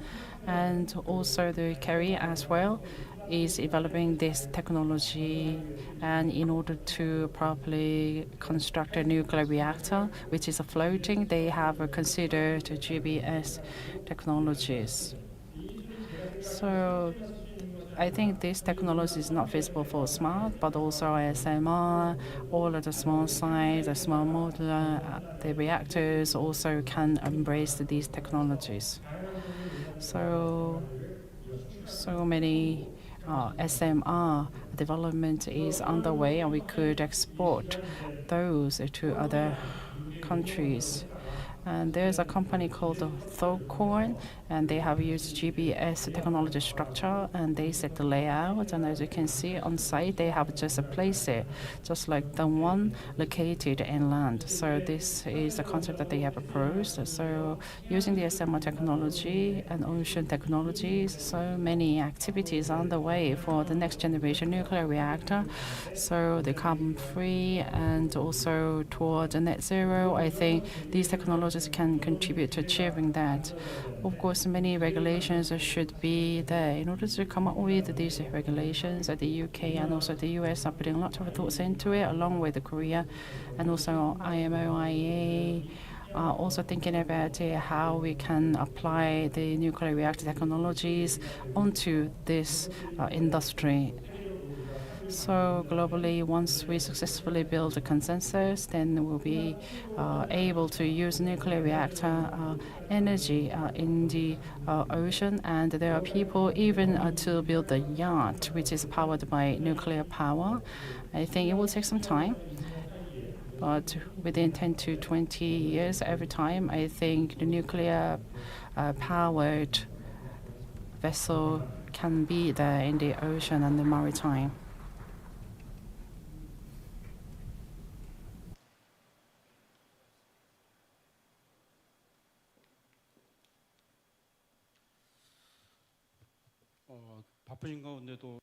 Thank you for coming. So before coming here, he had to conduct a class. And thank you for coming amid your busy schedule. Once again, please give him a big round of applause. DSMR technology to grow zero carbon. It's a technology that can guarantee carbon-free energy production. Even though it is a safe technology, still many people concerned about using nuclear power.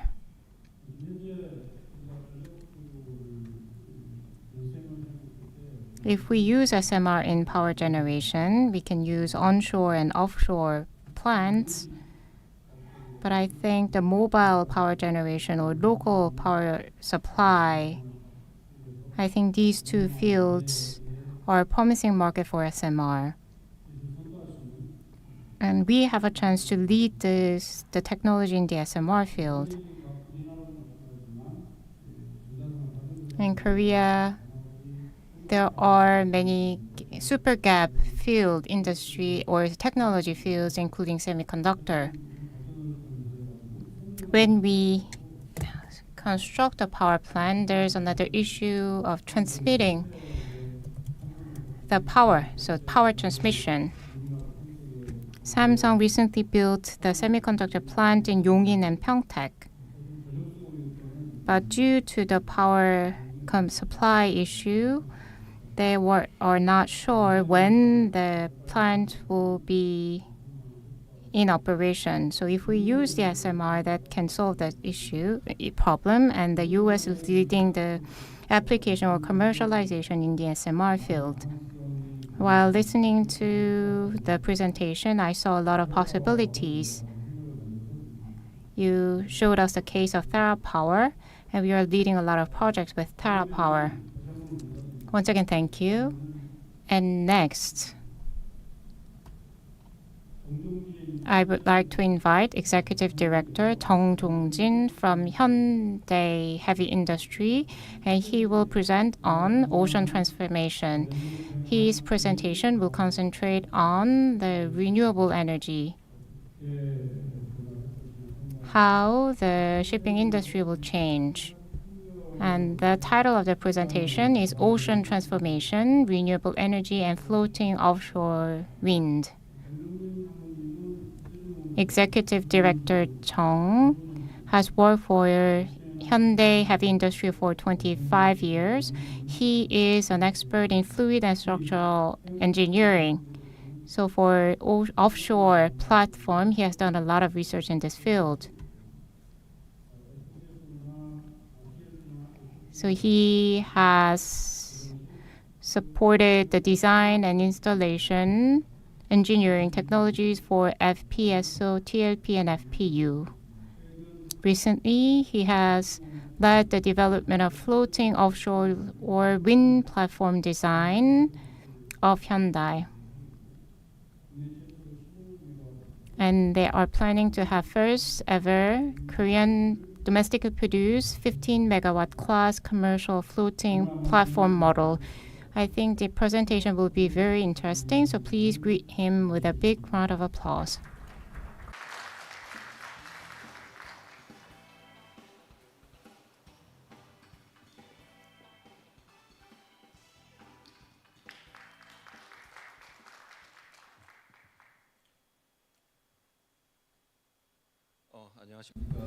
Good afternoon. I am Jung Jong-jin, who will make a presentation on ocean transformation, renewable energy, and floating offshore or wind. I would like to thank the organizing committee of WOF for inviting me, and my thanks goes to the participants as well. So I was in charge of developing floating offshore platform. And today, through the presentation, I'll share the case studies. This is the content of my presentation. It includes 5 parts. First is reason for renewable energy. We all know that renewable energy sources will have to be used, but the amount and how can differ. So the first reason to explain the reason why we have to develop floating offshore wind platform, let's go back to the basics and explain why we need renewable energy. The reason why we need renewable energy is to have a safe power source. By safety, it means we need to prevent global climate change. The biggest contributor to the global warming is fossil fuels.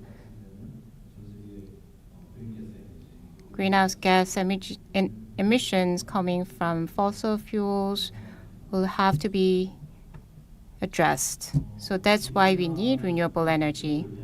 To talk about climate change more, we say global warming. And I think global warming is not an appropriate term to describe the recent phenomena. I think we need to call it as a climate crisis or boiling earth. We suffered a very scorching hot weather in the summertime, and I think the globe is now warming. It is boiling.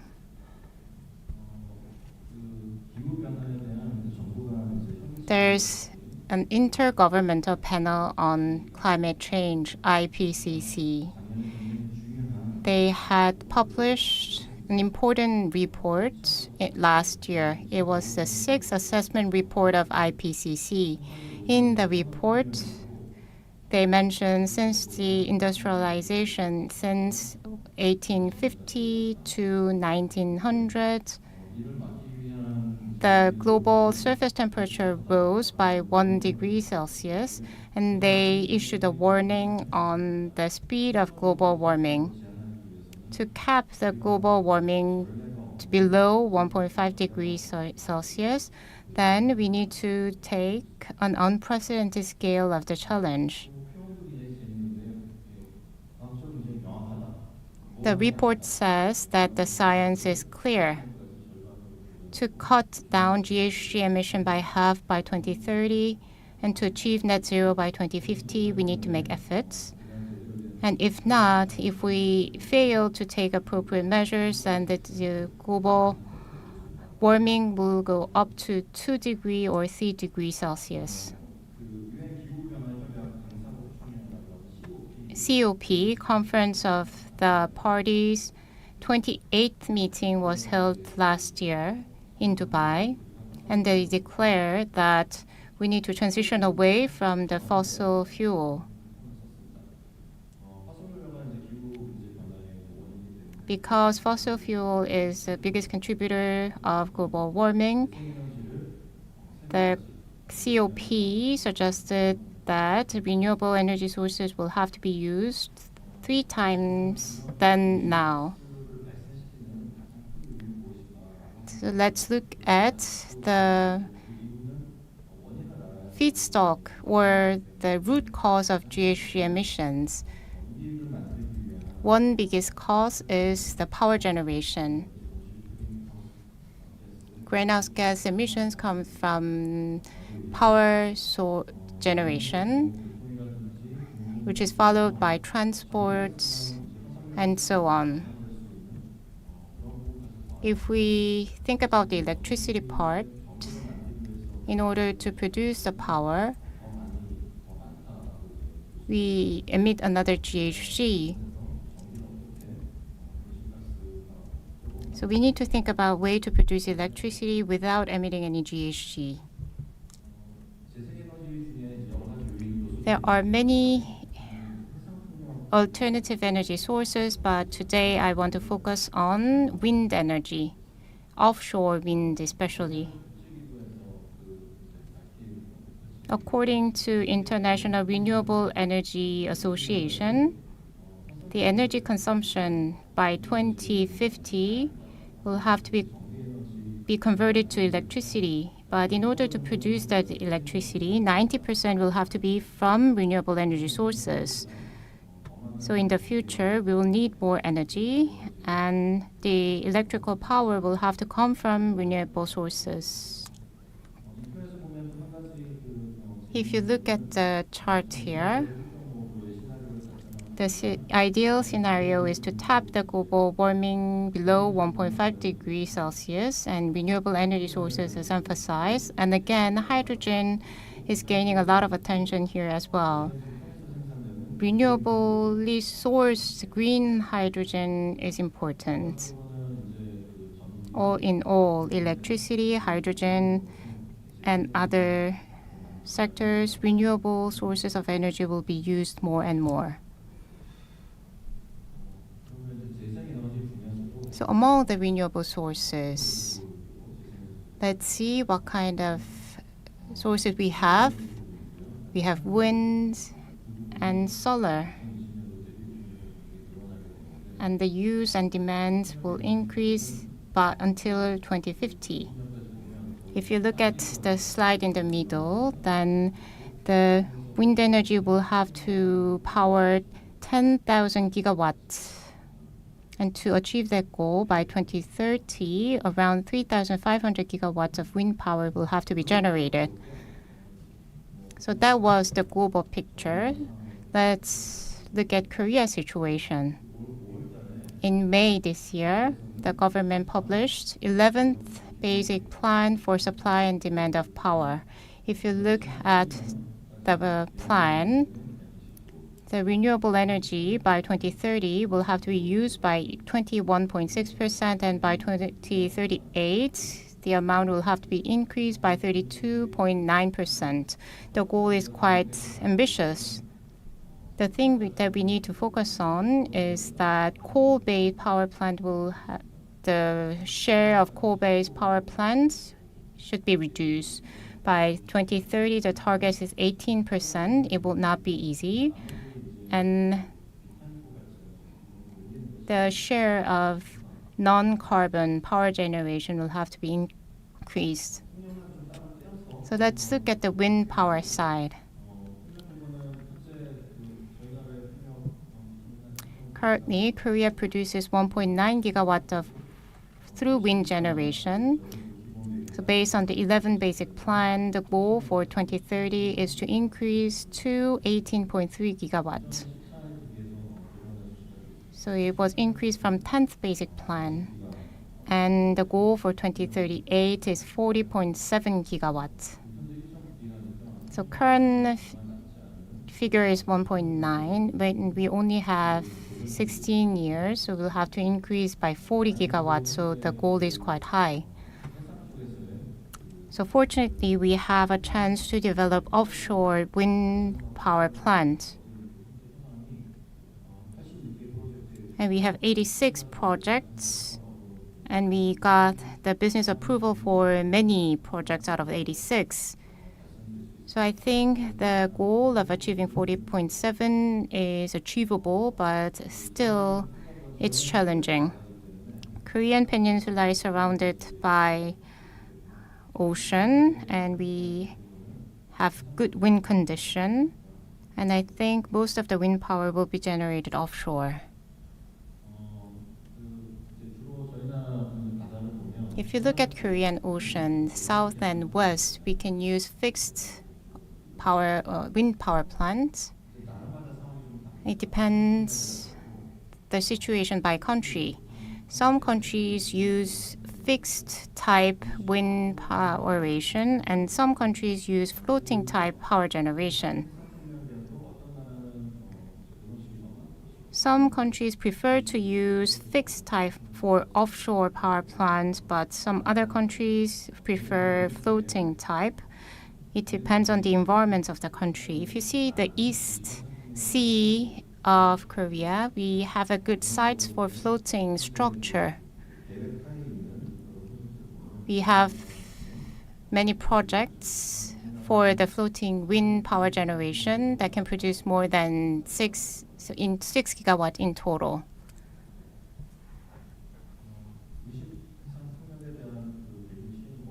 Let's look at the value chain and technology for floating offshore wind platform. Let's look at the value chain by tasks. Development phase, construction phase, operation phase, and deconstruction phase. We have different elements that goes into these phase, but for today's presentation, I will focus on construction and maintenance phase. In the construction phase, the important element is the turbine itself, cable, and other auxiliary equipment that goes into that turbine. So the floating offshore wind farm is not entirely commercialized. So it is difficult to tell you the exact capex. This is just a pre-commercial stage, so we have some experience in the pre-commercial stage. Then the biggest part comes from substructure, and followed by turbine. So two of the biggest elements that contribute to the price is substructure and turbine. So if you look at the turbine part, there's many proof of concept tests around the world. If you see the capacity of those turbines, they are below 10 megawatts. But in going forward, for the wind farm that will be built in the future, the turbine size is around 15 megawatt level. And currently, many countries are developing 18 megawatt turbine also. But for near future, we'll see the application of 18 megawatt wind turbine. And the second component is a floater. So there are spar and also barge, semi-submersible, and also tension leg, the typical parts and typical types of floater. Semi-submersible, meaning that half of its structure will be underwater, and also semi-submersible. As you can see, not 4 columns, there are only 3 columns. So development for this 3-column semi-submersible is underway. So more 4 different components and 4 different types of floater. Which one is mostly commonly used? So semi-submersible structure is highly likely to be used commonly. So when I first started to develop the floater, it would be the best if we can develop all different types at the same time, but we had to prioritize for development, for efficiency, and semi-submersible will be highly likely used. That's why we focused on the development of this type first. And there are many different types of the structures which comes under the pilot development. And in the EU, most of the feasibility has been done for the floaters. And the company called Ikinori started to test the feasibility. It's called a high wind, and the type is a spar, like a long pole. And the size of the feasibility was 2.3 megabytes, and also the scale has been gone up to less than 10 megawatts. So it has a spar type and also bar type, semi-submersible type, and also semi-June PLT, all the way to TLP. Many different types of floaters come under pilot project.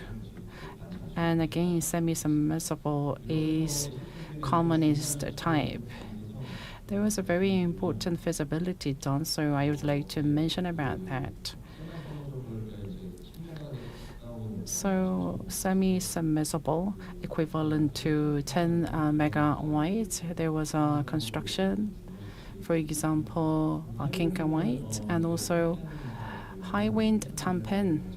Its size is 8.6 megawatts and 11 of them. So now it is entering into the pre-commercial stage. And in Asia, in Japan, there's a project called Fukushima Forward. Many feasibility has been done. And the last one, we can see many of them happening in China, 2021, 22, and 23, and 2024. So every single year they are carrying out feasibility.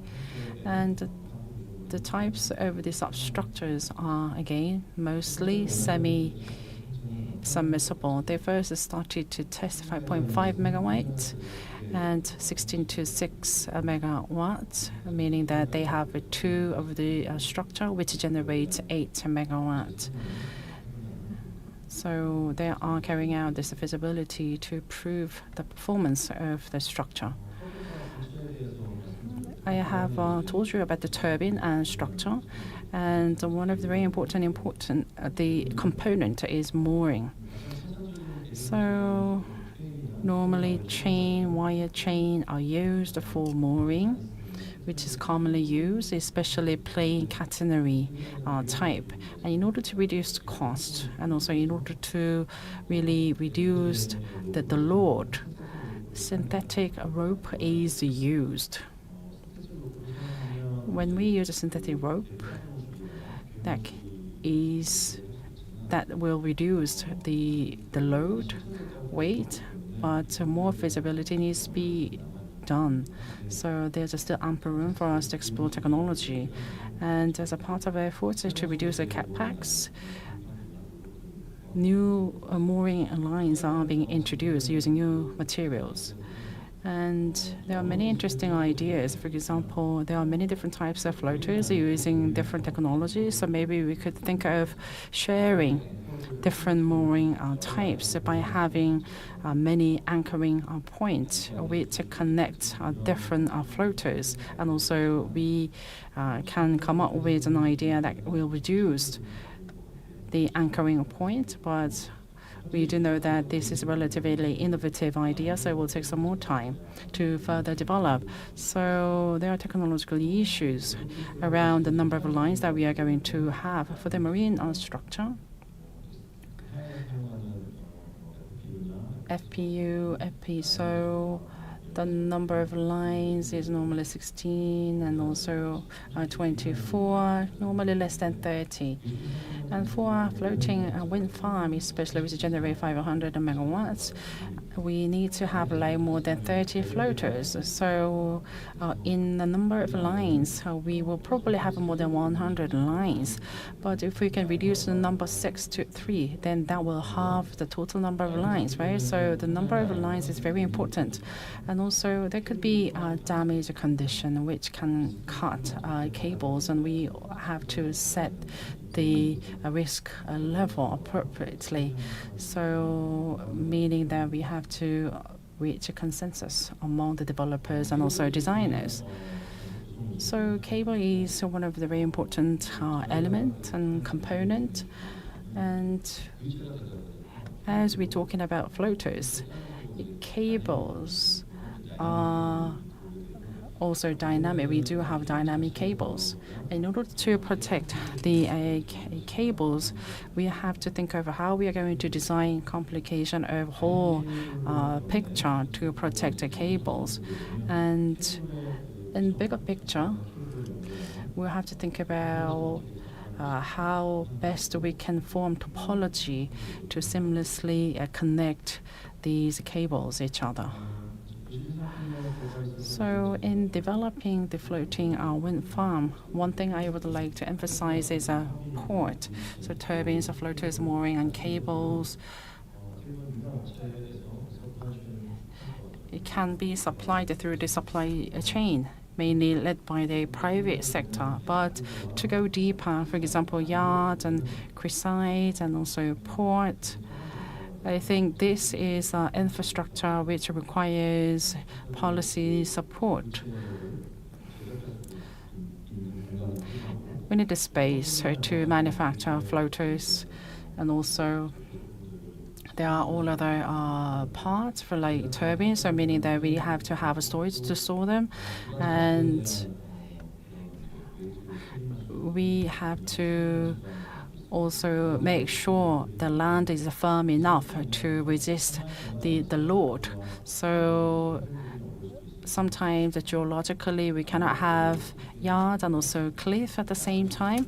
So we have to carefully examine the topology, and for manufacturers and also repairers and so on.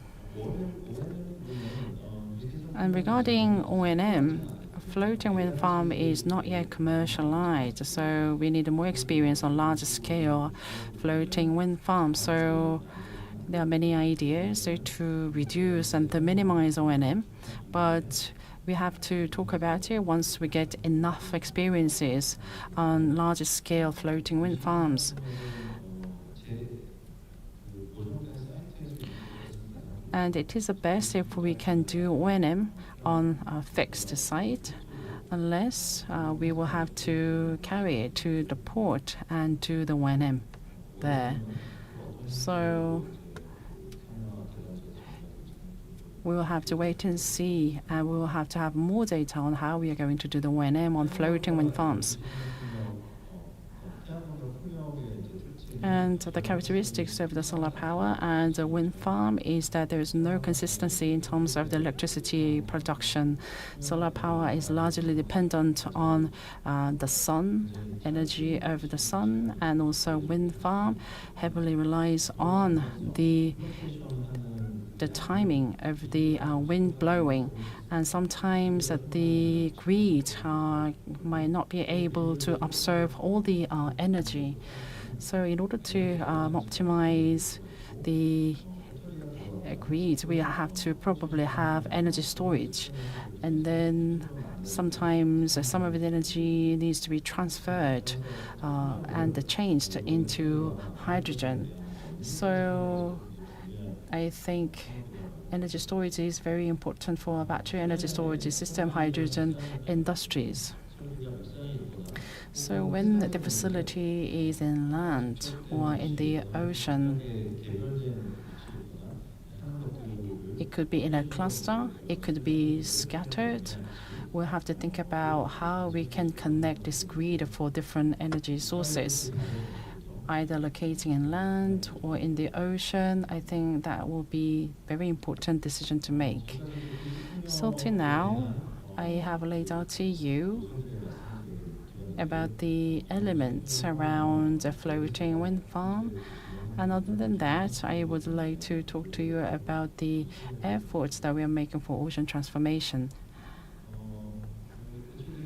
So HG Hyundai Group back in 2022 at the CES in the US, we have announced the vision for ocean transformation, and we announced that for sustainable future growth, it is necessary to realize the infinite potential of the ocean, a valuable resource of mankind.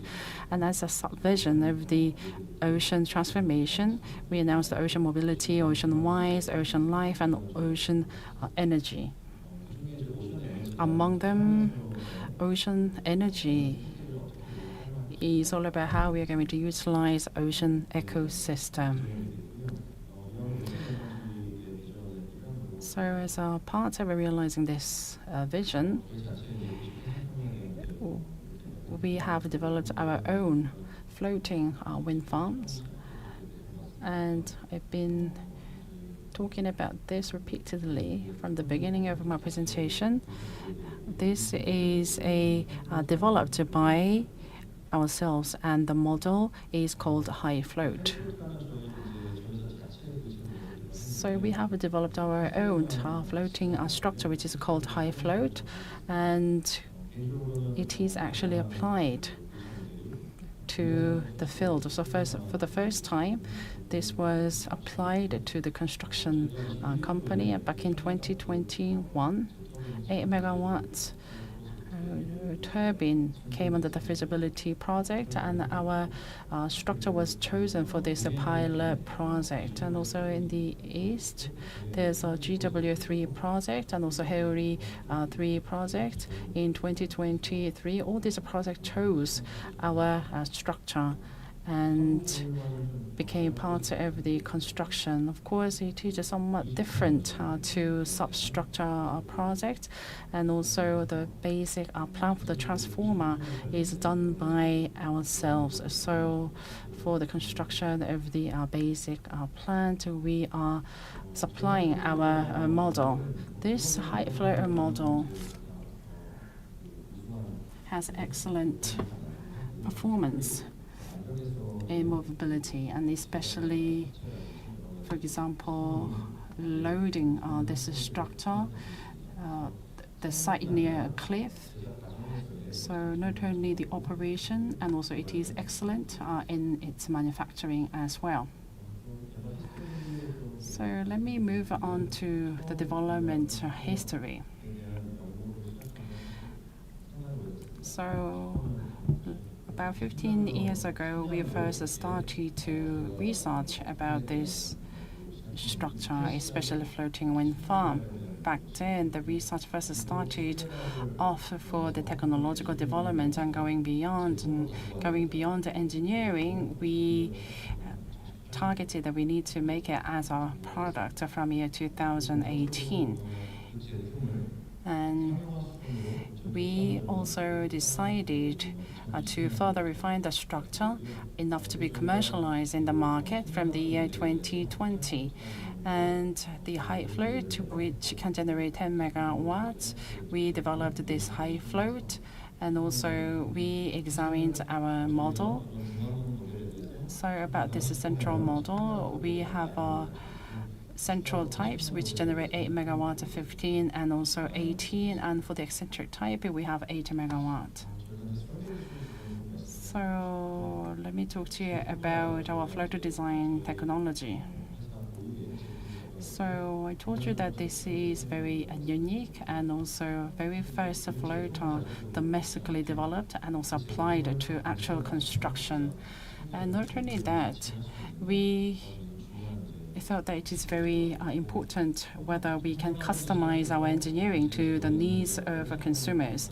So we evaluated the load and also designed the mooring and also manufacturing. So we have our own technologies to do all this.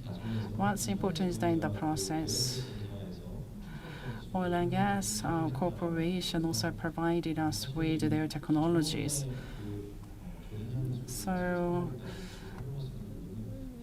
I think we have great strength as a nation, that we have a great technologies accumulated over the shipping industry. This is quite a new area, not only about the hull, but the interface with the turbine is very important. So this is a very new area. So the turbine companies, substructure manufacturers, and also designers, they need to really cooperate with each other very well. So let me go back to technology as well.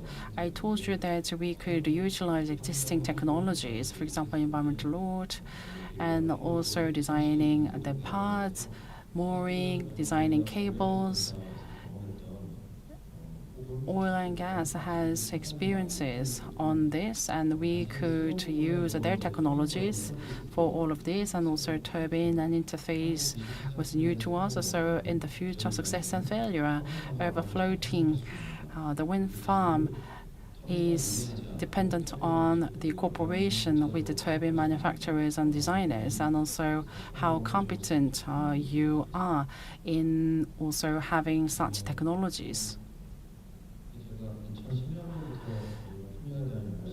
So I told you that we first started to develop this from 2010, and also we have utilized technologies from the Oil and Gas Corporation.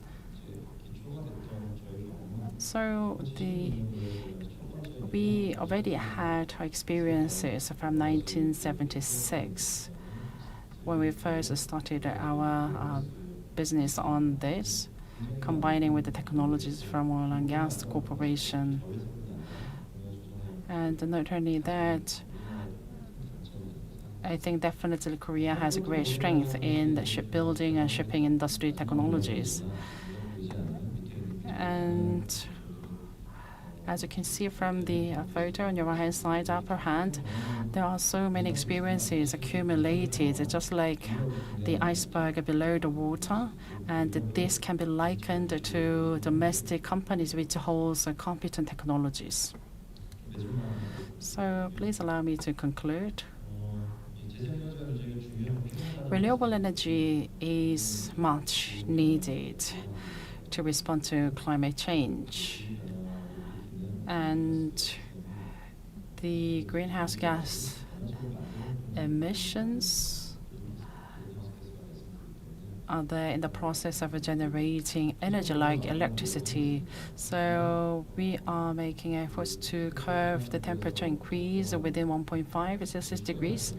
And this was released in the early this year. And we're making efforts to curb the temperature 1.5. But I think we are reaching our limit, because it is reported that we are reaching 1.45. And I think that's what happened during the summer this year. And the Guardian interview was very interesting, I think. They asked 380 top climate scientists what they felt about the future in May 2024. So they are the ones who participated in IPCC report. So they are top scientists in climate. And 77% of respondents replied that at least the temperature rise will be probably 2.5 Celsius degrees, and almost half of them said that the temperature increase will be probably more than 3 Celsius degrees. Nonetheless, the efforts that we are making, we really have to ask ourselves whether we are making our really utmost efforts, whether we are really sparing any effort. And I would like to also tell you there's a hope, because according to the IPCC, we can turn things around if we act fast and collectively. Of course, there are conditions to be met. International cooperation, knowledge sharing are important, and as engineers, I think we can contribute ourselves to these two. And this is my last slide. So From the HT Hyundai group, we have this slogan for ESG management and also to respond to climate change. Our vision is this: beyond blue, forward to green. So we are sparing no effort to go forward to green and also to emerge as a green company, an eco-friendly company. I think these efforts are not just made by us, but all the companies in the shipping industry.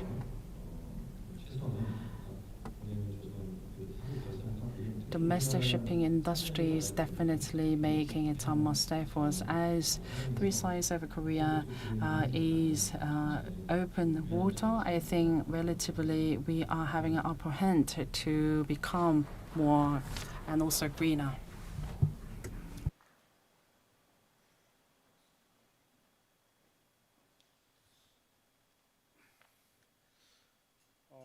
다시 한번 오늘 Once again, I would like to thank Mr. Tong for giving us the presentation on renewable energy. Please give him a big hand.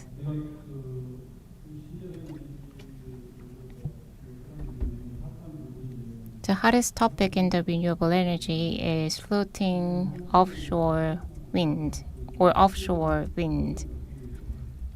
And hydrolysis is used as well. And many technology related to electrolysis is developed as well. But there are concerns as well. Many European companies tried to develop offshore wind plants, but due to environmental impact, those projects were suspended. But still, we have many new other projects. So that's why renewable energy is getting a lot of attention these days.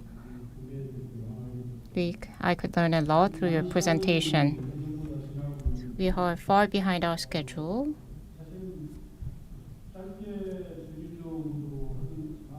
I tried to be brief, but we have many participants online and offline. And many other countries are very interested in listening to the progress that Korea is making in this field. So I hope you listen through. Lastly, I would like to introduce the last speaker. We have CEO Lim Do-hyung from Avicus.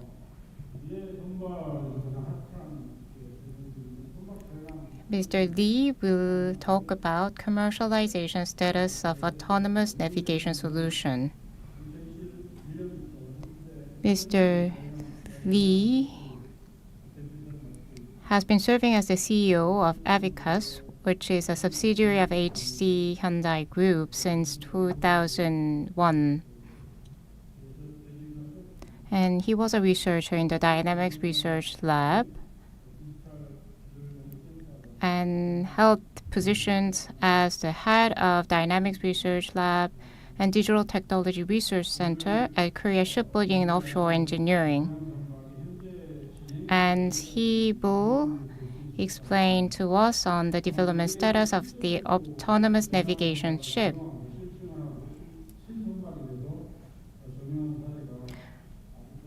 I think Avicus has the first in the world to apply autonomous navigation solution in the shipping industry. So I think Mr. Lim will present us with interesting content. So please give him a round of applause.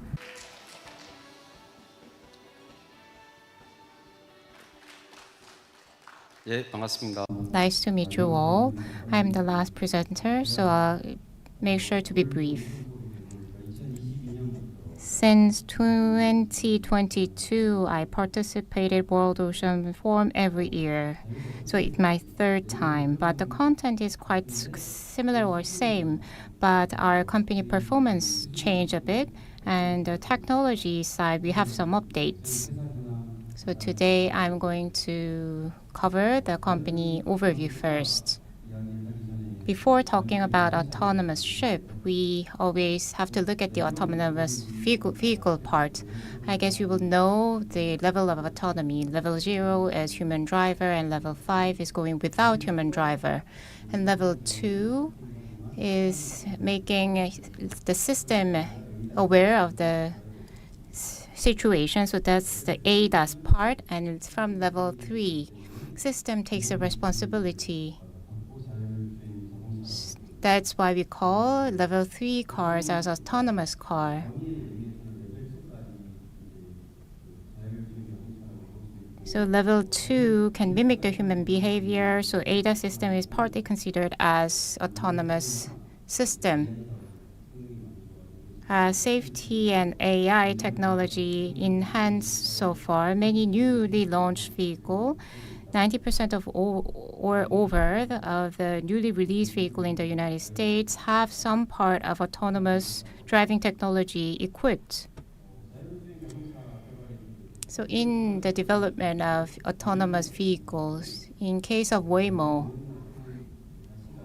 they saw low value in level 1 or 2. So they saw level 4 or 5 will be very promising. So they focus on autonomous taxi development. And Tesla, they are developing cars of level 1, 2, and 3. They have commercialized the technology and upgraded their stack. I think Tesla is ahead of Waymo, and also Tesla succeeded in commercializing the technology. So that's why the company's value stands at number 1, so which is higher than Toyota. But still, if Tesla's car is only level 2, so this means that the system cannot entirely be responsible for autonomous driving. So it has some technological constraints or safety issues. So the progress is quite sluggish. So the insights from the autonomous driving technology is that when the technology of the autonomous driving can be applied to other fields, then it will be very promising. For example, Tesla, they apply the same technology to the humanoid robots development.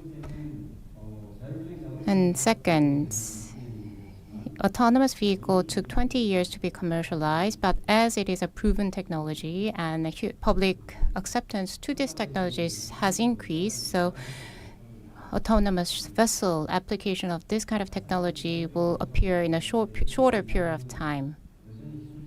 Level 3 and over have some technological constraints and other concerns, so it will take some time to see the level 3 applications in the market. So level 2 will be dominant for a while.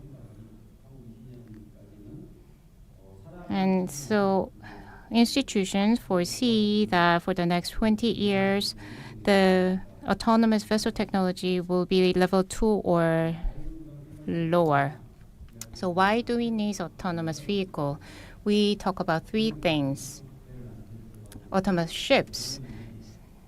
We have shortage of seafarers, and the shortage is around 450,000 seafarers in short. And in case of Japan, 50% or over are aged 50 years old or older. So autonomous vessel is a must. And 80% of the vessel accident come from human error. You saw the big accident at the Suez Canal also. If we apply autonomous technology, then we can reduce the accidents. And fuel consumption can be reduced by 20% or so. Again, autonomous technology is another way to achieve go green. Going with the autonomous technology is the trend, and many companies are making attempts to develop this technology. For situational awareness, so some companies successfully commercialized the situational awareness technology, but still we are lagging 20 years behind the autonomous vehicle field. Autonomous navigation needs situational awareness, and it should be customized to the situation at sea. And the vessel doesn't have a braking system, so the challenges is higher. And making decision is harder than the vehicle because we don't have any lines on the roads, lines on the sea. So as mentioned, there is no braking system. We have wind and tide. It is difficult to control. So situational awareness and making decisions are totally different from the vehicle technology. So we need to have a customized technology. For example, we lack ocean data or data from the sea. So we use generative AI to analyze or generate the data.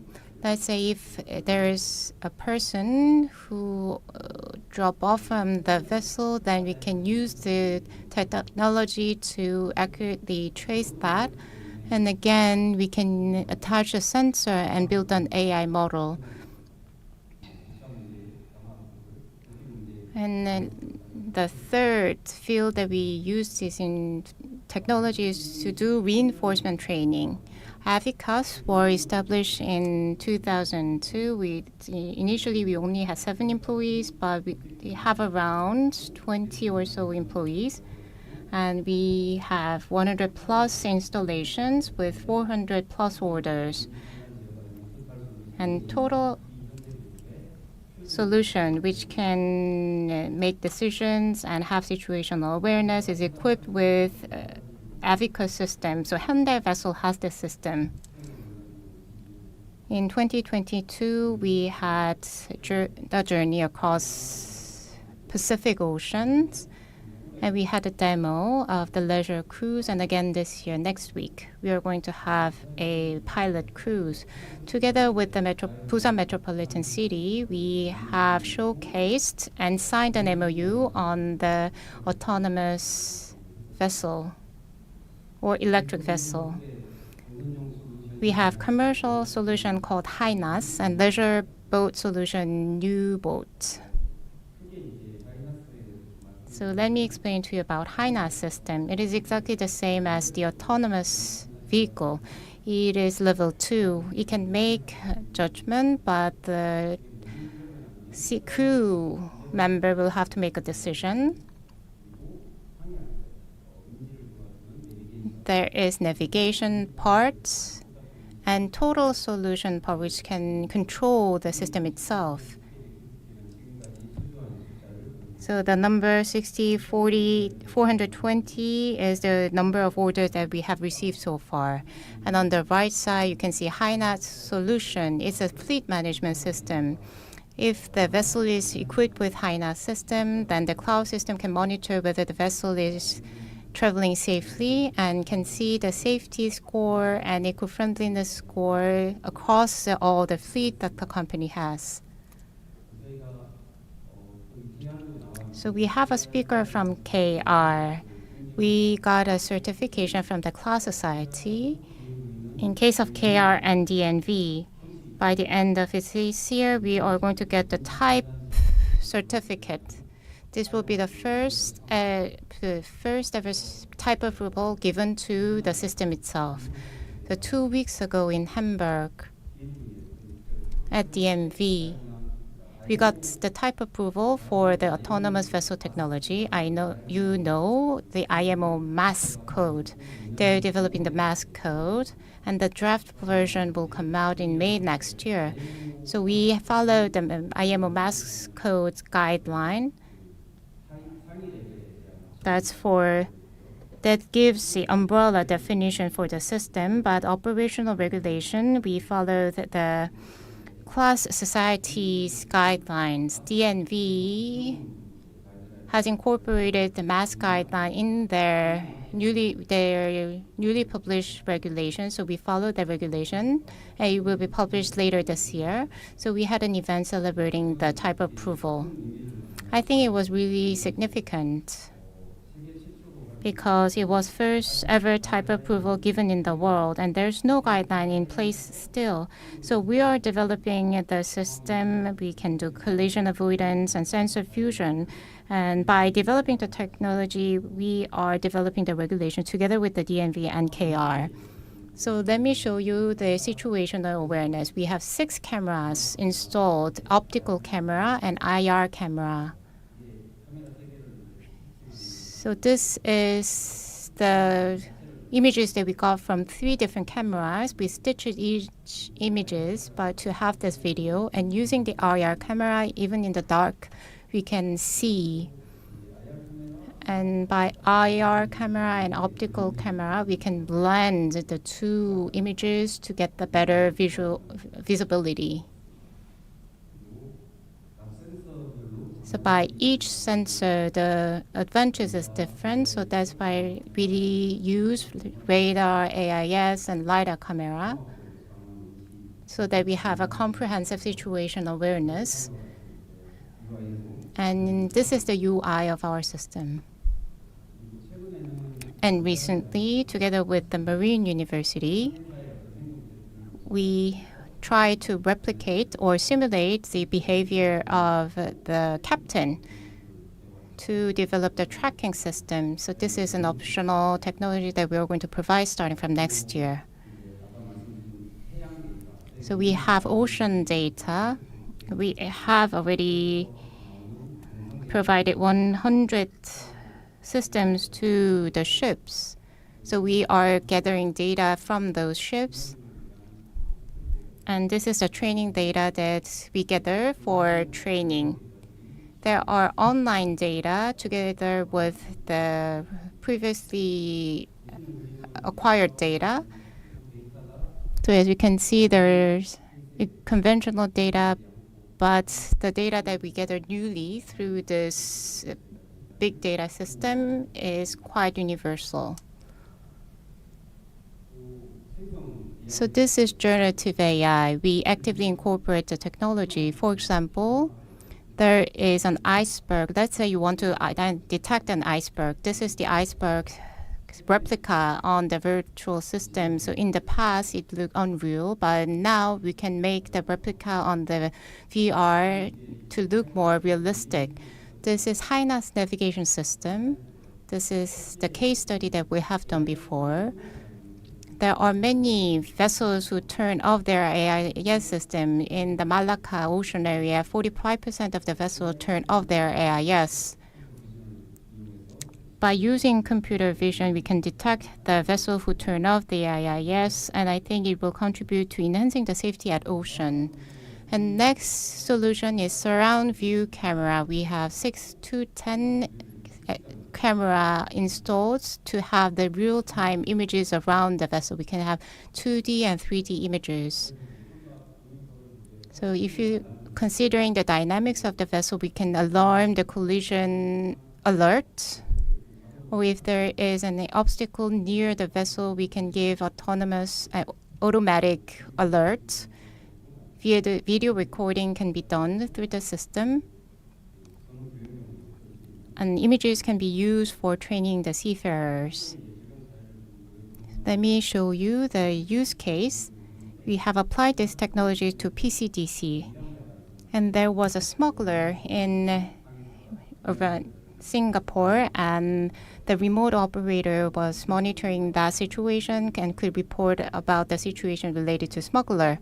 And we had the situation on their aware system, and when the fishing net is destroyed, and the fishing vessel applied for damage recovery, but we have played back the CCTV and proved that we are innocent, that we didn't damage that fishing net.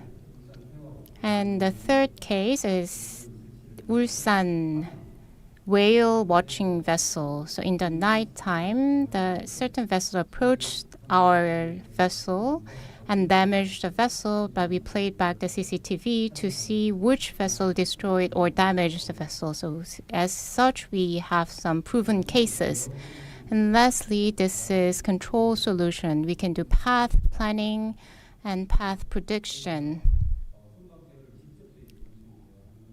This is not directly done by our system. We have autopilot system to delete rudder, and together with the BMS and using the interface, we can control the vessel. So it is easy to install. It only takes 2 to 3 days, and the equipment needed for the system is just one PC.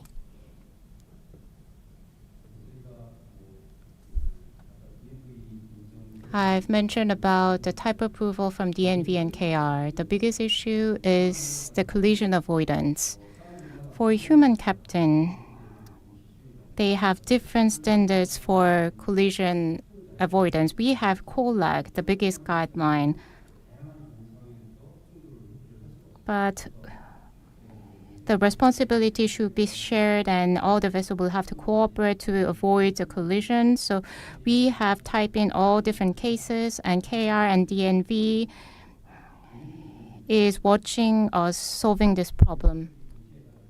Let's say we have tested a scenario of 10 vessels approaching the target vessel. So if we solve this problem, then we can get a type approval. For a skillful captain, when he meets with a lot of vessel near his vessel, then he can make a decision. But for the newly trained captain, it is difficult for them to make a right decision. So we have studied the guideline, and by incorporating those guidelines into our system, I think we can enhance the safety of the collision alert system. This is the case study. So it was 325K VLOC. The path was between Brazil and China. And for the inbound, the human captain was in charge, but for the last mileage, we used the HINAS system, and we compare it with the previous record of the vessel. And speed optimization was done, and we compared the data. For 1 month and a half, so from port to port, from Brazil to China, we didn't intervene. And the captain mentioned that he just made a report about the weather, and it was really, really easy for him to be on board with the HINA system assisting him.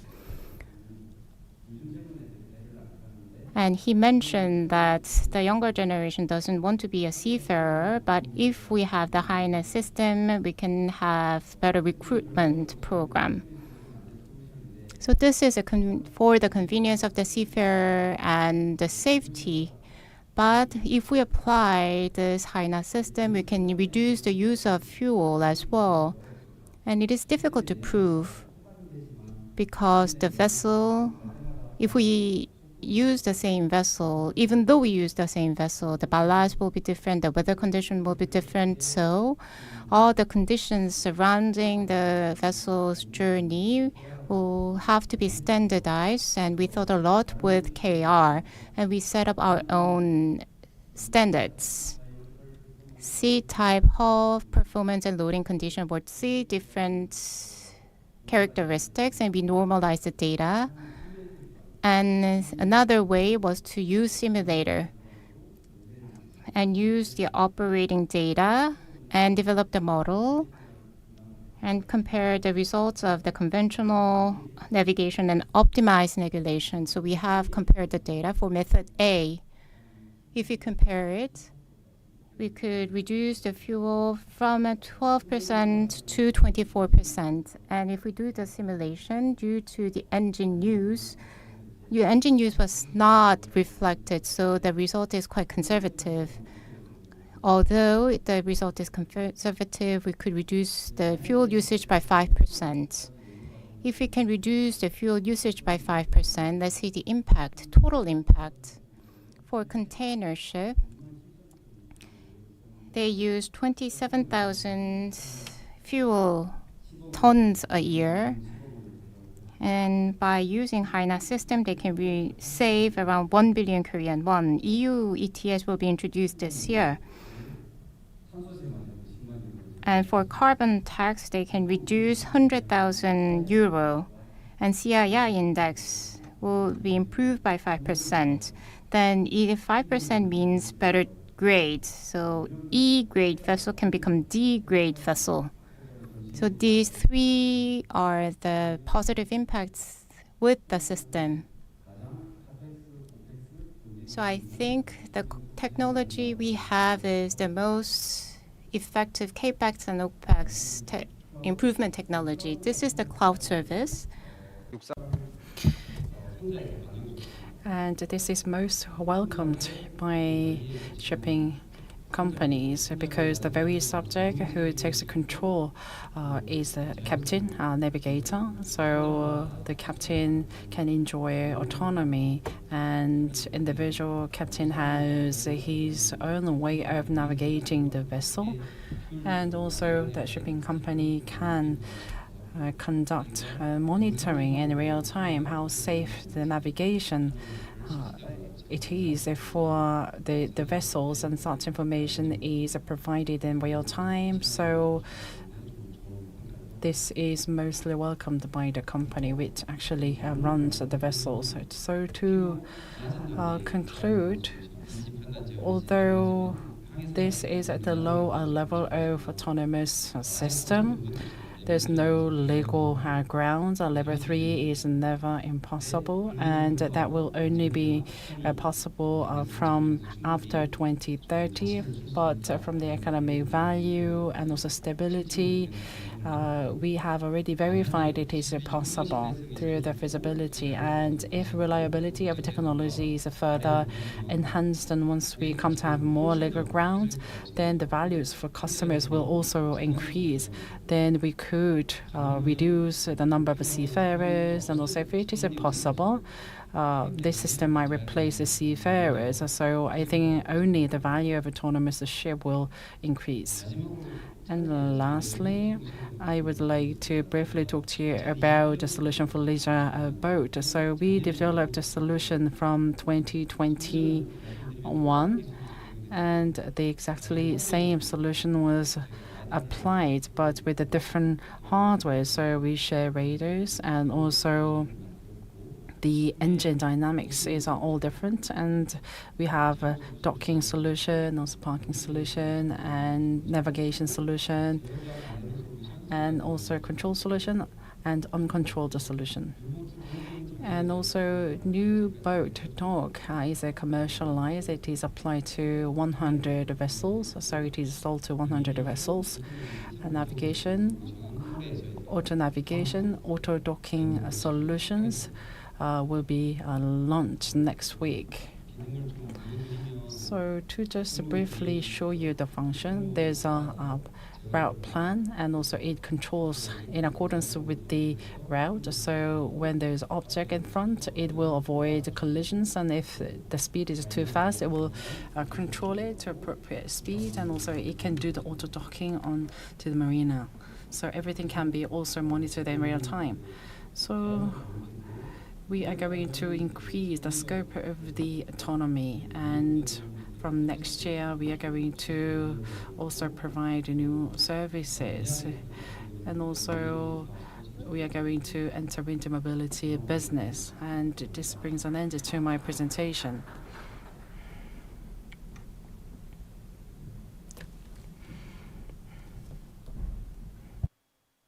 장시간 동안 Thank you so much for paying attention. I see none of you have left. Appreciate it.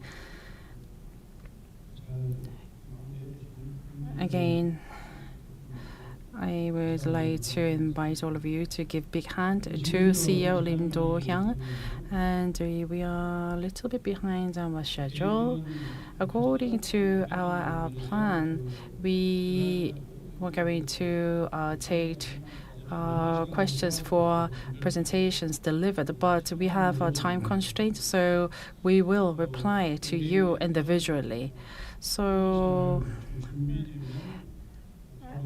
as we arrange our seats on stage for discussion session, then we will just jump into discussion session without taking a break, just to finish this session on time. As soon as the seats are arranged on stage, we will just begin the discussion session. So in this shipbuilding session, our intention was just to give enough time for speakers to deliver what they have prepared, because Korea's shipbuilding and also industry and shipbuilding technologies are taking the lead in the world, and we are very much advanced in every aspect of the industry. So till 2029, the large shipbuilding industry, the orders are placed fully. And now new orders are being placed to be delivered by 2031 and 2032. So companies and also academia and also university and also public organizations are coming together. And also what we've been doing is all attributable to gaining the leadership. So China is trying very hard to catch up with us, but still in terms of technology, we are way ahead of China. So low carbon and also alternative fuels and also autonomous navigation do not only apply to ships and vessels, and as I repeatedly told you in other occasions, shipbuilding industry is not simply dealing with the shipbuilding, but also business on port and also logistics.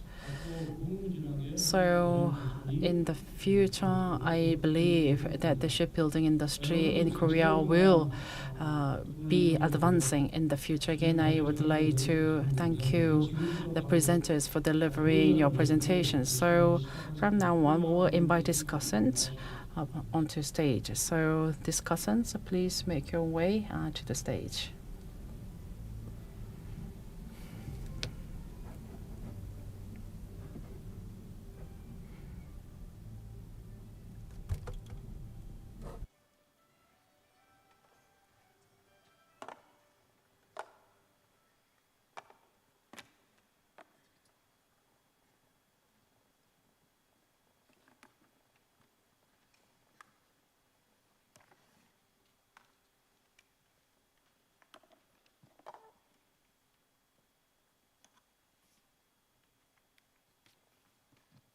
예, 감사합니다. Thank you. So normally we attend presentations and discussion sessions revolved around exchanging questions on the presentations delivered. But then today we are going to do it differently this time, because there are new technologies emerging, and I think it is worthwhile for having experts to talk about new technologies. So we are going to talk about different topics during the discussion session. And each different topics will be addressed by each different discussant. So I would like to invite 5 discussants. We have Baek Jong-hyuk, Senior Research Fellow from the Korea Atomic Energy Research Institute. Commissioner Baek Jong-hyuk is a top expert in small modular reactors and nuclear fuel cycle research and development and nuclear policy. And he also served as a member of the Nuclear Energy Utilization Development Committee under the Atomic Energy Promotion Commission. And the next discussant is Kim Boo-gi, a professor of the School of Mechanical Engineering at Gyeongsang National University. He was a director of the Korea Research Institute of Ships and Ocean Engineering, and also member of a Presidential Committee on Carbon Neutrality 2050, and also chairman of the International Maritime Safety Cooperation Center.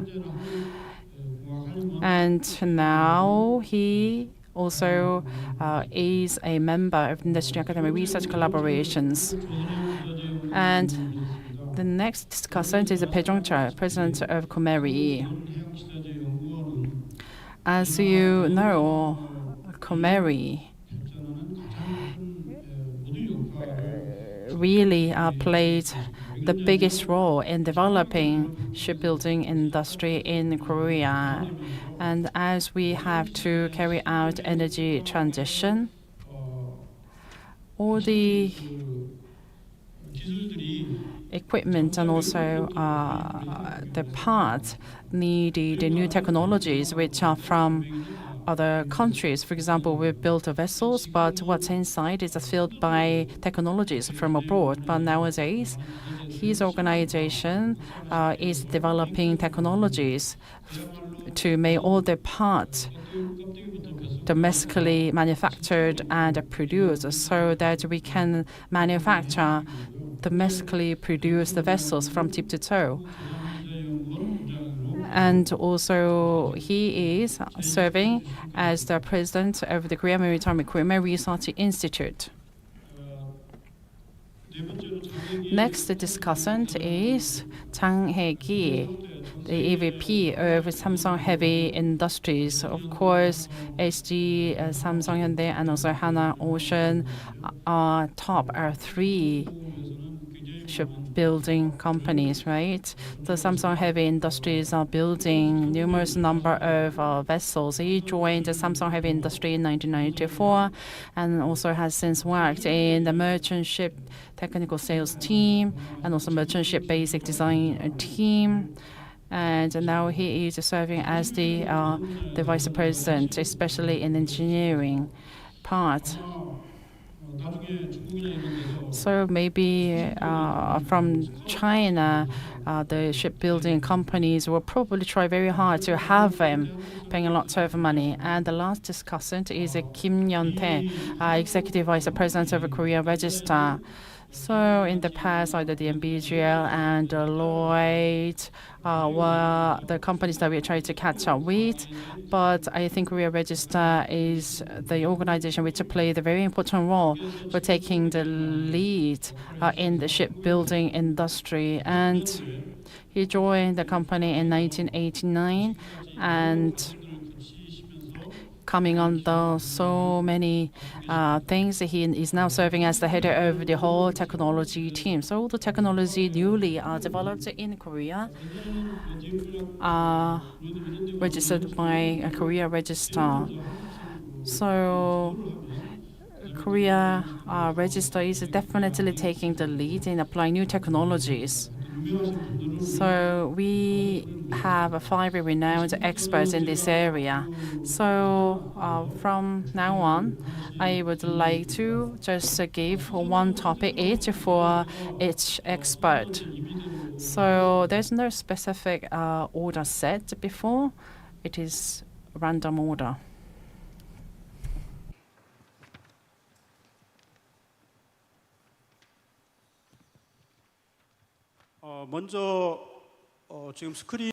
First of all, are you ready to share the screen? We have Mr. Park from Korea Atomic Energy Research Institute. As Professor Lee mentioned during his presentation, in the future, the hottest topic or technology, eco-friendly technology, will be SMR. The cost parity should be reached and technological maturity will have to be there, so I would like to know the status of vessel SMR technology development and the end goal in this field. Thank you for giving me the chance. I'm Baek Jong-hyuk from KAIRI. First of all, I would like to thank the organizing committee for inviting me and giving me the chance to talk. So please look at the image on the slide. In the middle, there is the mascot of KAIRI on the vessel, on the deck. And below that, there is a nuclear reactor. Once a year, we make a calendar. That's the model or the image on the August page.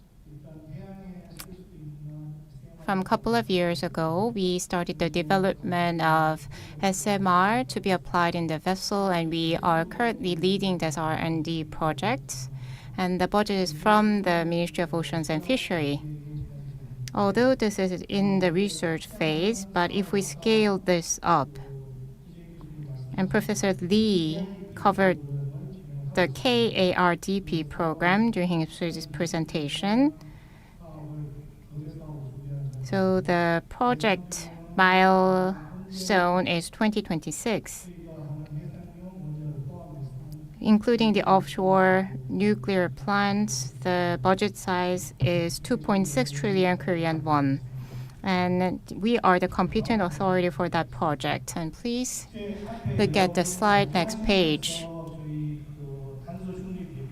We have covered the topic of carbon neutrality quite well.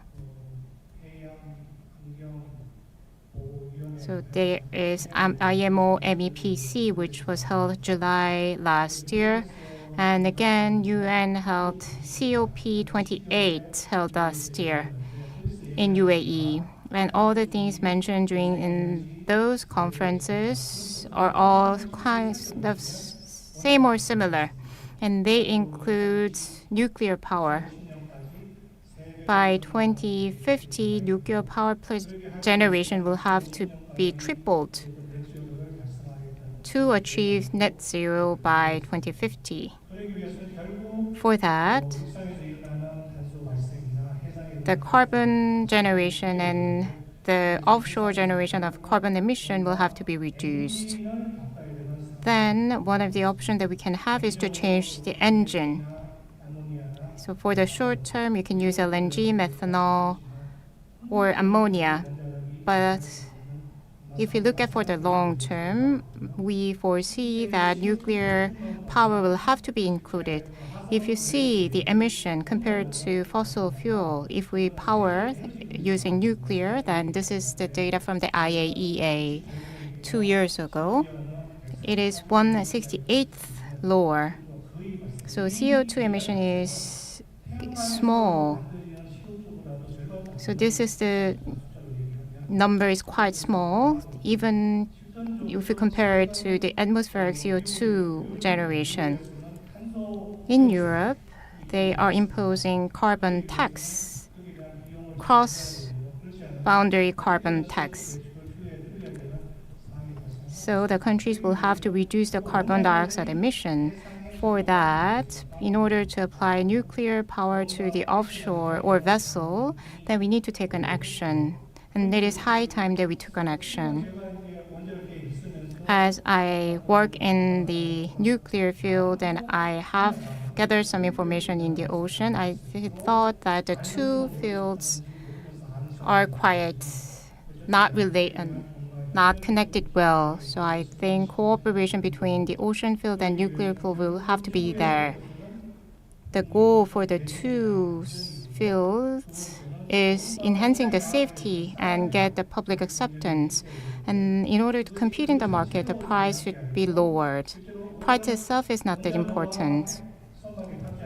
In order to equip the nuclear reactor in the vessel, we need to see the full cycle, starting from the power generation and installation.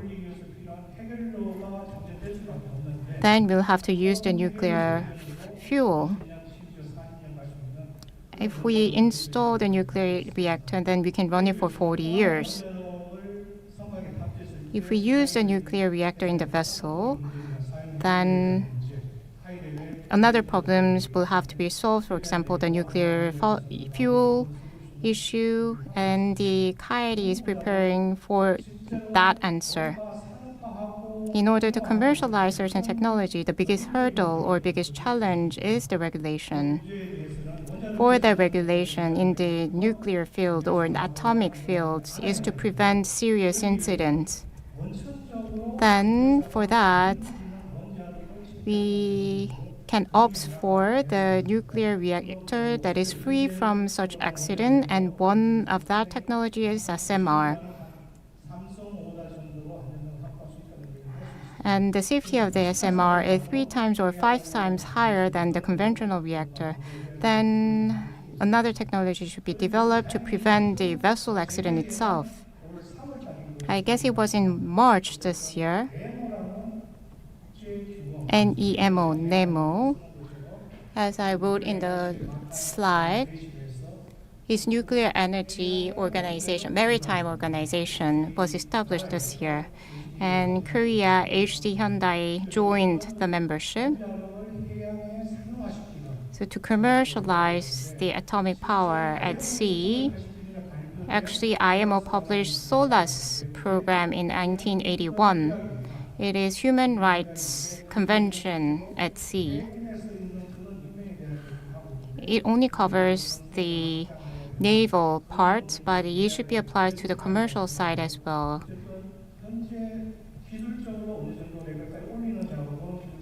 So the engineers will have to increase the technical maturity, but for safety and other issues, I think international collaboration should take place. Thank you. 얼마 전에 Thank you. There was the big news that Korea exported a nuclear power plant to Czech Republic. And there was some issues around whether it was eligible or not. Of course, Japan has a license, of course, but we have done stability assessment, and also we have tested a lot. So I think that news just demonstrates that Korea's nuclear power plant is really taking the lead. And new development of the SMR, it seems like we are going to really pave the way forward. So personally, my expectation is very high for renewable energy. So if you continuously pay attention to this, then I think definitely we'll be able to achieve it. And also Professor Peck and also Park. And to really save time, please summarize your remarks within 3 minutes. My second question goes to Bae Jung-chul, President of Comeri. So, as I previously mentioned, so Korea is taking the lead in developing eco-friendly ship, but the very core technologies are there to fill inside, but the very core equipment and also parts all different for different energy sources and different fuels. And also it is very complicated to really secure stability. And also once development is done, the feasibility test needs to be also followed. So if we can achieve all that perfectly, then we'll be able to continuously take the lead, right? So my question is this. So for the core parts and core technologies which go inside eco-friendly ship, what's the current status of the development, and what's the competitiveness that currently we are having, and what will be the way forward? Thank you. Thank you for your question. I think you just rightly pinpointed the shortfalls that we are having, and we all feel responsible for making further efforts that. And the theme of this shipbuilding session is blue ocean mobility and digital solutions. Another technology that goes inside the eco-friendly ship is the 2Ds, decarbonization and digitalization. So as I mentioned, we are receiving the biggest orders for eco-friendly ships. But unfortunately, the technology to fill inside, unfortunately, it is not domestically supplied. So if that is the case, are we not really ready for it? It is not true. Partially, we are developing technologies, and also we are testing in land, and also we have done related certification. However,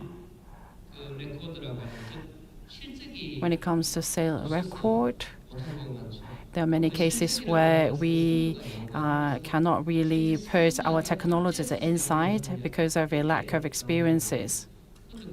So in order to really install our technology onto a vessel, the ship owner decide to have our own technology and parts equipment into that vessel. So such issue repeats itself. So although the vessel is small, so to 17,000 tons of the bulk carrier will be delivered with the support from the central government. And I heard this. For now, LNG fuel will be used, and OCCS will be on board in line with the net zero policy. So the equipment, we should go for not directly competing with the foreign companies, but this is one of the area where we can hold upper hand. OCCS is applied to a vessel called the Mongola. So feasibility is underway. So this is a flagship feasibility project. To make this happen, HMM also helped us, and also KRS and also domestic companies are all coming together for feasibility tests. So for this kind of new equipment, we have to have it for the first time for feasibility tests. And feasibility test is what we need most. It is not that we do not have technologies. In order to do the feasibility test, sorry, I speak too fast, maybe due to time constraint. The current status of the equipment industry is mainly revolving around small and medium-sized companies. So in the future, we have to change our strategy. So what I would like to tell you is that we have to have a vertical cluster when it comes to fuel supply equipment. That simple equipment even needs more than 20, 30 parts. So middle-sized company needs to take the lead, and also the smaller company needs to join the effort so that we can create a kind of vertical cluster. So by collaborating with the leading company, we have to continuously enhance our competitiveness. So in this way, for example, company like Alfa Arabelle, we would be an example. But that company is never big. So we have to come together, right, regardless of the size of the companies.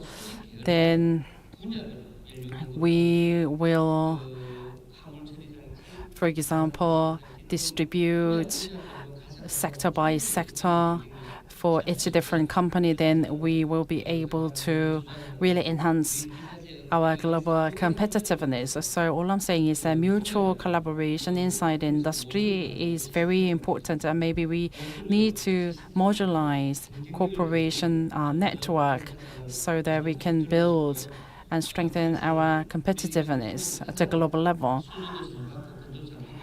And receiving orders is going really well. So for the next 10 to 20 years, of course, we could relocate manufacturing base to other countries. So although the frame is built by other countries, we need to fill that ship and vessels with the technologies and also parts domestically produced and also developed. So let's be aware of this and let's make efforts together. Thank you so much. My expectation is all the high for what you have said. As you said, that the future prospect of the domestic technologies is very bright, and delivering the vessel was a problem because we could not really receive the parts from abroad on time. But this cannot be solely done by a single company. So that's why all the companies, academia, and also relevant organizations need to come together so that we can successfully develop core technologies. So I admire that. I would like to really strongly stress that. Let's move on to the third panelist. This question goes to Kim Yeon-tae from KR.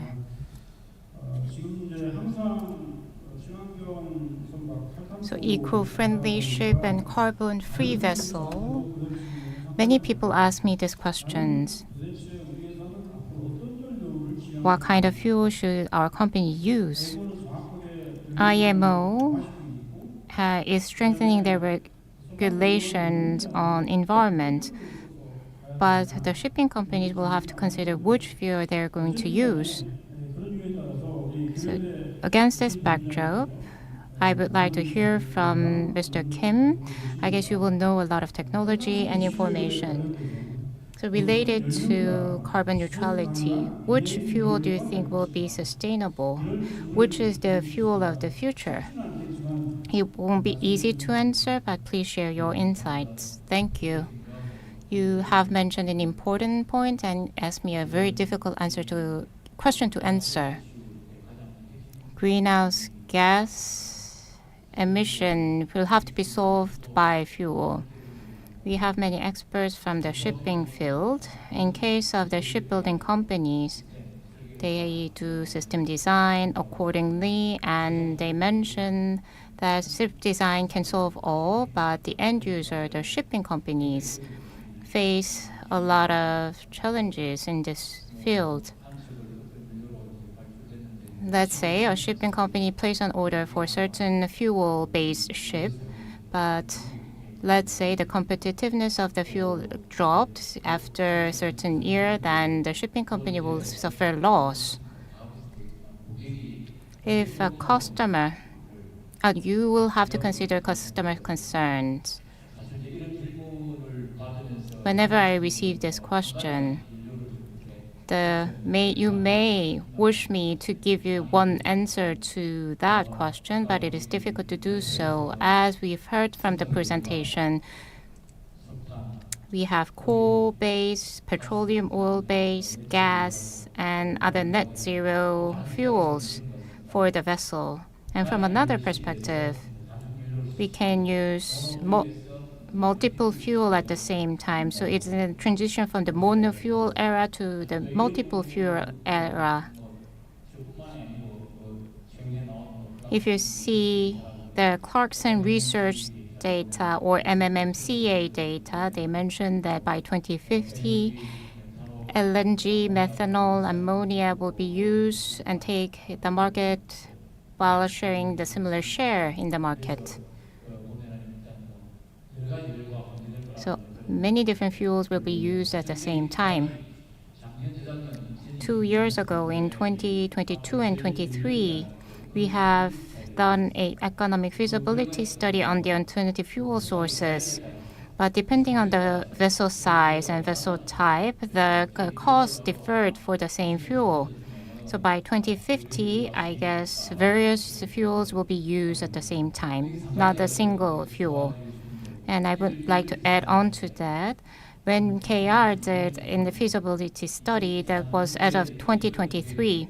So that was for the vessel delivered in 2023. And we changed the data point, and we have applied 2026 vessel, and the data differed because the carbon tax of 2020s and carbon tax of 2030 differed. So that's the reason why the result for 2020 and 2030 differed. So the answer will change as time goes by. So flexibility in the fuel is another important thing that we need to take into consideration. Fuel change-ready design should be applied in the engine side and the propulsion system. While choosing the propulsion system, the system itself should be flexible for the conversion from one fuel source to another fuel source. And lastly, I would like to share the results of the KR feasibility study for a small fishing vessel. As there is a stronger regulations on the petroleum oil, they are using biofuel. The performance will be different. For example, 20% or 30% impact. So the performance will be different, and the carbon tax of 25 years were applied. So for small vessel, the biofuel or oil will be used, and if we compare methanol and ammonia vessels, LNG ranked number 1, ammonia number 2, and methanol number 3.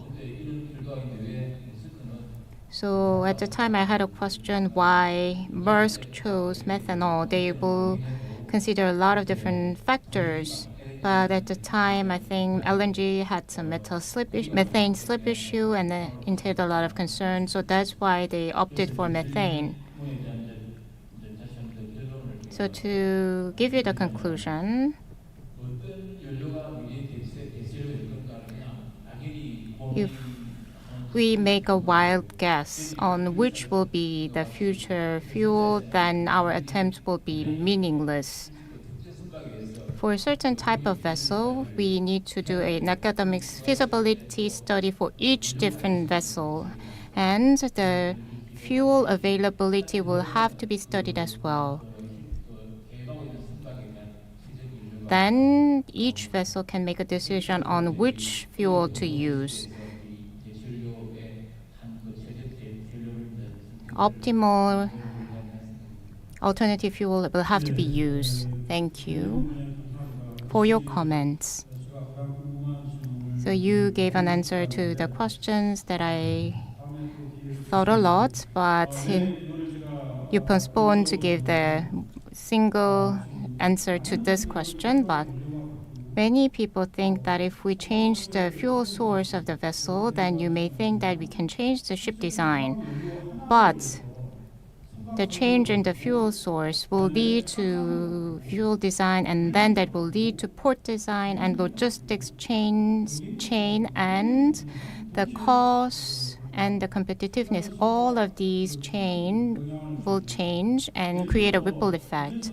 For example, compared to diesel vessel, let's say we build an LNG vessel. So when we consider the turnaround, then the cost is around 2.0 times, and ammonia is 5.0. If we calculate the payback, if we build one vessel and we have to use it for 30 years, but if we consider the fuel conversion, then we cannot have a turnaround in just 30 years. So all of these factors will have to be considered. So one fortunate factor is that the technology side, we have it here in Korea, but another important thing is business feasibility. So the economic factors is another player. Thank you for your comments. And my fourth question goes to Chang Hae-ki, EVP over Samsung Heavy Industries. I think it is similar to carbon-free fuel story. So as we go to the direction of net zero and also carbon-free fuels, some people say that why not LNG just? But as is mentioned, it can reduce carbon emissions, but there are issues around the greenhouse gas emissions. Then again, it leads to then use of the hydrogen and also ammonia. So technology about using all these are there, and the development for engine and all the systems are already achieved. So by the end of 2026 or 2027, ammonia vessels will be delivered. And Samsung Heavy Industries are developing technologies and also doing feasibility tests. So my question for you is, for future fuels in developing vessels, for that technological development for ammonia hydrogen vessels, I would like to know how much we have come for that and what considerations are there for us to develop such vessels. Thank you. So I think just to say that I'm representing the opinions of the shipbuilding companies. I think other shipbuilding companies might have different opinions to mine. So I will just stick to personal opinion. There was a GasTech 2024 conference held. It was held in Singapore before, and last week the high expectations were there for technological development and also consultation around hydrogen and also ammonia. And we opened the box, and in the GasTech, it seemed that many people just paid attention to LNG again. And Nonetheless, ammonia and hydrogen are important because there's a carbon tax to be imposed in the EU, and also there's a system called the Fuel EU, meaning that you will have to pay for a penalty. And also from 2035, a carbon tax will be imposed according to this Fuel EU. And there's a system called pooling. So although you have many fleets, if you can make one single vessel perfectly carbon-free, then other vessels can be partially free from the carbon emissions. So once we have, for example, one ammonia vessel, then we can save 9 LNG vessels from carbon tax. So even for this pooling system, we have to have at least one ammonia or hydrogen vessel. So in this sense, I think ammonia vessel has to be following after LNG vessel. So ammonia carrier, ammonia powered vessels are our target. And so lots of orders are being placed for such vessels, but there are no rules or regulations for ammonia powered vessels. And not only that, many people are feeling not comfortable towards this ammonia vessels because it is toxic. And once we verify its safety, then we'll be able to receive more orders. And we are currently, and we have a completed test facility in real scale. For example, bunkering system and also supplying system and also venting system to verify safety of ammonia in line with rules and also regulations. Once we successfully verify that, then we will be able to overcome emotional resistance against ammonia vessels.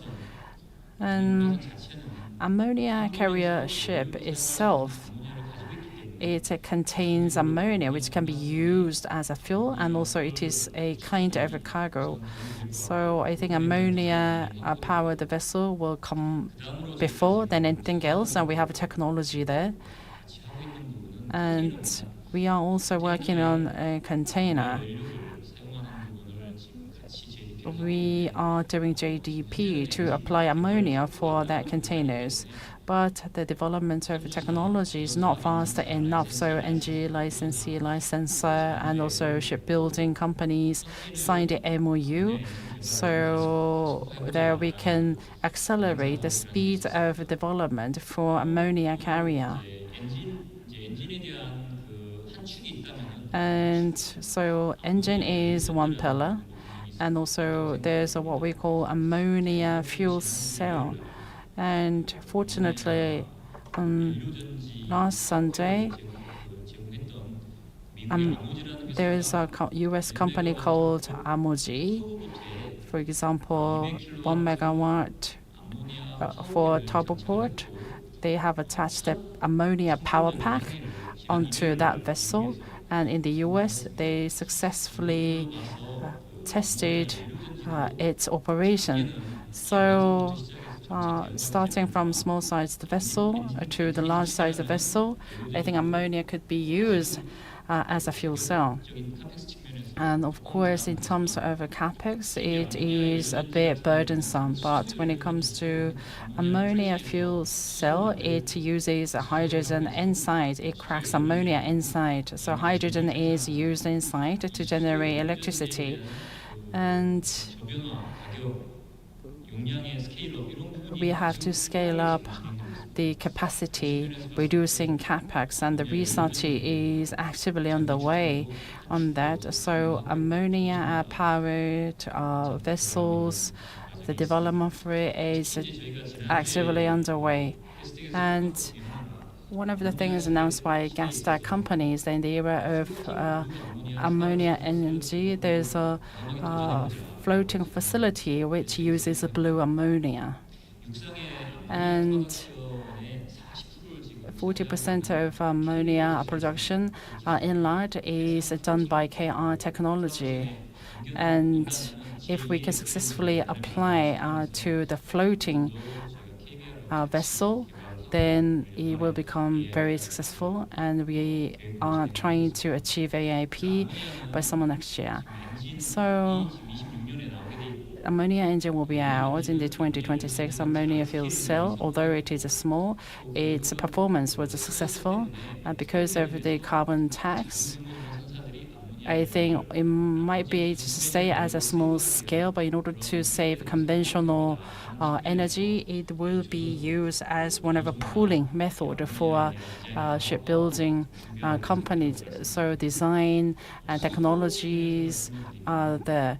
And for hydrogen, so hydrogen proposal, I think not many people talk about it because there's a hydrogen mixed engine, but the active research is underway for hydrogen fuel cell. And I think the most important thing is to develop technology to make a storage to store hydrogen, right? The temperature should be below minus 253, and insulation technology is core technology inside. So there are, for example, C-type, small one, and also a big one, membrane type. And in the middle, there is a sphere type. And for less than 40K, the development is already done with the C-type, and our target is to do the feasibility test. And also for the membrane, we are thinking of having a ATK. And also for the membrane, we are going to also do the pilot feasibility test. And also, we are planning to have a 2K hydrogen carrier. Then for that, Samsung, Hyundai, and Hanwha need to come together by creating a storage to store storage. And also, we will build by 2028, and the feasibility test will be done after that. So in the long term, we have to develop technologies to store and also carry hydrogen. And a lot of things will be done for ammonia, which will be followed by development for technologies to store hydrogen. Thank you so much. I think it was a difficult concept to explain because there are a lot of confidential by each company. And the reason why the ammonia technology is not still in the market is because the task cannot be open publicly. So, and the task should be done within the dome and should secure at least 1.3 kilometers from the residential area. We have a dome in Ulsan, and KR and Kunsan has a testing facility. We have completed developing the ammonia engine to be tested. And we have the propulsion system, so that's okay. But after all, safety is the issue. If we apply ammonia propulsion system, then human operator cannot approach that, so the system will have to be remotely operated. And Samsung is leading ammonia hydrogen vessel, and we have high expectation on that as well.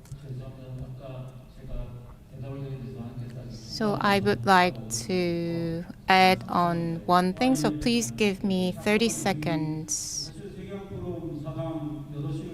So we need to keep the time and finish by 6 o'clock, but every participant here are here with us until now, so I would like to give another chance for you to speak.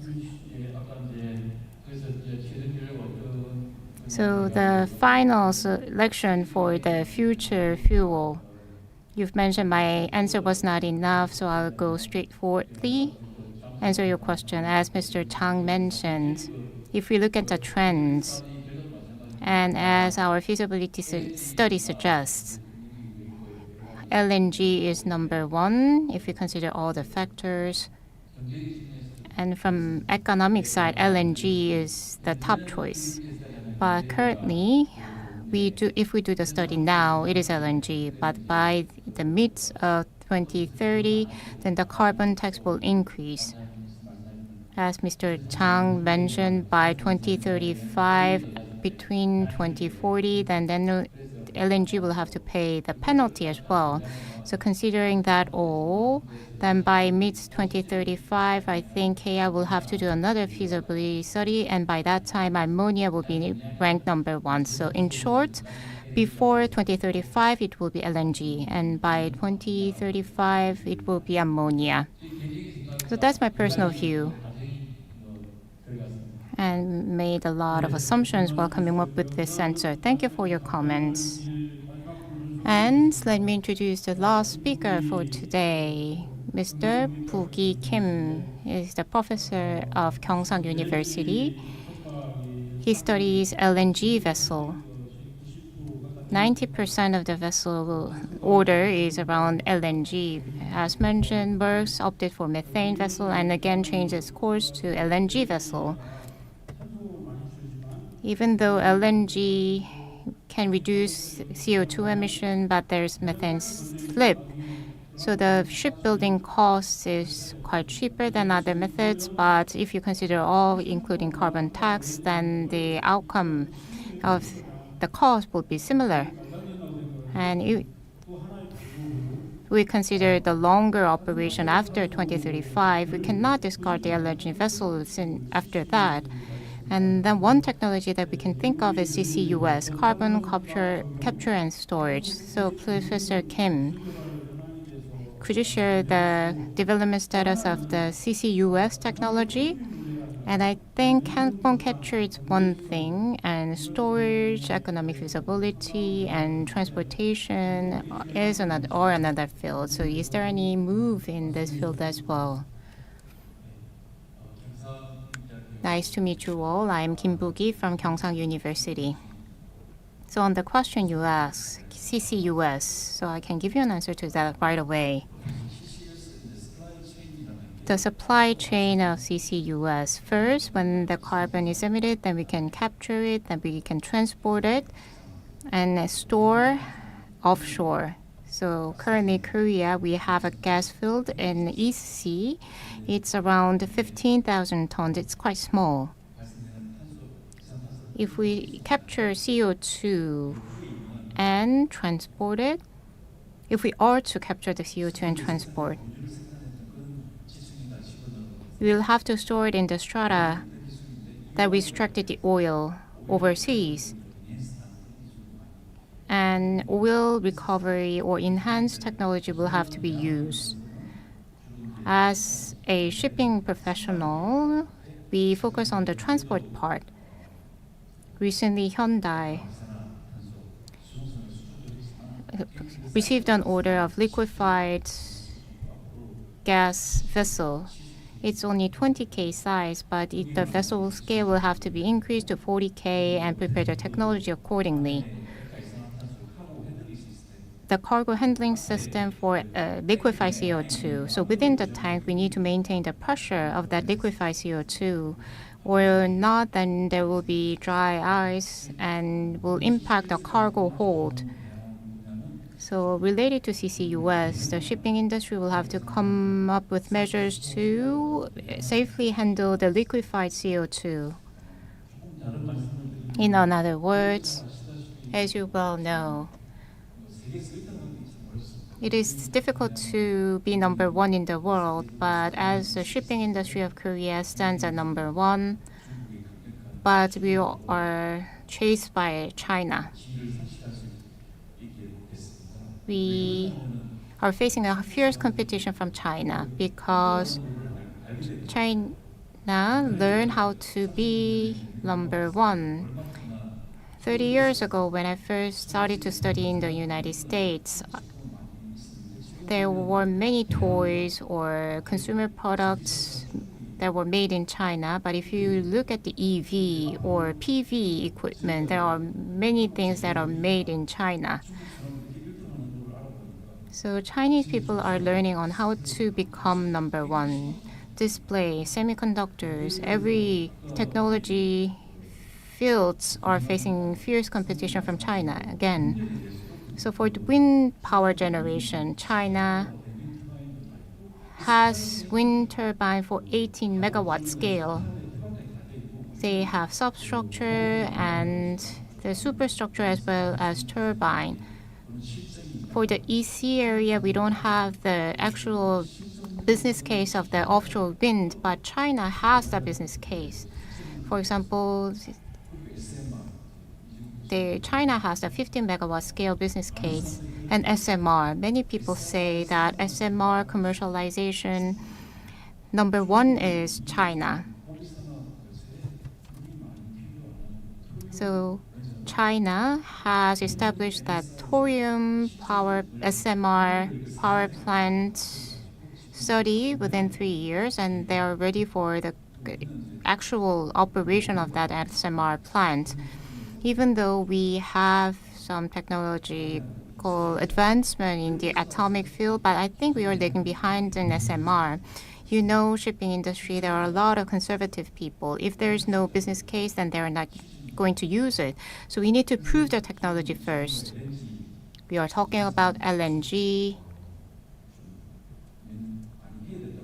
and more efforts should be made.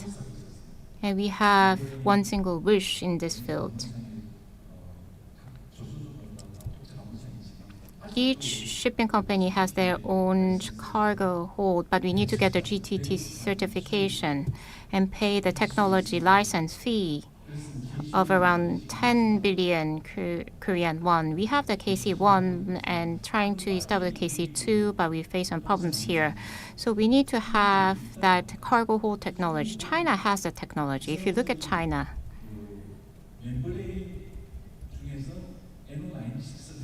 they have NO96 membrane project, and they received order for Mark III. They have that manufacturing knowledge, but before they didn't have the technological knowledge. But now, as they are incorporating their technological data or information to their manufacturing side, in the fuel tank, certain technology is used. For example, that same technology can be applied to cargo hold. So we need to think of ways to utilize the similar technology and apply it to other places in order to reduce the investment costs. And in the future, I think hydrogen, SMR, and electricity will be the power of the future, and including battery. And that should be applied for the small vessel. And for the large vessel, we will have to apply the technology. We will have to electrify the vessels. And hydrogen. As mentioned, it will take some time, but eventually I think hydrogen is the way forward. This is the ad hoc version of the fuel, for example, methane, ammonia, onboard CCS. I think all of this technology, personally, I think it's ad hoc. If we mature the technology of the hydrogen, all of these technology will no longer exist. If there is requirements for a certain product, then it's good for us because we can develop the technology as the shipping company wants, then we can incorporate the design. That's good for Korea. But I think SMR technology is good for us as well. I am a person who is for SMR, but this can be a game changer. China has the SMR technology. They have applied this to the propulsion system, and the US has applied the SMR to the Navy vessel. There are many game changers. To sustainably operate the business, we'll have to get a lot of orders. So SMR propulsion ship, many people say that due to the slow steaming, in order to reduce the CO2 emission, then we need to decrease the speed of the vessel. And if we apply the SMR technology, we can run them at 30 knots. I'm not sure how many vessels will be used to replace the decreased speed, but that's one question that I have. But I think SMR can be a game changer in the maritime transport, so we should be prepared. So for future, hydrogen and electricity will stay for the longer term. Thank you. So for